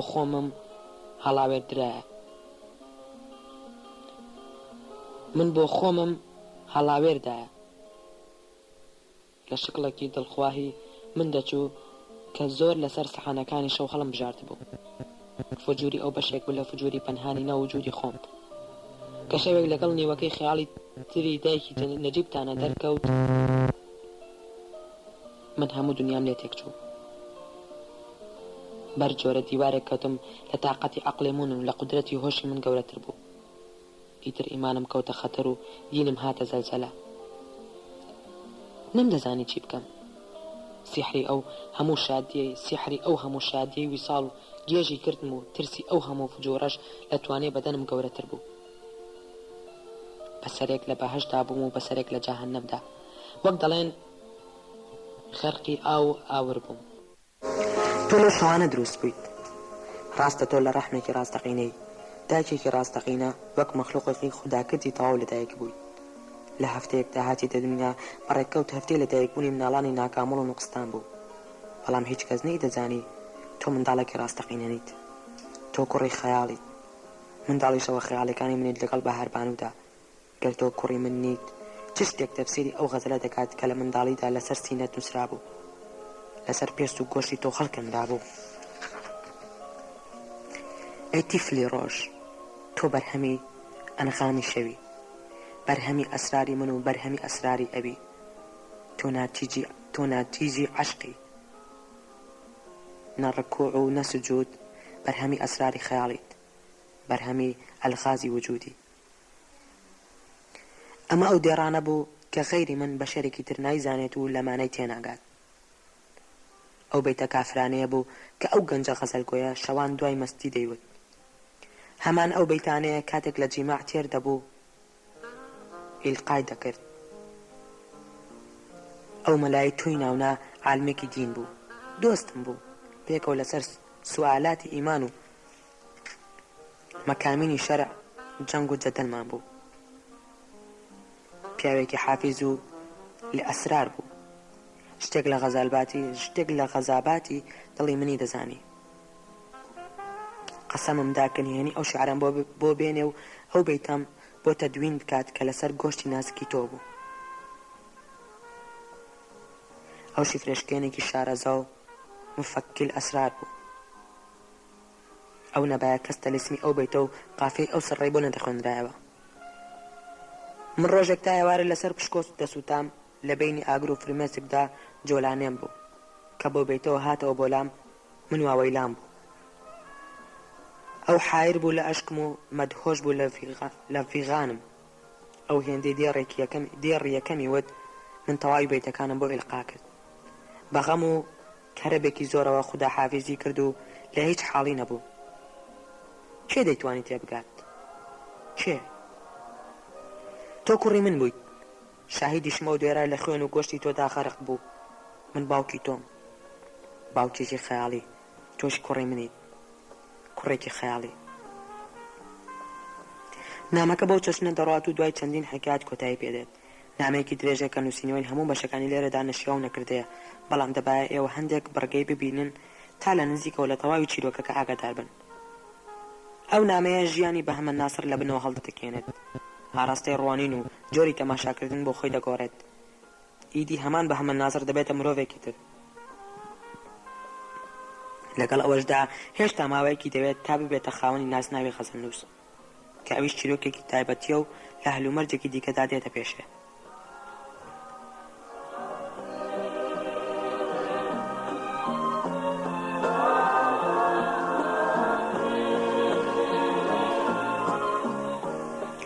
تریفە بەحری و مافورەکان ساڵی 1986 بۆ 1987. دوای مردنی زاهیریا بەحری گەلێک ڕووداوی ناخۆش ڕۆیاندا کە تریفیان ناچار کرد ماڵ بەجێ بهێڵێت و ڕووبکاتە ئەو کارخانە چکۆلانەی مافور. دوای مردنی سەمیرەی دایکی قاتی سەرەوەی باڵەخانەی یا بەحریەکان چۆڵ بوو. دەبایە تریفەش خۆی بۆ تاقیکردنەوەی سەختی بە کەلۆری ئامادە بکات. ئەو بەڕێنمایی فەوزی ئاسەمی گواستیەوە بۆ نهۆمی دووەم تا لەوێدا بێقێڕە و دوور لە هەرا و هوریای جەوهەر خەیاڵ بخاتە سەر خوێندنەکەی. تا زاهیریا بەحری مابوو هێزێک هەبوو جەوهەر حسابی وە بکات و لێ بترسێت. بەڵام شەوێک کە تەرمەکەی زاهیریان لە خەستەخانەوە هێنایەوە یاساکانی یاریەکە سەر لەبەر گۆڕان. هیچ شتێک نەبوو ئەو جانەوەرە ڕابگەڕێت کە مردنی باوکی کردبی بە فەرماندار و داربەدەستی ماڵ. دوای ئاشکرابوونی وەسێتەکەی زاهیریا بەحری جەوهەری سورفل بە چاوەشێت و نیگا شەیتانیەکانیەوە کە ئەو کات گەنجێکی شەهوەت باز و داوێن پیسی لێ دەرچوو بوو وەک دێوانەیەکی بەڕەڵای لێهات. جووتێک برۆی زەرد و ئەستوری هەبوو، باڵایەکی بەرز و گۆشتێکی پتەوی ماسولکەدار. خیزە و مرخەمرخی سنگی ئاژەڵێکی شێتیان بیر مرۆڤ دەهێنایەوە کە لە دەشتێکی بەریندا لە دەست هەندێک ڕاوکەر هەڵبێت. هەواڵی وەسێت نامەکەی باوکی وەک تەورێکی تیژ بەڕۆحی کەوتە بوو. گەر گوێزانێکی تیژیان بە دڵیدا بهێنایە هەر هێندە زامدار و هەر هێندەش خوێندەڵێن دەردەکەوت. فەوزی ئازەمی لە زووەوە ئاگاداری نهادی پڕخراپی کوڕەکەی بوو، بەڵام لەو باوەڕەدا نەبوو ڕۆژێک ئەوها بێتە گایەک بە هەمووی هێزی خۆی شۆخ بە دیواری بەردین و بربەستی ئاسنیندا بکێشێت، ببێتە بەرازێکی ئەوتۆ حرمەتی هیچ شتێکی مرۆڤانە نەگرێت. فەوزیە ساڵانێکی دوور و درێژ زەجری زۆری بەدەست زاهیریا بەحریەوە کێشا بوو. تووڕەبوونە ناکاوەکانی ئەو مێردە بێمەزاج و کەم تاقەتە تووشی جۆرە خەم و چێکی قوڵیان کردبوو. لە ژنێکی پڕ ئیمانەوە کردیوانە خانمێک باوەڕی بە هیچ نەبوو. ساڵ دوای ساڵ بەخۆی کەمتر و کەمتر دەبەوە. بە جۆرێک حەزی نەدەکرد چیتە تەماشای ڕوخساری خۆی بکات کە ئێستا لە بری جوانێکی جاران پەژارەیەکی بێبنی تیادا دەبینی. چیتر ئەو فەوزیە شۆخە نەبوو کە دنیا شیفتەی جوانی و ویقاری بوو. ئێستا خانمێک بوو خەم ڕۆژ دوای ڕۆژ دەیڕوخان و شەو دوای شەو تووشی بێخەوێکی هەمیشەیی دەکرد. دوای مردنی مێردەکەی شتەکان خراپتر تێپەڕین و ڕووداوەکان خێراتە ڕوویان لە کارە سات کرد. هەفتەیەک دوای مردنی زاهیری مێردی سەربوردی ئەوتۆ غەمبار هاتە پێش و ڕووداوی ئەوتۆ سامناک ڕوویاندا. خانمی یاسەمی دڵنیا بوو خێرێک لەو کوڕەش نابینێت، کە نازناوی تاقانەی و سامان و مڵک شێتیان کرد بوو. جەوهەریا بەحری نەدەچوو عەقڵیەوە سێیەکی ماڵ و سامانی باوکی بۆ ئەو کچە ڕەشتاڵە چکۆلانێ بێت کە هەردەم هیچ و ناچیز تەماشایان کرد بوو. هیچ کات باوەڕی نەکرد بوو ئەوە خوشکی خۆی بێت. وەک هەموو یا بەحریەکان بە گومان و سەیری ئافرەتی دەکرد، وەک مەخلوقێکی کرم ئاسا و بێبەها کە شایستەی بەزێ و ڕەحم نەبێت. بەڵام لەگەڵ هەموو ئەو دڕی و سیفاتە ئاژەڵ ئاسایانەی جەوهەردا گەرتریفە ئەوها ڕێک و ڕاست بەڕوویدا نەتەقابایەتەوە بەبێ هیچ شەرم و بەرژینێک پێی نەگوتبایە من خوشکی تۆ نیم، هیچی تۆ نیم، من کچی سەمیرا بەحریم و لە دایک و بابی تۆ نەبووم. لەوانە بۆ شتەکان سادەتر بەڕێدا بچوونایە. سەمیرا بەحری ماوەیەکی کورت بەر لە مردنی هەموو شتێکی بۆ کچەکەی باس کرد بوو.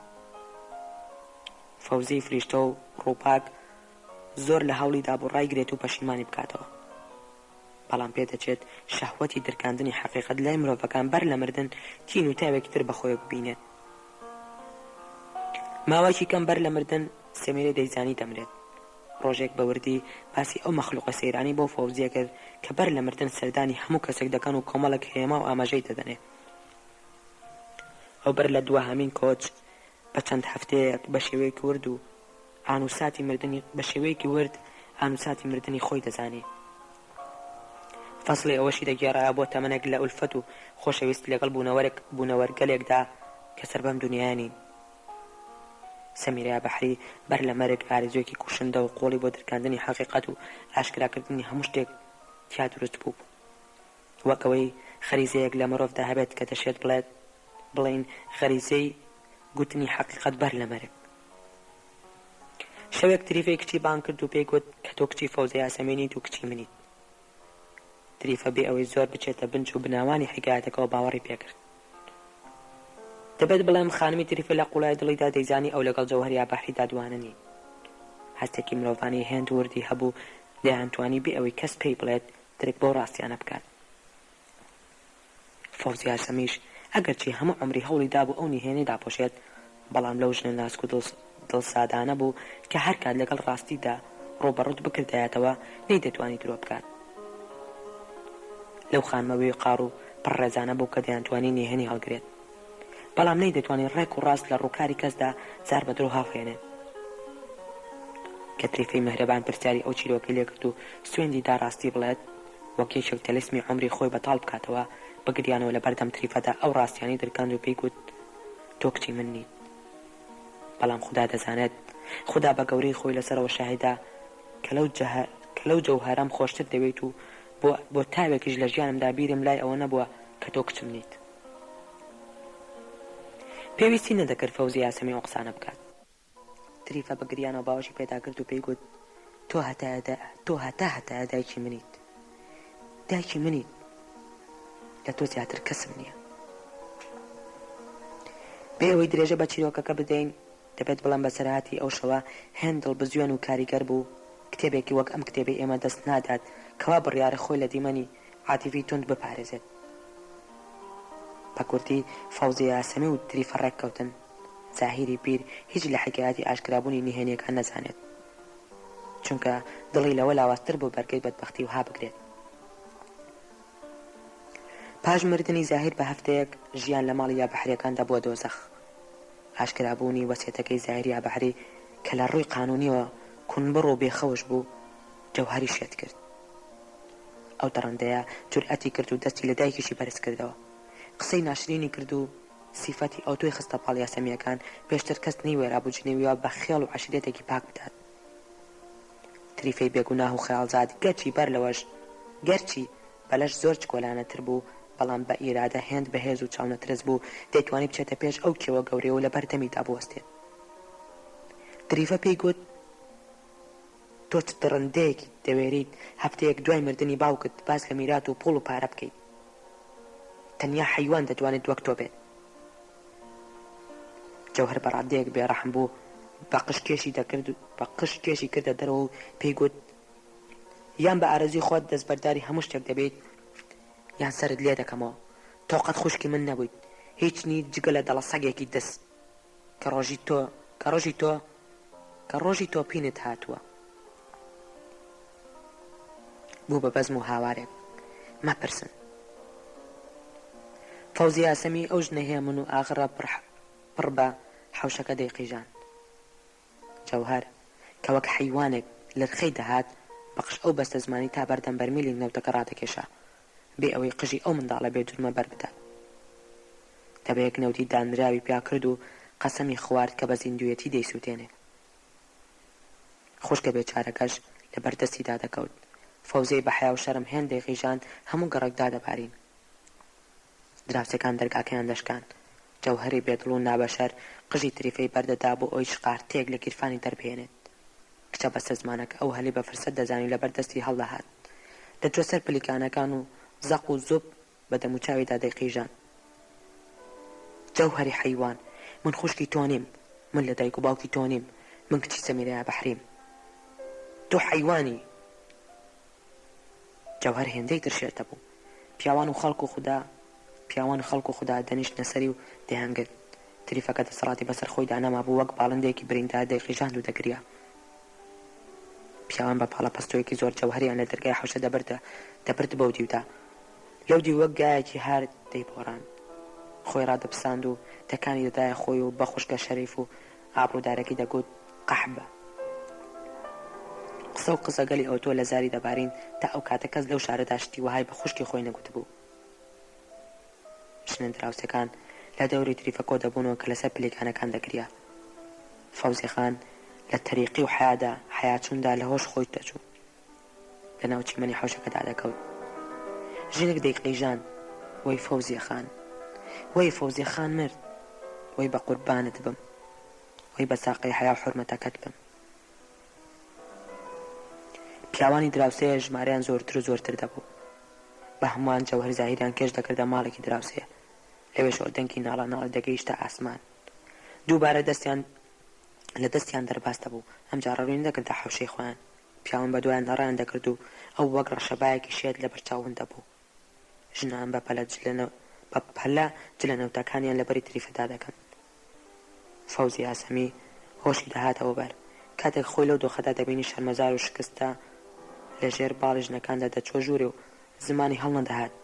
دەبێت ژنێکی وا پاک و بەشەرم لە کاتی وادا چی بڵێت. بەڵام ئەو تاقانە کوڕی کڕۆژێک مای شادی و بەختەوەری ژیانی بوو وازی نەدەهێنا. دوای چەند سەعاتێک بەخۆی و دەمانچەیەکەوە دەگەڕایەوە. بەسخوا خۆی دەیزانی گەنجێکی مناڵکاری وەک ئەو دەمانچەی لەکوێ پەیدا کرد بوو. بەر لەوەی بێتە ژوورێ بە هاتوو هەوارێکی زۆر دەرگاکەی دایە بەرکولە. ناڵای فیشەکەکان هەموو گەڕەکەکەیان بە ئاگاهێنایەوە. هەندێک پیاوی بەغیرەت دووبارە ناهاتنەوە دەست. سەر لەنوێ دەبوو هەرایەکی زۆر. سەر لەنوێ خەڵک و خوا دەبارینەوە. فەوزی یاسەمی و تریفە زاهیر هەردووکیان لە ژوورەوە دەرگاکانی لە خۆیاندا دەخست. جەوهەر بە خۆی دەمانچەیەکەوە خۆی دەکرد بە حەوشەکەدا. پیاوان دەگەیشتنە سەری و تکیان لە دەکرد دەمانچەکەی دانێت. ئەو وەک گایەکی هار بە هەر چوادەوری خۆیدا هەڕەشی دەکرد. گای هاری چی؟ وەک شەیتانێک مێشێکی لە دەستدا بێت و سەری هێسترێکی خسبێتە شوێن سەری خۆی. ناچار دراوسەیەکی مستەشار بە خۆی و پاسەوانەکانەوە دەهاتە یاریەکەوە. فەوزیە لە ژوورەوە دەگریا و تریفە لە پەنجەرەکانەوە دەیقیژاند. جەوهەر بە ئەوەی سڵ لە هیچ بکاتەوە فیشێکی بە دەرکەوت دیوار و پەنجەرەکانەوە تەنا. من دەڵام لە بەرازێک دەچوو شێت بوو بێت. ئێوە بڵێن لە سەگێک دەچوو هاری گرت بێتی. خودایە گەر ئەو مستەشارە نیشتیمان فرۆشە لوتی خۆی نەخستایەتە ئیشەکە و دەستی خۆی لەو شەوە شومە وەرنەدایە کەس نەیدەزانی چی دەقومێت. لەوانەیە ئەو کچە پاکەی کە بەشێکی چیرۆکەکەی ئێمەی دروست کردووە بووبایەتە قوربانی ئەو جانەوەرە بێلغاوە. مستەشارە من ئەسوورەکە لە فرسەتێک دەگەڕا پیاوەتی خۆی تیا دەربخات. بەخۆی و پاسەوانەکانی خۆیان کرد بە حەوشەکەدا. کەس نەیدەزانی بۆ ئاخای مستەشار لەو شەوە درەنگەدا بە تەواوی چەک و عەتادی خۆیەوە ئامادەیە. بە ڕوخساری پیاوێک بێوێت ترس بخاتە دڵی بەرامبەرەکەیەوە لە جەوهەری خۆڕی هێی کوڕە، هێی ئەو هەرایە چیە ناوتەتەوە؟ پیاوێک پیاو بێت تەقە لە خوشک و دایکی خۆی دەکات. چی بکەن و بیگرن، چەکی بکەن و بیگرن. دەی هەر ئێستا لە چاوتروکانێکا پاسەوانەکان جەوهەر زاهیریان قۆڵبەست کرد و پرتیان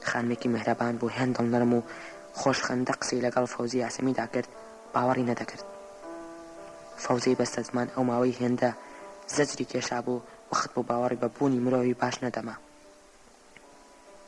ئاخر ئەوەی ئەو لە کوڕی خۆی بینی بووی کەم نەبوو کە تەلەفۆنەکەی داخستە و گوتی سوپاس بۆ باری تەعالا، هێشتا خەڵکی وها دڵڕۆن و شیرین لەفز لە دنیادا ماون.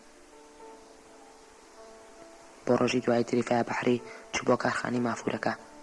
هێندێک گەیشتە ئەوێ و تەماشای یەکەم مافوری کرد، خەیاڵێکی سێر و بێوێنەی بۆ هات. تریفەیە بەحری هێندەی یەکەمین مافوری بینی تێگەیشت دەتوانێت چی بکات. لە یەکەم سەعاتەوە گنیگارکێشی مافورەکان خۆی بە هەمووان ناسان. بە خانمی گەلاوێژ و سید قادری مێردیانی گوت بەرهەمێنانی مافوری سادە و ئاسایی چ زوودێکی بۆ ئێوە نییە. ئێوە کارخانەیەکی چکۆلان لە هەرێمێکدا ئێش دەکەن کە لەسەر تاسەری دنیا بە مافور بەناوبانگە. شازادە و ئەکتەرە ناودارەکانی دنیا دێن و لەم هەرێمە فەرش دەکڕن. جوانترین قاڵی و قەشنگترین ڕاخەری دنیا بە ئاسانی لە سنوورەکانی لە سەرونەکانەوە دێن بەم دیودا. فەرش و ڕۆژەکان سەرعەتی وەستاکانی کاشان و تەورێز و کرمانە لە دەستکردی ئێرە پێ باشترە. بەرهەمی ئێوە کەمەوە توانای ئیشتان سنووردارە، لەبەر ئەوە دەبێت شتێک بکەن ناوەزە و تایبەتی بێت، شتێک بێت جیا بێت و بناسرێتەوە. دەبێت بڵێم سید قادر و ژنەکەی بە بۆچوون و بیرکردنەوەی تریفە بەختەوەر بوون. لە سەرەتاشەوە خۆیان وا بیریان دەکردەوە، بەڵام نەیان دەزانی چی بکەن. ئێستا تریفای بەحری ئەو کچە خەیاڵزادە دەیگوت من دەتوانم خەیاڵتان پێشکەش بکەم. مافورەکانمان لە ئێستا بەدووە لە مافوری هیچ جێگایەکی دیگەی دنیا ناچێت. نە لە فەرشی کارخانەی داران دەچێت و نە لە دەستکاری قاڵبکارانی خوراسان، نە لە دەستکاری قاڵی بافەکانی خۆراسان. ئیتر لەو نەخش و نیگارە کلاسیکی کۆنانە دوور دەکەوینەوە کە هەندێکیان سەدان ساڵە دووبارە دەبنەوە. لە ئێستا بەدواوە فەرشی تر دروست دەکەین، مافوری بێوێنە و قاڵی ئۆتۆ هەر کەسێک لە دنیادا بیبێنێت کارخانەی نیابیر بکەوێتەوە. تریفە بە ئەندازەیەک چاونەترس و پڕ کارەکتەر بوو، دەیتوانێت دەنگی خۆی بەسەر هەمووان دەساڵ بکات. بەڵام بە تەرسێک ناسک و ڕۆشیرینیش بوو، هەموو دەیانزانی کەسێک نییە بێوێت ئەوانەی دی وەک شێرتەستی ئەو بنوێنن. پێشنیارەکانیش بە چەشنێک ئاقلانە بوون، نەدەکرا کەس بڵێت نابێت و ناکرێت. پلانەکەی وا بوو تەونە گەورەکان و ئەمێرە سەرەکیەکان خەریکی ئیشی ئاسایی خۆیان بن، لە پاڵتا ئەو بەرپرسی فەرشێک بێت کە نەخشەکانی زادەی خەیاڵی خۆی بن. خانمی نیاژنێکی گومانکار بوو، بە پێچەوانی سید قادری نیاوە کە خۆی دەدایە دەم لافاو نەی دەپرسی بۆ چۆن دەبێت. دوای بیرێکی ورد و دوودڵەیەکی زۆر بیرۆکەکەی تریفە نەرمی کرد و گوتی نمونەیەکم بدەرێ و دواتر دەڕوانین دەشێت چی بکرێت و چی بکەین. ئەو شەوە تریفە بەحری نەخشەیەکەمی مافوری خۆی کێشا. کچێک وەک پەریزاد لە نزیک ئاوێک دانیشت بوو بە دوو چاوی پڕ خەیاڵ و کتێب دەخوێنێتەوە. کوڕێکی شۆخیش لەسەر ئەسپێکی باڵدار بەرامبەری وەستا و تەماشای دەکات. ئاسمانی ژوورسەری کوڕەکە پڕە لە ئەستێرەی گەورە گەورە و درەختی خوڕافی، ئاوی دەریاچەکەش پڕە لە ماسی جێڕین کە بە سەرسامی و سێری هەردووکیان دەکەن. فاسیلەیەک لە نێوان کوڕ و کچەکەدایە ناکۆتە و ئەبەدی دەنوێنێت. ڕەنگەکان هەستی دابڕان و بەیەکدی نەگەیشتن دەردەخەن. پولەکەی ماسیەکان یەکێ لە ڕەنگێکن و شاڵشانی کوڕەکەش لە ڕێشاڵی بریسکەدارە. شتێک لە خەیاڵ و مەستی لە چاوی هەموو بوونەوەرەکاندایە. بایەکی قایم یاری بە قژی سرەوتە، یاری بە قژی کوڕەکە و یاڵی ئەسپەشێتەکەی کردووە، بەڵام فەزای دەورێک چەکە ئارام و سرەوتە. لە ئاسۆکانیشدا هەمان بایهار یاری بە تشکێکی خەمگین و پەرێشان دەکات. ئەوە کورتی بیرۆکەکەی ئەو فەرشە بۆ کە تریفە دەیڕشت. دەبایە لە ماوەی کووردا ئەو فەرشە دروست بکەن. تریفە هەموو خەیاڵی خۆی خستە ناو ئیشەکەوە، وەک ئەوەی ئەفسون بنوێنێت و خەیاڵ لە ئاسمان ڕاکێشێت بڕ ئومێد دەینوان. ئەو خەیاڵە لافاو ڕەنگەی ئەو دەست و پەنجەی کیژە مافۆرچینینەکانی پڕ کرد لە ئارەزوو. ئەوانە ئیشیان لەگەڵدا دەکرد ویان دەزانی مەستن و با لە ڕوحیاندا هەڵی کردووە، وەک ئەوەی شەپۆل بیان هێنێت و بیان بەد بە خێرایەکی ئەفسونایی دەجوڵان. وردەکارەکانی تریفە کچە قاڵی بافەکانی سەرسام کرد، وەک ئەوەی شتەکان لەسەر لەو حەکی خەیاڵی چنرابن و بە سانتیم ئەو سانتیم بە سانتیم هەڵیان گرێت و بیان خاتە سەر ئەو مافورە. چاوی لێک دەنا و ڕێز بە دوای ڕێز دەیزانی دەبێت ئامێرەکان چی بکەن و جۆڵەکان چ دەزوێک ڕاکێشن و لە مەودای سەرە دەزوێکدا چ ڕەنگێک بڕواتە پاڵ چ ڕەنگێک و چ هێڵێک لە چ هێڵێک بترازێت. وەک ئەوەی هاریکاری دێرینی وەستە ئەرمینیە کۆنەکان و خەلفەژنی پێت پێشدەستی قاڵیچنە بەڕاوباکەکانی تورکمانستان بوو بێت. لە مافوری یەکەمەوە ئەندازەی باپەت و تێکەڵاوی ڕەنگەکانی بە جۆرێکی هێندڕێک هەڵدەسەنگاند. وەستا باشەکانی قاڵی و فەرش فڕۆشە شارەزاکان ئاسان نەیان دەتوانی عیب لە نیگارەکانی بگرن و لا نەخشەکانی داگرێ بدۆزنەوە. ئیلهامی شتەکانی لە خەیاڵێکی سافەوە بۆ دەهات کە شەوان بەدەم خەویشەوە تیایدا دەژیا. ئەو ماوەی کاریگەر نەیهێش کەس مافورەکە ببینێت. دەیگوت جوانی ڕاستەقینە شتێکە وەک بروسکە، دەبێت کەش وها بڕەخسێت تا ئیشی خۆی بکات و گورزی خۆی بۆشێنێت. بە قاقاوە بە کچەکانی دەگوت: کچی دایکم، جوانی خۆ ئاو نییە قومقمبی خۆیتەوە، جوانی ڕمێکی تیژە و ناگەهان دەتپێکێت. ئێمە دەبێت ئاوها خانمی نێو عەبدولقادری مێردی بپێکین. تریفە بە پێوەری پیاوانی ئەم شارە جوان نەبوو، بەڵام ناسکیەکی هەبوو هەموو کەسی دەبزوان. هاتنی تریفە بۆ کارخانەی مافورەکە هەمووانی دڵخۆش کرد. زۆر جار کشە کرێکارە بەدبەختەکانی دەخستە سەر هەوای پێکەنین و تریفەی بێبڕانەوە. هەموو دەیان گوت بەر لە تۆ ئێمە قەت پێ نەدەکەنین. دوای مامنبوونێکی سێر و کارکردنێکی بێوچان مافورەکە تاوا بوو. ئەو بەیانەیە کە دەبایە مافورەکە نیشان بدەن هەمووان خۆیان گۆڕی بوو لە بەردەم ئیشەکەدا وەستا بوون. تریفە کەمێک ڕەنگ زەرد و پەشۆکاو دەینوان.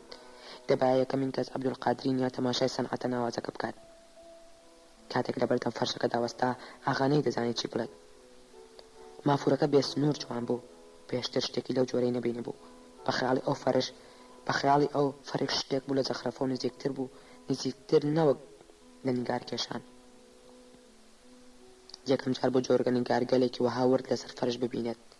ئەگەر چی لە منداڵەوە لە کۆگا و بازاردا سەرقاڵی کڕین و فرۆشتنی شتی ماڵ بوو، بەڵام خودی ئەم فەرشەی وەک وردە ئەتەمینێک دەبینی کە خەیاڵی فریشتێک بایدا بێت نەوەک دەست و پەنجەی ئەم کچە سادە و هەمگینانە. چەندین جار دەستی لێدا و ئەم دی و ئەو دیوی کرد بۆ ئەوەی دڵنیا بێت ئاخۆ ئەوەی دەیبینێت ڕاستەیان خەیاڵ. نیگاریان فەرش ئەتەمینێکی وردەیان قاڵیەکی ڕاستەقینەیە. بێ ئەوەی هیچ بڵێت چەند جارێک بە دەوری مافورەکەدا دەسوڕایەوە، چەندین جار سەری بالدا و چەند جارێک هەناسی هەڵدەکێشا. دوجاریش بێ ئەوەی هیچ بڵێت شوێنێکی بەجێ هێشت و ڕۆیشت. حاڵی خانمی نیا لە عەبدولقادری مێردی باشتر نەبوو. وەک بینینی مافورەکە گێژی کرد بێت و نەتوانێت هیچ بڵێت، وەک تۆپڕتای لێ هات بێت و سەر ئێشی گرت بێت. دەستی کرد بەسەری و ئاهێکی لێ دەرهات و دوو سێ جار گوتی: خوایە گیان. بێ ئەوەی هیچ بڵێت دوورکەوتەوە. ڕۆژێک تێپەڕ و کەس قسەی لەگەڵ تریفەدا نەکرد. ئەو شەوە تریفەیە بەحری خەوی لێ نەکەوت. بۆ ڕۆژی دوای خانمی نێو عەبدولقادری مێردی بانگیان کرد و بەرامبەر خۆیان لە کورسیەکی چەرمی گەورەدا داهێنا. سەرەتا عەبدولقادر پێی گوت: کچم تریفە، دەزانم ئێستا حەز دەکەیت ڕای ئێمە لەسەر فەرشەکە بزانیت. هەردووکمان ئاگادارین تۆ بەدڵ و بەجان ئیشت لە مافورەکەدا کرد. گلەیمان لە تۆ نییە، گلەیمان لە جوانی مافورەکە نییە، بەڵام شتێکی تێدایە لە مافوری ئاسایی ناچێت، شتێکی سێر کە ناتوانین بەتاوی ناوی بنین. گەلاوێش خان دەستی بە نێوچەوانەوە گرتبوو، گوتی: شتێکی تێدایە بەکەڵی بازار نایەت، زیاتر لە تابلۆی نیگارکێشان دەچێت. فەرش جۆرێکی ترە، فەرش بەبێ زەخرەفە نابێت، لەوەش بترازێت هەست دەکەم ئێجگار جوانە. هێندە جوانە مرۆڤ لێی بترسێت، هێندە جوانە مرۆڤ نازانێت چۆن نرخی لەسەر دابنێت. تریفە بەدەنگی کریاوە گوتی: من دڵنیام بۆ بازار دەبێت، دڵنیام بینێرنە بازار و ببینن، خەڵکێک لێمانی دەکڕن. سەید قادرینیا دەستی قسە سەرشانی گوتی: تریفە، تۆ بە هەڵە تێگەیشتوویت، ئێمە دەزانین بازاری دەبێت، دەزانین دەفرۆشرێت، بەڵام دەرەنجامەکەی چییە؟ تۆ بیرت لە دەرەنجامەکەی کردوێتەوە؟ تریفە وەکەوەی لە هیچ تێنەگات سێرێکی گەلاوێشخانی کرد و گوتی: تێناگەم خانم جان، هیچ تێناگەم. گەلاوێش پێی گوت: دڵنیام داوای فەرشی ترمان لێ دەکەن، دڵنیام بەرپرسە بەرزەکان و مستەشارەکان و پیاوانی حکومەت داوای ئەم نمونەیە دەکەم، دوای ئەم نمونەیە دەکەون، ئیتر پێیان دەکرێتەوە ژیانمان لێ تێک دەکەن، ژیانمان لێ تاڵ دەکەن. من و قادر حەز ناکەین ئەوانە ببینین، لە دەردی سەری زیاتر هیچی تریان بەدواوە نییە. دوای ئەوە خۆتۆ تا دنیا لێرە نامێنیتەوە. لەم کارخانە پیس و پوخڵەدا دانانیشیت و فەرش بۆ من دروست بکەیت، دەبێت بڕۆیت فریای ژیانی خۆت بکەویت، بەتەنگ دایکە داماوەکەتەوە بێت. دوای ئەوە مافورەکە شتێکی تێدایە لە تلیاک دەچێت، مرۆڤ کێش دەکات، بەرەو خەیاڵ ڕای دەکێشێت، بەرەو دنیایەکی تر. خوایەکیان چیت بۆ باس بکەم؟ کچم، هەموو کەس بەرگەی ئەو خەیاڵانە ناگرێت. تریفە ئێستا لە خۆشیدا پێ دەکەنی دڵنیا بوو کێشی فەرشەکەی ئەوە نییە ناچیز و ناڕێک بێت بەڵکو ئەوەیە کە قەشەنگ و بێوێنەیە بە جۆش و خۆشی هەرزەکارێکەوە هاواری کرد ئاسانە خانم باوەڕت بێت زۆر ئاسانە لێرە فەرش نافرۆشین لەبەر دەرگاکە دەنووسین فەرش نافرۆشین یەکێک دەکەین بە وەکیل هەر کەس هات دەڵێن فەرشمان نییە پارەی زۆری دەخینە سەر با نرخەکەی لێرە لە نرخی بازار بەرزتر بێت باوەڕت بێت خانم ئاسانە با مەوەک تاقیکەین و ببینین خانمی گەلاوێج و سید قادرینیان نیان دەزانی چی بڵێن حەزیان دەکرد سنووری بازارەکان گەورە بکەن شتی نوێ بهێنن زیاتر بفرۆشن و ئامێری تازە بۆ کارخانەکە بکڕن بەڵام لەوە دەترسان بکەونە بەرچای ئەو هەموو دز و درۆزنەی لەم شارەدا بڵاوبوونەتەوە دوای چەند ڕۆژ بیرکردنەوە دوای ئەوەی مافورەکە ئەنیشانی چەند فەرش فرۆشێکدا هەندێک هاوڕێی بەسەلیقە قسەی خۆیان تیادا کرد گەیشتنەوە بڕوای دەستی تریفە ئازاد بکەن و لێگەڕن بێ بەربەست مافور دروست بکات هەموو شتێک باش بەڕێوە چوو زۆر شتی جوانیان بینی و زۆر شەوی شاد و خەیاڵیان بردەسەر بازاڕیان بێوەنە و فرۆختیان بێ ئەندازە بوو کاڵایان گەیشتە دەفەری دوور و سەرزەمینی دیکە ساڵانێک دوور و درێژوان دەزانی ئەو بڕیارە باشترین و بێوێرانەترین بڕیارە دابێتیان بەڵام نا دوای تێپەڕینی چەند ساڵێک ئێوارەیەک سێپیایی و پۆشناخ هاوڕەنگ و سمێڵ ڕەش لەبەر دەرگای کارخانەیەک دابەزین ئەو ئێوارەیە تێگەیشتن ئەو بڕیارە هەڵەی هەرە گەورەی زیندەگی و فریوی هەرە ترسناکیشیانیان بووە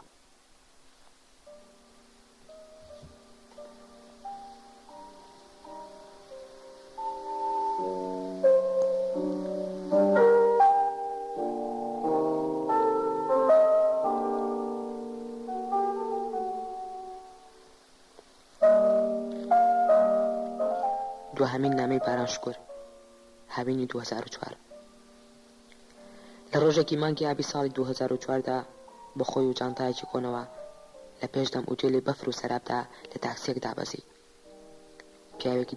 پیاوێکی درێژی باریک لە پانتۆڵێکی تۆزاویدا باڵای لەسەر و 2 مەترەوە بوو قژێکی سپی درێژ و دەموچاوێکی ساف و پاکتاشراوی هەبوو سەر و سیمای هەموو تۆز و خۆڵی ڕێگا بوو لەگەڵ پیسی و ناڕێکی جلەکانیدا لەگەڵ لاڕی و لاوەتی جەستی داشتێک لە ڕوخساریدا بوو پادشا و ئەمیرە کۆنەکانی بیری مرۆڤ دەهێنایەوە لەوە دەچوو دیمەنی ئەو ژارە گێژی کرد بێت لە تاکسیەکەدا بەجێ و جانتاکەی لە سندوقەکە دەرهێنا چاوانی بە ئەندازەیە کراوە بوون پێدەچوو هەر ئێستا شتێکی ترسناکی بینی بێت بە ماندووبوونێکی زۆرەوە وەک یەکێک لاشەیەک ڕاکێشێت جانتاکەی بەرەونە ئوتێلەکە ڕاکێشا دوای 24 ساڵ یەکەم جاری بۆ بگەڕێتەوە کە پاسپۆرت و شناسنامە ئینگلیزیەکەیدا بە خاون ئوتێلەکە دەنگێکی خەمگینی لێوە هات وردەیەکی کورت و خنکاو خاون ئوتێلەکە پیاوێکی چکۆلانی سمێڵ باریک بوو لەو سمێڵانەی لە نیوە دێڕێکی قرتاوی سەرنامەیەکی بۆ وەردەچن کابرا سەری هەڵبڕی وەک بوونەوەرێکی ناسروشتی مەخلوقێکی ناشرین ببینێت سەردەخێنەیەکی پیسی کرد شتێکی چەپڵ لە ڕوخساریدا بوو مەکرێکی تێکەڵاو بە گومان و دڵپیسی هەر کاتێکێک لەم کوردانی ئەوروپای بدیایە نەی دەتوانی پێنەکەنێت هەموو ئەوانی بە کۆمەڵێک ئاژەڵی گەشت دەزانی کە دەتوانێت بە کەیفی خۆی گاڵتە بە عەقڵیان بکات ڕقێکی گەورەی لێیان بوو بە هاوڕەکانی دەگوت تا بەم بکرێت قۆڵیان دەبڕم ئەی چۆن ئەوان چین کۆمەڵێک جانەوەرن پارەی مفتیان دەستکەوتووە بەڵام پێدەچوو پێشتر کەسێکی وەها درێژ و لاوازی نەبینی بێت کەسی نەبینیوێت بۆ چەشنە قژ درێژ و ڕەنگ بزڕکاو بێت کابرای میوان نیگایەکی وا پەشۆکاوی هەبوو دەتگوت ئێستا لە شەڕەت فەنگێکی سەخت هاتۆتە دەرێ گەرچی بە ڕوخسار و ڕەنگی پێسیدا گەنج دیار بوو بەڵام سەری تاوەسپی بوو تا ئەو کات هەر کوردێکی گەڕاوی ڕووی لە ئوتێلەکە کردبێت هەموو لوتبەرز و فیزن بوون هەموو دیانەوێت وەک جۆرە تەیرێکی داسنقا سیر بکرێن بەڵام ئەمەیان پەشۆکاوتر و ئاڵۆستر دیارە لەگەڵ ئەو هەموو قەد و قامەتە بەرزەیدا لەگەڵ ئەو وقارە نوێنی و دەسەڵاتی سێری ناو ڕوخساریدا شێت و بێئارام دەنوێنێت خاون ئوتێلەکە بەلا قرتیە و گوتی خۆش هاتیتەوە بۆ کوردستان بیرمان دەکردی چەند ساڵە تۆ لەکوێیت بێ ئەوەی گوێ بداتە ئەو خەندە چەپەڵی سەر ڕوخساری کابرا بە کوردێکی ساف گوتی ژوورێکی هێمنم دەرێ ژوورێکی هێمن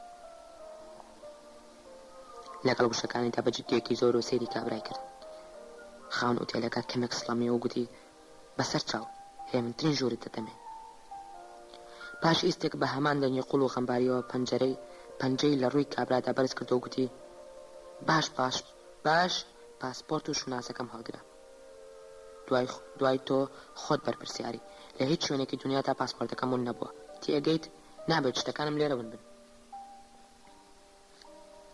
دەنگی بە جۆرێک بەهێز و نیگای بە ئەندازێک پڕوی قار و دەسەڵات بوو کابرا خەندەکەی شاردە و کەمێک گەڕایە دواوە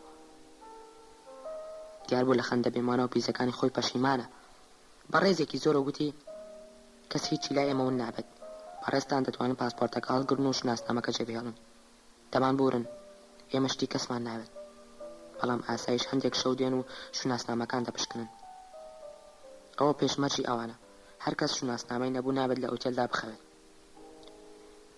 بێ ئەوەی سەیری کابرا بکات گوتی بە ئاسایشەکەم بڵێت ئەوەی شناسنامەی نەبێت ئەرزی خوددا زۆرە ئەرزی خوددا زۆر و زەبەندەیە تیا بخەوێت کابرا دڵنیا بوو ئەم پیاوە کەسێکی ئاسان نییە پێشتر میۆنی لەم جۆرەی نەبینی بوو خۆی بە ڕێزێکی زۆر ڕۆژانتاکەی بۆ هەڵگرت و بەرەو ژووری ژمارە 213 پێشی کەوت ئەوە باشترین ژووری ئوتێلەکە بوو پەنجەرەکانی گەورە بوون دیمەنەکی خراپ نەبوو کەمتر لە ژوورەکانی دیش دەنگی ماشێن و ڕێی باسی دەگەیشتێ جانتاکەی بۆ هێنایە ژوورە و بە حرمەت و گوتی بەڕێستان پشی خۆتان بدەن ئاوی گەرم هەیە دەتوان خۆتان بشۆن گەر خواردنیشتان ویست بۆتان داوا دەکەم ئەم ناوە پڕە لە چێشخانەی باش بێ ئەوەی وەڵام بداتەوە سیرێکی ژوورەکەی کرد و دەستێکی بە دیوارەکاندا هێنا و لەژێر لێوێەوە گوتی تۆ دەتوانیت بڕۆیت نەمەوێت بەتەنها بوو نامەوێت هیچ بخۆم کابرا بە ئارامی دەرگاکەی داخست و بەجێ هێشت کە کابرا ڕۆیشت بەهێمنی کراسەکەی داکەند و لەسەر لێوەری قەڵەوێرەکە دانیشت ئێستێکی کورتچاوانی لێکنا و هەناسەیەکی قوڵ وەک هەناسەی یۆگیەکانی هەڵکێشا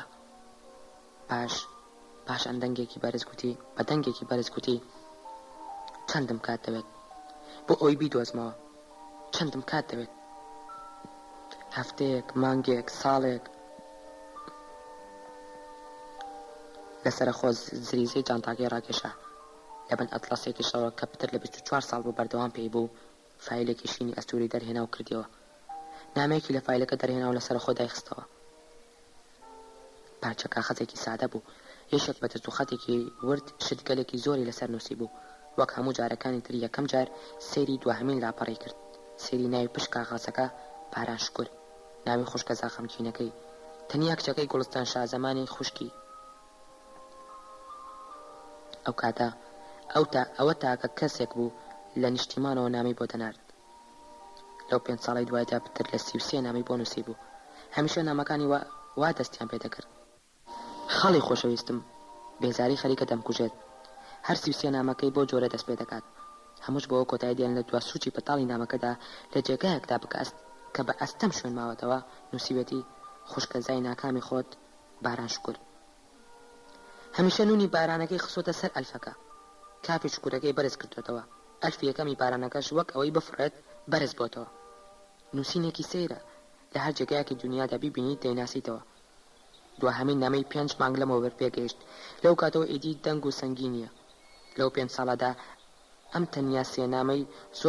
تەنیا سێ نامی زۆر کورتی بۆ نووسی بوو دڵنیاش نەبوو ئاخۆ نامەکانی گەیشتون یان نا بەڵام باران وەک دڵنیا بێت ئەوەی بەرامبەر گوێی لێ دەگرێت و دەیخوێنێتەوە نامەکانی بە قوڵی و ڕاستگۆیی بۆ نووسیوە کاتێک دڵنیا بۆ ئیدی نامی دیکەی بۆ نایەت بڕیاریدا بگەڕێتەوە و سۆراخی بکات لەبەر هۆیەکی نەزانرا و لەبەرەوەی ترسێکی قوڵ و ناوەکی ڕۆژ دوای ڕۆژ سەفەرەکەی دوادەخست هەندێک ڕۆژ لەبانێ و تا ئێوارێ بەڕۆخی دەریادا پیاسی دەکرد شعڕوانی هاتنی نامەیەکی تر بوو ئێواران دەچوە سەر بەردێکی گەورەی نزیک کەنار و قسەی لەگەڵ زەریادا دەکرد لەو 24 ساڵەدا فێر بوو کە دەبێت قسە لەگەڵ شتێکدا بکات لەگەڵ پەرتێکدا یان گوڵێک یان باڵندەیەک بەر لەو نامانە پەیوەندێکی بە کوردستانەوە نەمابوو هیچ پەیوەندیەک نەیویست بوو شتێک لە وڵاتەوە ببیستێت هەتا هاوڕێکی کوردیشی نەبوو لە سەردەمی کاراساتە گەورەکاندا سەراسیمە بەرامبەر تەلەڤیزۆنەکان دانیشت بوو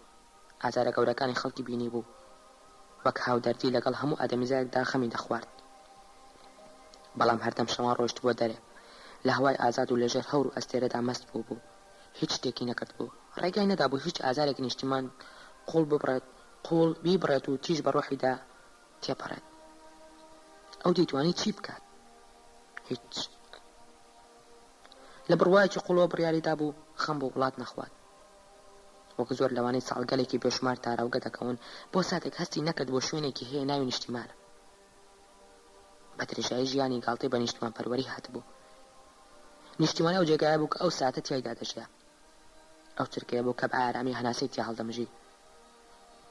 زۆربەی ڕۆژ قشی دەشت، ڕیش و سمێڵی دەتاشی، جلی چەرمی لەبەر دەکرد و سوار ماتۆرێک دەبوو وەک شێت بەسەر ئۆتۆبانە دوور و درێژەکاندا دەڕۆی.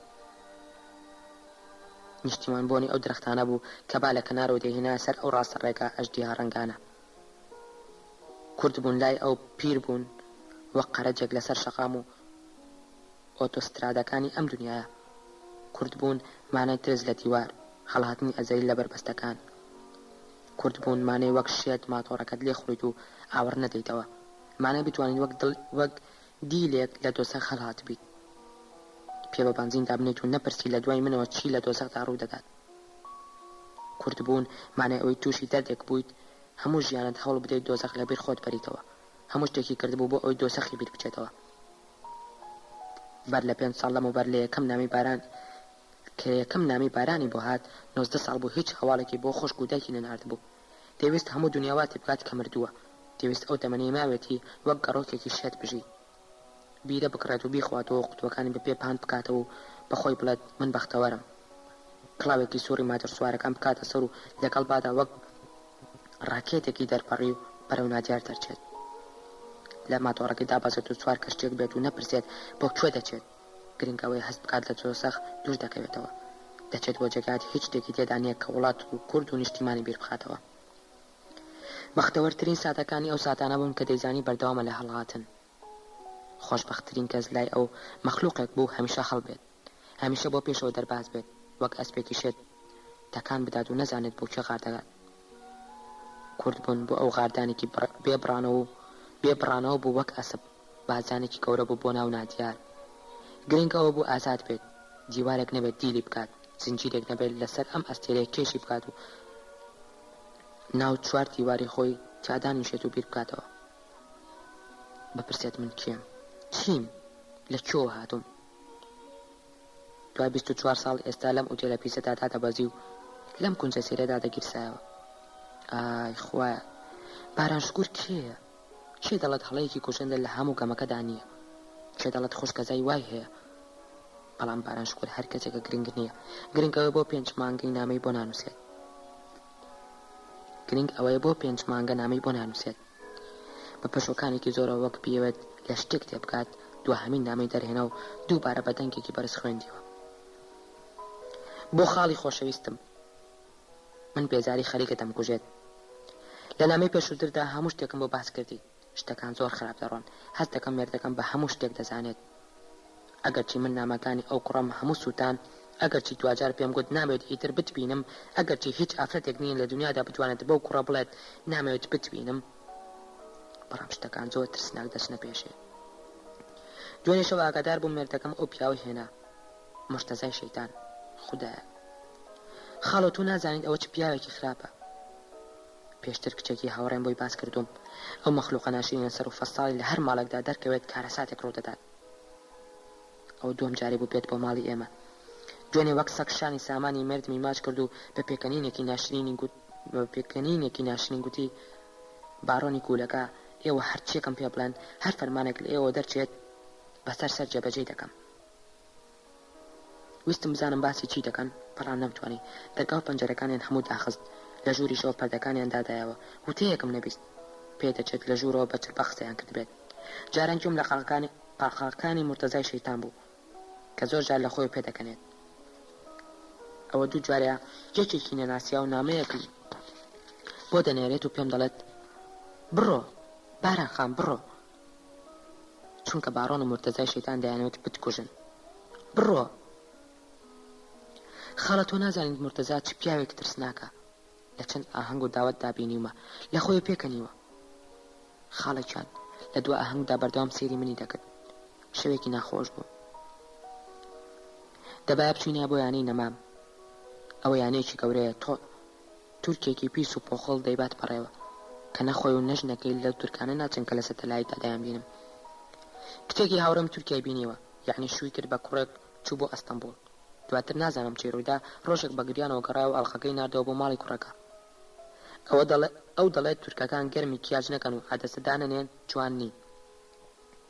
ئای خوایە خەریکە وەک هەمیشە سەری تۆ بەشتی پرۆپۆز دەشێوێنم دەیەشێنم، بەڵام من لێرەدا لەناو ئەم ژن و پیاوانەدا لە شتی پرۆپۆز زیاتر هیچی تر نابیستم. ئەو شەوە شەڕێکی گەورە بوو لەسەر ئەوەی تورکەکان جوانترینن یان ئێرانیەکان. خودای گەورە پیاوەکان هەموو چرپە چرپیان دەکرد و پێدەکەنین، ئێمە ژنەکان هەموو دەمانزانی دەڵێن چی، اینجا ئێمە ژنەکانیش هەموو چرپە چرپێکمان کرد و پێکەنین.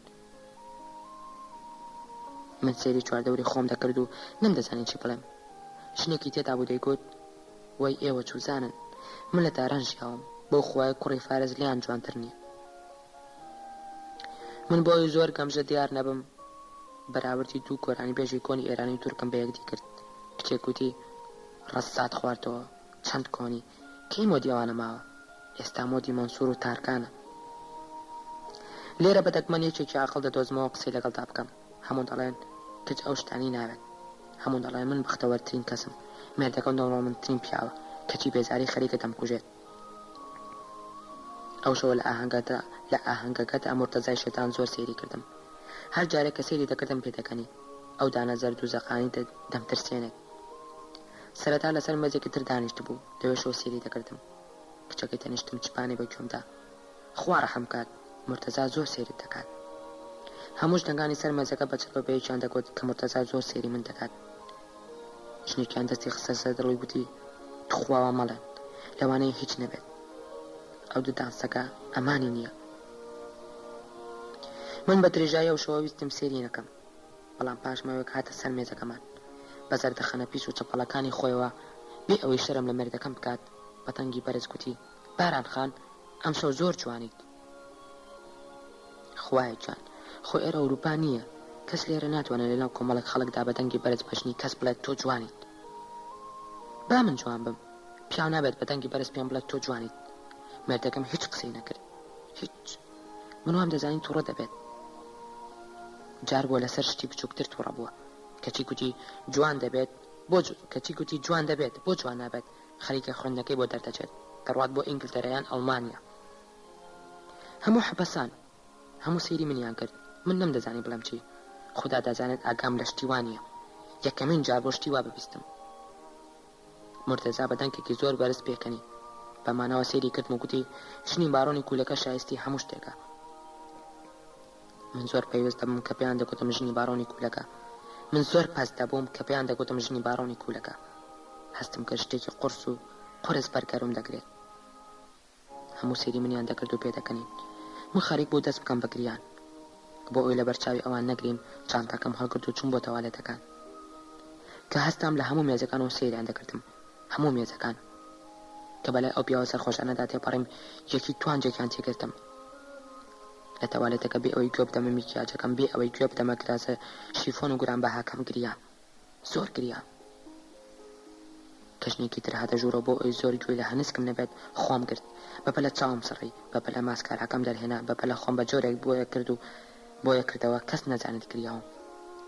بەڵام هەر کەس سێری بکردمایە دەیزانی گریاوم. ئەو شەوە ئیتر قسەم نەکرد کە گەڕاینەوە مێردەکەم مەست بوو. کە مەست دەبێت دەتوانێت باشتر درۆ بکات. پیاوەکانی ئێرە کە مەست دەبن باشتر درۆ دەکەن. هەموو ئەو درۆیانەی بە هۆشیاری بۆیان ناکرێت بە مەستی دەیکەن. لە ئۆتۆمبیلەکەدا بە منی گوت خرپنجان ئەی چۆن دەتنێرم بۆ ئەڵمانیا، هەمان وا دەکەن، ژن و کچی خۆیان دەنێرم بۆ دەرەوە، تو بۆوانەکەی خۆ تۆ لەوان کەمتر نیت. تو ناڵێت خاڵێکمەیە لە خارج چی دەکەیت؟ ماوەیەک بچ بۆ لای ئەو. من دەمزانی درۆ دەکات. پێم گوت بۆ درۆم لەگەڵا دەکەیت؟ بۆ؟ من ژنی تۆ نیم. من ژنی تۆم. بەناسکی سێری کردم و گوتی وەش بەبەجات چۆن دەتوانم درۆ لەگەڵ تۆ تا بکەم؟ اینجا بە خێرایی لێی خۆڕی، بە خێرایی وەک ئەوەی تووڕە بوو بێت، وەک ئەوەی گاڵتەی بە من بێت، گاڵتەی بە هەموو قسەکانم بێت. لە ناکەو ئۆتۆمبیلەکەی وەستان و پڕ بە دنیا قیژاندی. ئەی تۆ چۆن دەتوانیت درۆ لەگەڵ مندا بکەیت؟ تۆ. من دەستم کرد بە گریان و هیچم نەگوت. نەمدەزانی چی بڵێم، نەمدەزانی ئەو ڕاست دەکات یان من. ئەو شەوە بەجیا خەوتین. لەو شەوە دەترسم. خاڵە جان خۆزگە تو لێرە دەبوویت ئێستا لێ دەترسم ئێستا لی دەترسم هەر شتێکم بۆ ڕوون بێتەوە بۆت دەنووسم هەر شتێک هیوادارم لێم جوێر نەبیت دەزانم دێیتەوە من دەزانم گرنگەوە بتبینم باوشت پێدا بکەم خەم لە من مەخۆ خەم لە خوشکە زەخم جینەکەت مەخۆ ئەگەرچی هەندێک جار زۆر هەست بە لاوازی دەکەم بەڵام هەندێک جار هەست دەکەم زۆر بەهێزم ئەگەرچی هەندێک جار هەست بە ترس دەکەم بەڵام هەندێک جار هەست دەکەم لە هیچ ناترسم دەبێت ئاگات لە خۆت بێت لێرە دەڵێن ئەوروپا زۆر ساردە هەندێک جار لە سەتەلایتەکاندا سێری کەناڵەکانی ئێوە دەکەم دەڵێم خوایە چەند خۆشە خاڵم لەو جێگا خۆشانە دەژی دەبری من ئاگات لە خۆت بێت زۆر نامی ترت بۆ دەنێرم بەڵام هەرچێک بوو نیگەران مەبە وعدم بەرێ نیگەران نەبیت باشە چاوانت مات دەکەم خوشکەزای ناکامی خۆت باران شکر 100 جار ئەو نامەی خوێندبووەوە شتێکی ئۆتۆ گرنگی تیانە بوو کاغەزێکی سادە بوو کچێکی سادە نووسی بووی نامەیەک بوو وەک هەموو نامەکانی دیکەی دنیا بەڵام هەر جارێک دەیخۆندە و دڵی لەت دەبوو لە ڕێگەی نامەکانی ئەوە زانێ بووی کە خوشکەکەی مردووە کچێکی تەنیا بوو نەدایکی هەبوو نەباوکو نەبرا ڕەنگە ئەو بێکەسی وای کرد بێت هانا بۆ ئەو بەرێت بەڵام بۆ 5 ساڵ بەڵام بۆ 5 مانگە هیچ نانێرێت بۆ هەستاو لە پەنجەرەکەەوە سێری گۆشەیەکی بچووکی ئەو شارەی کرد هیچ شتێکی لە شاری یادگارەکان نەدەچوو شارێکی تر بوو دەستێکی تر لە دیوارەکانی ژوورەکەدایەوە بڕیاریدا کەمێک بخەوێت هیچ کار ماندوو بوو پتر لە 36 سەعات بوو بە تەواوەتی نەخەوت بوو هەموو ژیانی لە سەفەردا برد بووە سەر بەڵام بیری نایەت هیچ کات وا ماندوو بوو بێت خۆی نەیزانی چۆن خەوی لێکەوت کە بە ئاگاهاتەوە سەری بە جۆرێکی سیر بەلادەکەوت بوو سەرنجیدا 3 سەعاتە خەوتووە بەردەوام لە خەویدا لەسەر دیوارێکی دوور و درێژ و بێکۆتای ئیش دەکات لە دڵی خۆدا گوتی دەبێت سەر لە نوێن لێرەوە دەست پێ بکەمەوە ئیدی هێدی شەودا هات دەبووە هەستێت و بڕوات دەبووە نەوەستێت بەڵام نەیدەزانی بچێت بۆ کوێ و چه ئاراستەیەک بگرێت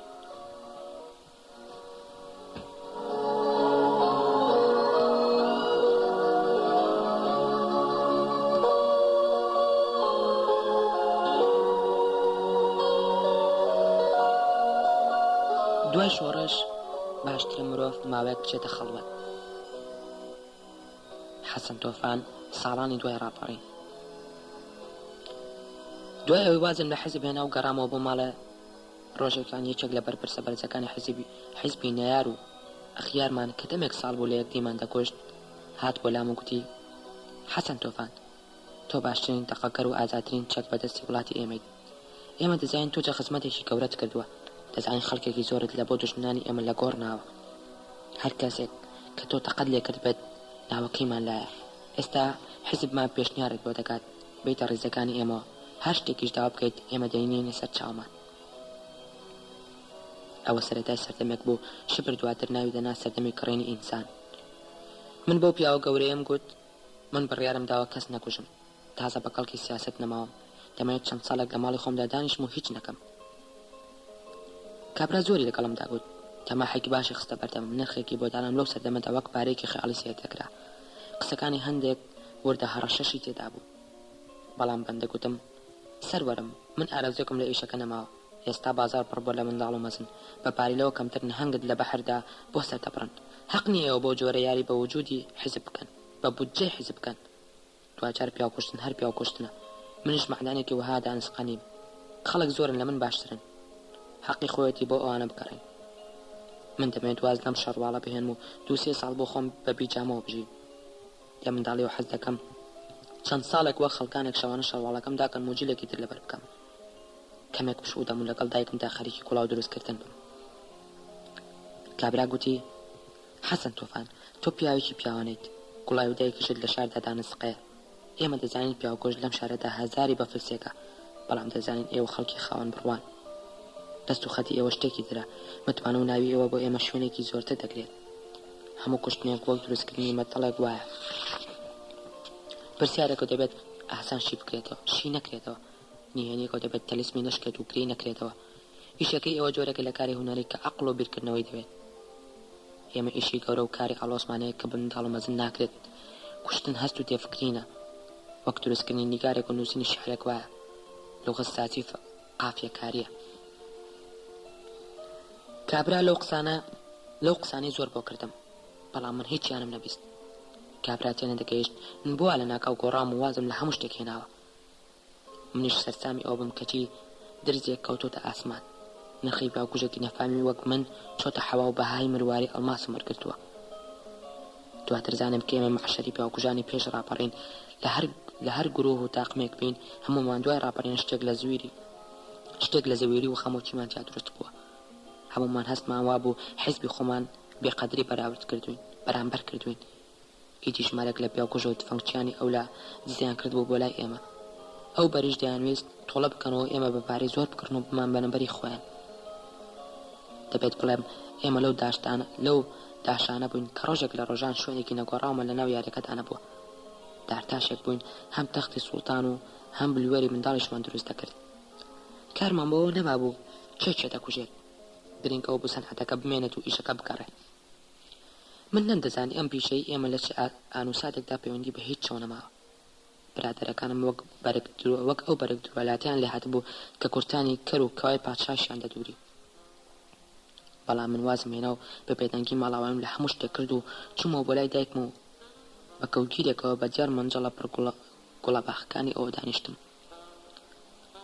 لە ساڵانی شەڕی ناخۆدا من لە بری شەڕ و خەڵک کوشتن لەگەڵ دایکمدا خەریکی دروستکردنی ئەو شوشە گوڵاوانە بووم کە دەیان کرد بە کوژراوەکانەوە خۆشحاڵ بووم دوجار شتێکی باش بۆ شەهیدەکان دەکەم دەمگوت گەر بێت و زەمان بکارێتە دواوە لەگەڵ دایکمدا تەنیا خەریکی گوڵاو دروستکردن دەبم لە سەردەمی شەڕی ناخۆدا هەندێک لە هاوڕەکانم نرخیان بە جۆرێکی سیر فڕی هەندێکیان لە پلۆپای سیاسیدا بەرز بوونەوە وایان لێ هات خەڵکی وەک من بە ئاسانی نەگەیشتە بەرقاپی ژوورەکانیان هەندێکیان تێوەگلان و خەڵکانێکیان کوشت و نیاری وڵاتانی دیبوون بۆ داڵدەدان و پەنا هاتبوونە شار و مەملەکەتی ئێمە هەندێکیان هەر وەک جارانمانەوە بوونە پیاوکوژی زۆر ڕسوە و کە بە پارەی زۆر کەم خەڵکی زۆر سادە و بەسە زمانیان دەکوشت ساڵانی شەڕی ناخۆ هەندێک کات باری دەرونیم تێک دەچوو هەندێک کاتی دیش باش و بەختیار و خۆش بەخت دەبووم کاتێکی زۆرم لەگەڵ ئەو پیرەژنانەدا دەبردە سەر کە داهاتم بۆ لای دایکم و لە زەمین و باخێکی خەیاڵیەوە گوڵیان بۆ دەهێنین تا گوڵاویان لێ بگرین مسعودێکی زۆرم لەو حکمەتی ئەوان بینی هەر کات تووشی خەمۆکیدا بووم گژوکی ئەو تویان بۆ پەیدا دەکردم و ئاوێتی ئەو تویان بۆ دەگرتمەوە دەم و دەست دەیکردمەوە بە مرۆڤێکی خۆشحاڵ و ڕووبەخەندە بۆنی ئەو گوڵاوانە منیان بە جۆرێکی سیر بە ماڵی خۆمانەوە گرێدا کە بە پێچەوانی بۆنی پیسی دنیا دەرەوە هەند سەحراوی بوو ها لە دڵمەوە ئاڵا نەیهێش بجوڵێم وەک سنجیر پێبەستی کردم ئەو بۆ نەخۆشانە ئەو گوڵە سەحراویانە منیان کرد بە بوونەوەرێکی ماڵی من و دایکم پارێکی کەممان دەست دەکەوت بەڵام زۆر ئاسوودە بووین هەندێک شەو نەفامی سوار سەرت دەبوو بێ هیچ بەهانەیەک دەگوت مەجێڕانی چیرۆکی پیاوکوشتەکانی خۆم بۆ دایکم ئەو لەژێر بەتانیەکەوە سەری دەردەهێنا و دەیگوت ئەم بوختانە گەورانە بۆ خۆت مەکە ئەم درۆزلانە چین بۆ پیرێژنێک وەک منی دەکەیت عیب ناکەیت دایکم لە منداڵی و بە درۆزنێکی بێشەرم و حەیام دەزانێت لەو چەند ساڵادا شەبر 3 جا سەری لێدام و هەواڵی هاوڕەکانمی لەگەڵ خۆی داهێنا من وها لە دنیا بڕابووم نەمدەزانین لەسەر زەوی چ باسە کاتێک دەستم لە حیزب هەڵگرت و وازم لە هەموو شتێک هێنا تەلەڤیزۆن و ڕادیۆکەشم بەخشی و بڕیارمدا ئیدی گوێ لە دەنگ و باس نەکرم نیوەی موسیبەتی ئەم دنیا بەهۆی دەنگ و باسەوەیە خەبەر خوێندنەوە لە دنیا دنیادا هەڵگرن بزانن زەوی دەبێت بە چ مێرگێکی سەوز و بە چ هاوارێکی زاسوودە ئەو ڕۆژ نەکبەتی مرۆڤ دەست پێ دەکات کرێم جار کە یەکەم جار گوێ لە هەواڵەکان دەگرێت ئەوە دەردی گەورەی ژیانی من بوو گەر باوکی ڕەحمەتیم ڕادیۆی نەکڕی بایە لەوانە بوو ببم بە پزیشک یان ئەندازیار یان هەر شتێکی گرنگتر من گوێگرتن لە دەنگ و باس و ڕاکردن بە دوای هەواڵدا تێکەڵبوونێکی عاتیفی تند لە ڕووداوەکاندا کردمی بە پیاوکوش هەندێک ئەو کرمەت تیاجوڵا گوێ لە هەواڵ بکرێت بزانە تیاچوویت ئیدی بڵێ ماڵ ئاوا ئەی بەختەوەری چیدی گرنگترین لە دنیادا چ باسە گرنگەوەی تۆ بۆ هەتا بەدبەخت بیت و لە مەراقی پوشدا دەمریت بۆ ئەوەی ئەو دەردە چارە بکەم بە جەرۆک لەو دنیای دەرەوەدا بڕام نەمدەزانی لە شەڕی ناخۆشدا چیە براوەی و چێ دۆڕاوە شارەکەمان چەند جارێک گیرا و بەردرایەوە بەندە هەمیشە درەنگ هەواڵم دەبیست تاکە سەرچاوی زانیاریم ئەو پیرەژنانە من کە ڕۆژانە داهاتم بۆ لای دایکم من درەنگ تێدەگەیشتم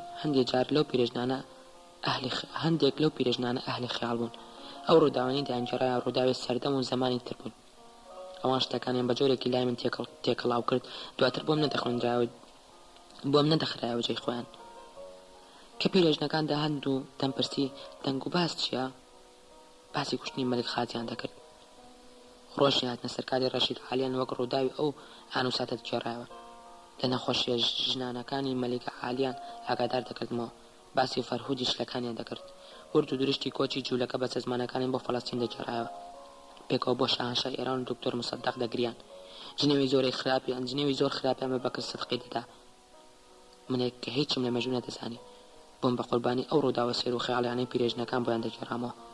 لە کاتێکدا دل و دنیای دەرەوە دەور و زمانێک دەژیا، من لەگەڵ دایکم و هاوڕەکانیدا بەسەر بورتی دەرد و زمانێکی ترەوە خەریک بووم.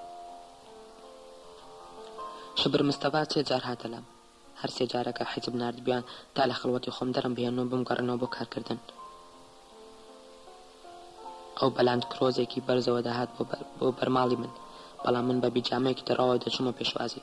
جارێکیان دەستێک جلی کە تافی قاوەی تۆخی لەبەردا بوو، بەڵای بچووک و سمێڵی وەک جاران زرد و بەریقەدار بوو.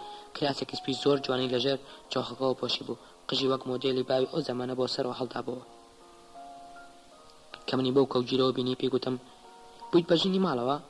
ئەم جارە کە هاتم دەرپێکی کوداریت بۆ دەهێنم، بە حیزب دەڵام خەنە وسمت بۆ بکرێت. گەر جارانێکی وای بگوتەیە دەمکوشت. سەردەمێک کەس نەیدەوێرە قسەی وا بە حەسەب توفان بڵێت. هەموو پیاوکوژەکانی ئەم شارە هەموو پیاوکوژەکانی ئەم وڵاتە حسابێکی تایبەتیان بۆ دەکردم، بەڵام ئێستا تەواو کەس لە من ناترسێت. بە زەردەخەنەیەکی زاردەوە بە شەبنم گوت حەقە حیزب کوتەری بۆ خۆی بکرێت. ئەو لە من زیاتر پێویستی پێێتی، من ئیشێکی بچووکی خۆم هەیە و پێی دەژین. شبر دڵسۆزانە باوەشی پێ کردم گوتی هەموو دڵمالاتە، پێمان خۆش نییە تۆ دووری. سابیر ئێستا لە حیزبدا زۆر کەورەیە، ئەو قەدر و قیمەتی تۆی لایە، دەتوانێت لە جێرەت هەڵکێشێت. لە ڕاستیدا تێ نەگەیشتم بۆ هەمووان دەیانێت من لە زێر هەڵکێشن. من لەوە بێبەهرە و نەفامتر بووم بۆ جۆرە کەس لە زێرم بگرێت. دواتر هەر شبر خۆی هەموو شتێکی بۆی ڕوون کردمەوە گوتی ئەوە سەرەتای سەرهەڵدانی کڕین و فڕۆشتنی ئینسان بوو. لە قۆناغەدا هەر هێزە و لیستێک ناوی درێژەی ئامادە کرد و نرخی لەسەر دادەنان. دەڵاڵەکانیان داهاتن و سەوای نرخی خۆتیان لێ دەکردیت. گرنگ ئەوە مرۆڤ ناوی بکاتە ئەو لیستەیە. خەڵکانێک پارەی زۆریان دەدا تا یەکێک بیان خاتە لیستەکەەوە. بازارێک بۆ بازارێک کڕین و فرۆشتنی کۆی لە کۆنەکان. کاسبێکی تازە و بەدەست کەوت بوو. گرنگ ئەوە بوو یەکێک بدۆزنەوە بتکرێت. لیستەکان پڕ بوون لە ناوی جیاواز. لەو سەردەمەدا حەزە پێویستی بە هەموو کەسێک بوو. دەیانوێت سەرمایەکی بەشەرەی گەورە کۆ بکەنەوە تا تەواوی سووچ و کەلێن و پەنەی ئەم دنیا بگرن. ئیتر هەموو شوێنێکیان داگیر کرد.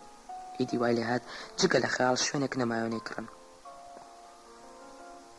شبر هەواڵی کوژرانی هەندێک لە برادەر کۆنەکانی بۆ هێنام. هەر ئەو پێی ڕاگەیاندم جەعفەری مەخۆڵی دوای سووکە برینداریەک سەفەری کردووە بۆ هۆڵەندا. هەوڵەکانی شبر بۆ ڕاپێچکردنەوەی من بۆ دنیا جاران بێسوود بووم. بەندە لەسەر ماڵەوەم لە ماڵەوە سوور بووم. مرۆڤ تا دنیای خۆی بچووک بکاتەوە ئاسوودەتر دەژی. لە ڕاستیدا من بەبراوت بە جاران ژیانێکی خۆشترم هەبوو، بەڵام ئاسوودەیی شتێکە مرۆڤ زۆر زوو لێی وەرز دەبێت. هەندێک جار زۆر بیری دەمانچە دێرینەکەمم دەکرد. هەندێک شەو دەرم دەهێناوە بۆنم پێوە دەکرد. دەم خستە سەر سنگی خۆم، بە خەڵتەقەم لە هەندێک جانەوەری ترسناک دەکرد کە لە تاریکیدا بۆم دانیشت بوون. بیری ئەو ڕۆژانەم دەکرد کە لە مەرترسیدا دەژیام. ئەو هەستێک کە ئاسوودەی هێدی لە بێمێشکی و گەمژەیم زیاد دەکات. خەمگین و دڵتەنگی دەکردم، بەڵام لەگەڵ ئەوەشدا ئامادە نەبووم بگەڕێمە بۆ ژیانی جاران. زیاد لە 6 ساڵی ڕێک دەرگای خۆمم بە کێلوونێکی ئاسنینی گەورە کۆڵمدا و نەمێ شتێکی ئەو تۆ دەربارەی من دسە بکاتە دەرەوە. دوای ئەو هەموو ساڵە ئێستا دەڵێم بریە هەموو هاوڕێکانم چەند ساڵێک بۆ جۆرە بگەڕابانێتە ماڵی خۆیان و دەرگای ژوورەکانیان بە کێلوونێکی ئەستوور بکرد پایە. ئەگەر چی دەزانم ڕای من شتێکی هێند گرنگ نییە، بەڵام دوای شۆڕەش مرۆڤ چەند ساڵێکی دەوێت تا لەگەڵ سەردەمێکی تردا دەسازێت. من بازبوونە هەژار و بێنرخەکەی خۆم دەمزانی ئەوانەی سەردەمێک دەڕوخێن و وێرانی دەکەن ناتوانن سەردەمێکی تر دروست بکەن. چۆن تفەک لە ناکاو نابێتە کۆڵ، ئەو کەسی مرۆڤیش دەکوژێت لە ناکاو نابێتە باخەوان. من زیاد لە 6 ساڵ تەنیایم پێویست بوو بۆ ئەوەی لە مێژوو بچمە دەرێ. مۆژی تەنیایی خۆم مێژی ئەو چەندین ساڵە خوێنینەی دیمەنەکانی بەردەوام لەسەرمدا دەخولانەوە. پیرێژنە گوڵفرۆشەکانی هاوڕێی دایکم لە باخی ئەو سونایوە گۆڵیان دەهێنا. بۆ لە بیرکردنی ئەو دەور و زەمانە خوێنینە کۆمەکی زۆریان پێکردم. مرۆڤ چەندە کارەمە ڕازگۆ بێت تەنیا بۆ ماوەیەکی کورت دەتوانێت لە مێژوودا بژی. دوای ئەوە دەبێت بگەڕێتەوە بۆ ماڵی خۆی. لە سەفەری دووەمدا بە شەبر مستەفام گوت: شبر، من و تۆ وەک براوین، ئامۆژگاریەکە دەکەم جۆم لێ بگرە. بڕۆڕۆ بۆ ماڵی خۆتان و چەند ساڵێک دەرکاکە لەسەر خۆت داخۆمەیرەتەرێ. ئێمە گەر دەمانێت ببینەوە بە مرۆڤێکی ئاسایی پێویستمان بە خەڵوەتێک هەیە. مرۆڤی شۆڕشگەر ئەو کەسەیە کە شۆڕشتەوە بڕواتەوە بۆ ماڵی و هەوڵ بدات هەموو شتەکان لە یاد بکات. من ئەو ڕۆژە کە ئەو ژنەم کوشت و گەڕامەوە بۆ ماڵی جەعفەر مەخۆلی هەموو جوانم خوێن بوو. ئەو ڕۆژە گوتم سەردەمی خۆش و جوان بە من دروست ناکرێت. گوتم ئێستا کاتی ئەوەیە بڕۆمەوە بۆ ماڵی بشوفتم. ئیدی جلەکانم گۆڕی و هاتمەوە بۆ لای دایکم. مرۆڤ بە شەڕواڵێکی خوێنیاوە ناتوانێت پاشە ڕۆژ دروست بکات. شبر، تۆ وەک برای جانی بەگیانی من وای. بە قسەم کە بڕۆ خەڵوەتێک بە خۆ دروست بکە. بە قسەی نەکردم. 6 مانگ دوای ئەوە لە شەوێکی تاریکدا کەسێکی نەناس تەقەی لێ کرد و ناو کەوەڕەدا لە کەوەڕا بۆ خوارێ ئیفلیج بوو.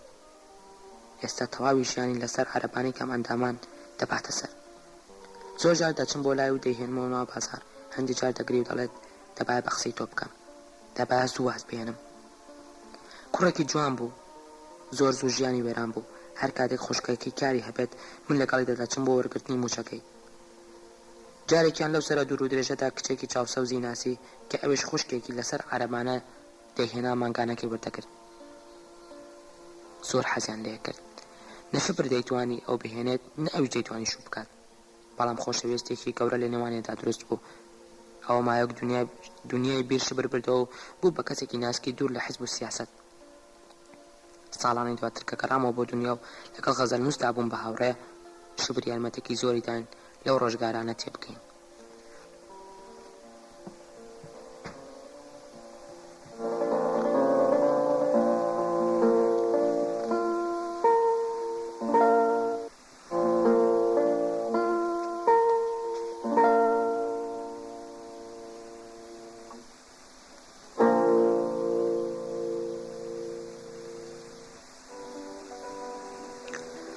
گەڕام بە دوای مراد جەمیلدا، ماجیدی گوڵسۆلاف بەهاری 2004.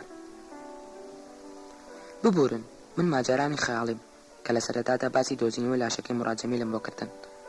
دەزانم ئێستا ئەو مردووە بەستە زمانەتان بیر چۆتەوە. بە جۆرێک لە وردەکاری ئەم چیرۆکەدا نەخۆمون خەریکە مەیتی ئەو کوڕە بەستە زمانە فەرامۆش دەکەن. وا نابێت. ئێوە چۆن خوێنەرێکن، یاخود بێ ئارام و کەم هەناسە و کورتبینن، یان لە بەشێکەوە تا بەشێکی دی شتەکانتان بیر دەچێتەوە. هەرگیز لەو باوەڕەدا نەبووم ئێوە لاشەکەی مراد جەمیل لەبیر بکەن و وابزانن هەروە سەرپێی ناوی هاتووە. من دوای ئەو شەوەی لەگەڵ غەزەلنووس و تۆفان و دەرسیم تاهیردا ئەو لاشەیەمان دەرهێنا، خەوم لێ نەکەوت. لەو کاتەوە هەست دەکەم ئەو لاشەیە لێمە و نزیکە و بەردەوام لەگەڵمدا دەڕوات. ئەو شەوە کە لە شوێن مەرگی ئەو دوورکەوتینەوە هەستێکی نادیار لە دڵمدا بوو کە من لە لاشەی خۆم دوور دەکەمەوە. تا ئەو شەوەش من بە بەراورد بە هاوڕێکانم لە ژیان دوورتر و لە زیندگی تۆراوتر بووم. بە جۆرێکی دەرد ئاسا خۆم تووشی ئەو سەفەرە خەیاڵەی ناو ڕووبار و جەنگەڵ کردبوو. بەڵام بینینی ئەو لاشەیە منی هێنایە سەر زەوی و پڕی کردم لە دەرد و پەژاری دنیایی کە کەلێک لە دەرد و پەژاری خەیاڵی بەسوێترن. من کە وەک لۆردێکی ئینگلیزی بە خۆم و چاکەتە درێژەکانمەوە بە شاردا دەڕۆیشتم و هەوا و فیزم دەفرۆشت، بینینی دەموچاوی ئەو کوڕە گەنجە ماوەیەک خەیاڵی کوشتم و وانەکانی خۆم لە پۆلی منداڵە نابیناکان داوەستان. کە دەخەوتم بەردەوام خۆم لە شوێنی ئەو لاشەیەدا دەبینی. لە نیهانی خۆمدا دەمگوت سزای ئەوەی ئێمە لە شوێنی خۆی جەڵاندومانە وەک مردوویەکی بێچارە ئاسوودەیمان تێکداوە. دەبێت هەروە فەرامۆشی نەکەین و شتێکی بۆ بکەین. حەزم دەکرد بۆ ئەوەی خۆم لە شێوەبوون و دەسەڵاتی بپارێزم بکەومە خزمەتکردنی. ڕۆژێک دوای دۆزینەوەی لاشەکە هەموو بە ئامادەبوونی تریفیا بەحری کۆی بووینەوە. من وها بێچارە و دەستە پاچە بووم، نەمدەزانی چ جۆرە پێشنیارێک بکەم. ئەوان هەرگیز پێشنیارەکانی منیان قبوڵ نەدەکرد. بیرم نایە جارێک لە جارەکان کەس نرخی بۆ پێشنیارەکانی من دانابێت. تریفا ئەو ڕۆژە پێچەوانی نەریتی خۆی تەنورەیەکی سووری لەبەرکرد بوو، جووتێک پوتی سوور، چاکەتێکی سوور، سوراوێکی سوور، وام هەست کرد بۆ وێرانکردنی خەیاڵی من وا دەکات. من لەوانە بووم کە ڕەنگی زۆر خەیاڵی دەکوشتم. ئەو ڕۆژە بێدەنگ دانیشتم و خۆم وانیشاندا مەسەلەکە بۆ من شتێکی زۆر گرنگ نییە. ئەس دەتوانم لە هەندێک باس و خوازدا خۆم وەک کەسێکی بێمەبەست نیشاندەم کە کاری بەشتەکانەوە نییە و تەنیا لە فزوڵێکی سارد و بێباکیەکی جەنتلانەوە پرسیار دەکات. ئەوە یەکەم جار بۆ حیکایەتی لاشەیەک بێتە شوێن و قسەی ئێمە. حەسەن تۆفان لە هەمووان وەرتر سەیری شتەکانی دەکرد. خۆتان دەزانن پیاوکوشتن ئیشی دێرینەی خۆی بوو.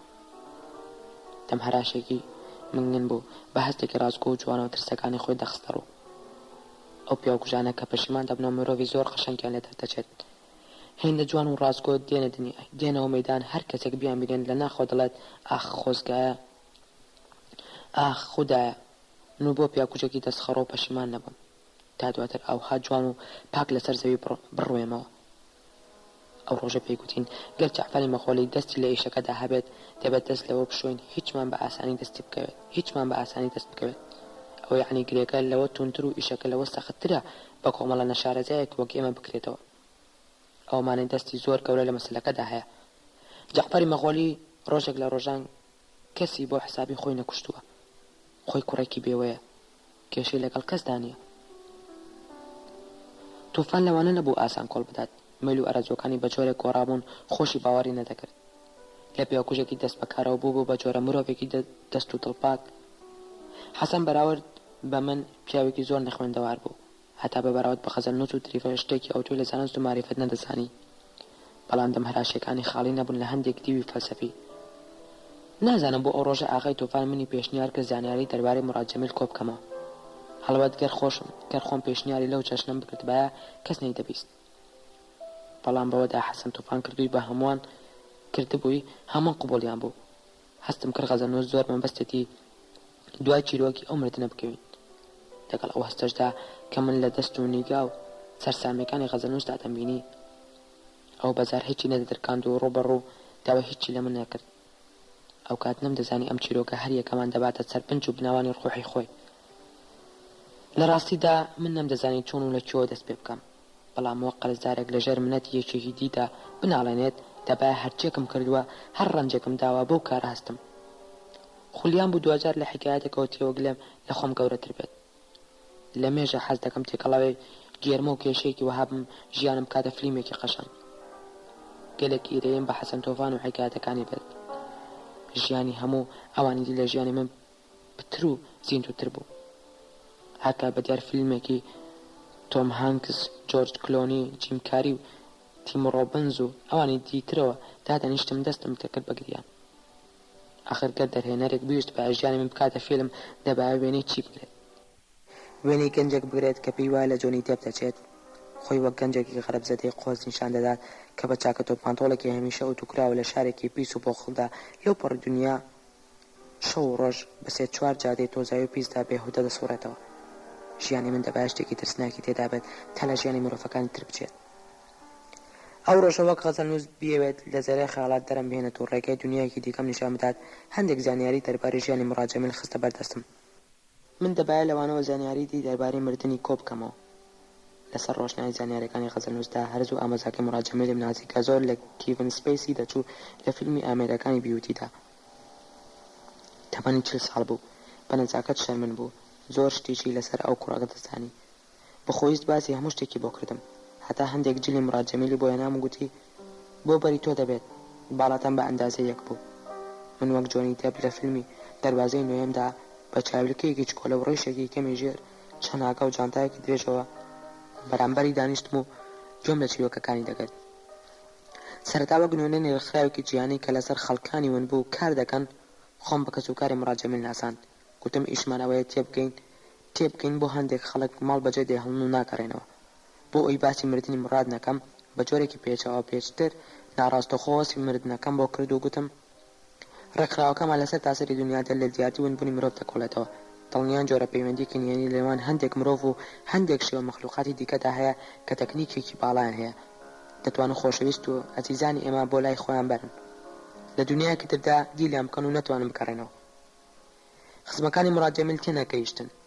من بە وەسفە هەر باسی مردن هەر باسی مردن دەکەم بەڵام بە جۆرێکی دی و بە کەمێک ڕتوشەوە ئەوان چیرۆکەکەی منیان وەک جۆرە هیوایەک تەماشا کرد و منیشیان وەک فریادە ڕستێک بینی کە دەشێت بتوانم کوڕەکەی ئەوان لەدەست ئەو مەخلوقە دەربهێنم و بیهێنمەوە بۆ ئەم دنیا پێدەچێت شێوەی قسەکردنم خۆ ئالۆز نیشاندان و نیگارکردنم ئەو بەستە زمان و جەرگ سوتاوانی خست بێتە سەر خەیاڵ و خولیایکی وها کە من هێزێکی لە ڕادە بەدەرم هەیە و تواناکەلێکم تیا پەنهانە مرۆڤی ئاسایی نیەتی لە ئەنجامی پرسەکانمەوە گەیشتمەوەی مڕاجەمیل کوڕێکی بێ ئەندازە قەشەنگ بووە گەنجێکی هەرزە کە جوانی خۆی بە شێوەیەکی سەرپەڕانە بەکارهێناوە جۆرێک لە کازانەوەفا کە بێباکانە لە ژارێکی وەک ئەم شارەدا تۆڕێکی گەورەی پەیوەندی لەگەڵ دەیان کچدا دروست کردووە بێ ئەوەی بیر لە دەرەنجامە ترسناکەکانی بکاتەوە بە قسەی ئامۆزاکەی مراد ڕۆژێک بێ پێشبڕکێکی عاتیفی نەژیاوە لە چیرۆکێکی ترسناکەوە چۆتە ناو چیرۆکێکی تر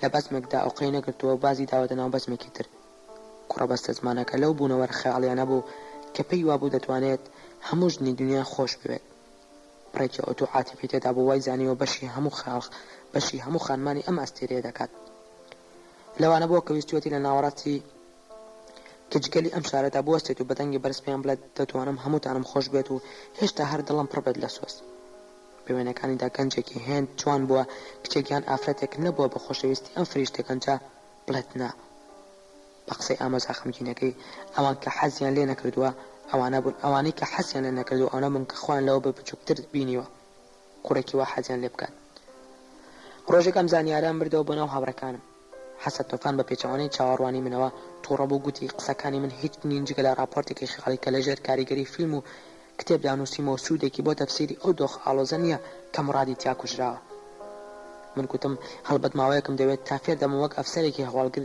سێری شتەکان بکەم و خۆم لە نیگاری دەرهێنەرێکی ڕۆمانسی دوور بخەمەوە کە هەمیشە بەشێک بووە لە کارکتەری من جاری دۆم شتەکان باشتر تێپەڕن و دانیشتەکانمان خۆشتر و دۆستانەتر بوو ئەو جارە ئامۆزا دڵسۆزەکەی ئەرشیفێکی زۆر گەورەی خستە بەردەسم کە بریتی بوو لە سەدان نامە لەوێنەی دەیان کچ و ژنی جیاواز کە مڕاد بەر لەوەنبوونی هەمویانی بە ئەمانە لای ئاغای کیڤن سپەیسی دانابوو ئەو کاتەی ئەو تەواوی ئەرشیفەکەی بۆ هێنام پتر لە 3 هەفتە بوو مڕاد دیار نەمابوو یەکەم جار ئەرشیفەکەم بێسوود بینی زۆربەی وێنەکان بێمانا بوون زۆربەی نامەکان بێبەروار لە زۆر جێگاتە کچەکان ناوی ڕاستەقینی خۆیان نەنووسی بوو نامەکانیان زۆربەی بەو ڕستە و کڵێشە خراپانە نووسرابوون کە بەڕاست و درستی چین و تاوی عاتیفیان تێدا دەرناکەوێت لە ڕۆژانی سەرەتای کەنجیمدا ئەو جۆرە ناماناوایان کرد بۆ هەتایواز لە دڵداری بهێنم دوو کچم خۆش دەویست هەردووکیامایە بەو نامە خراپانە دایان گرتمەوە نامەکەم بەڕادەیەک لێک دەچون بە جۆرێک پڕبوون لەو گوزارە کڵێشەیانە چیتر ئامادە نەبووم کاتی خۆم بۆ قسە پڕۆپوچانە بەبادم کە کچان لەبەر یەک دەیان نووسنەوە بەگشتی لە دنیادا کەم کەس دەتوانن نامی ڕاستەقینەی دڵداری بنووسن عاشقەکانی مراد هیچیان لەو تۆخمە نەبوون بەڵکو لە تۆخمی ئەو دوو کچە بوون کە کاتی خۆی دڵداریان بە من تەرک کرد من هیچ یەک لە خاوەنی وێنەکانم نەدەناسی بیرم نەدەهات بە ڕێکەوتی شتام بە ڕوخساری ئەو خانمانە کەوت بێت بەڵام دیار بوو ئامۆزا خەمبارەکەی هەندێک لە کچەکانی دەناسی و لەبەر ترس ئاشکرای نەدەکردن کە لە دانیشتنێکی دیکەدا نامە وێنەکانم برد بۆ ناو هاوڕەکانم ئەم جارە حەسە تۆفاڕ و خۆشتر و باشتر پێشوازی لێ کردم و گوتی ئەم ئارشیفە شتمان زۆر بۆ ئاشکرا دەکات لەوانەیە نهێنی مردنی ئەو کوڕە لە کاغەزێک لەو کاغەزانەدا بێت حەسەن بە وردی سێری وێنەکانی کرد ئەو لە من و تریفت دنیا دیتەتر بوو خەڵکی زۆرتر دەناسی بەڵام پێشتر 6 ساڵ بوو چوو بۆ خەڵوەتەوە یادەوەری لاواز بوو خۆی زۆر هەوڵیدا هیچ یەک لە وێنەکانی بۆ نەنەسرایەوە خەسەر نووسی هیچی نەگوت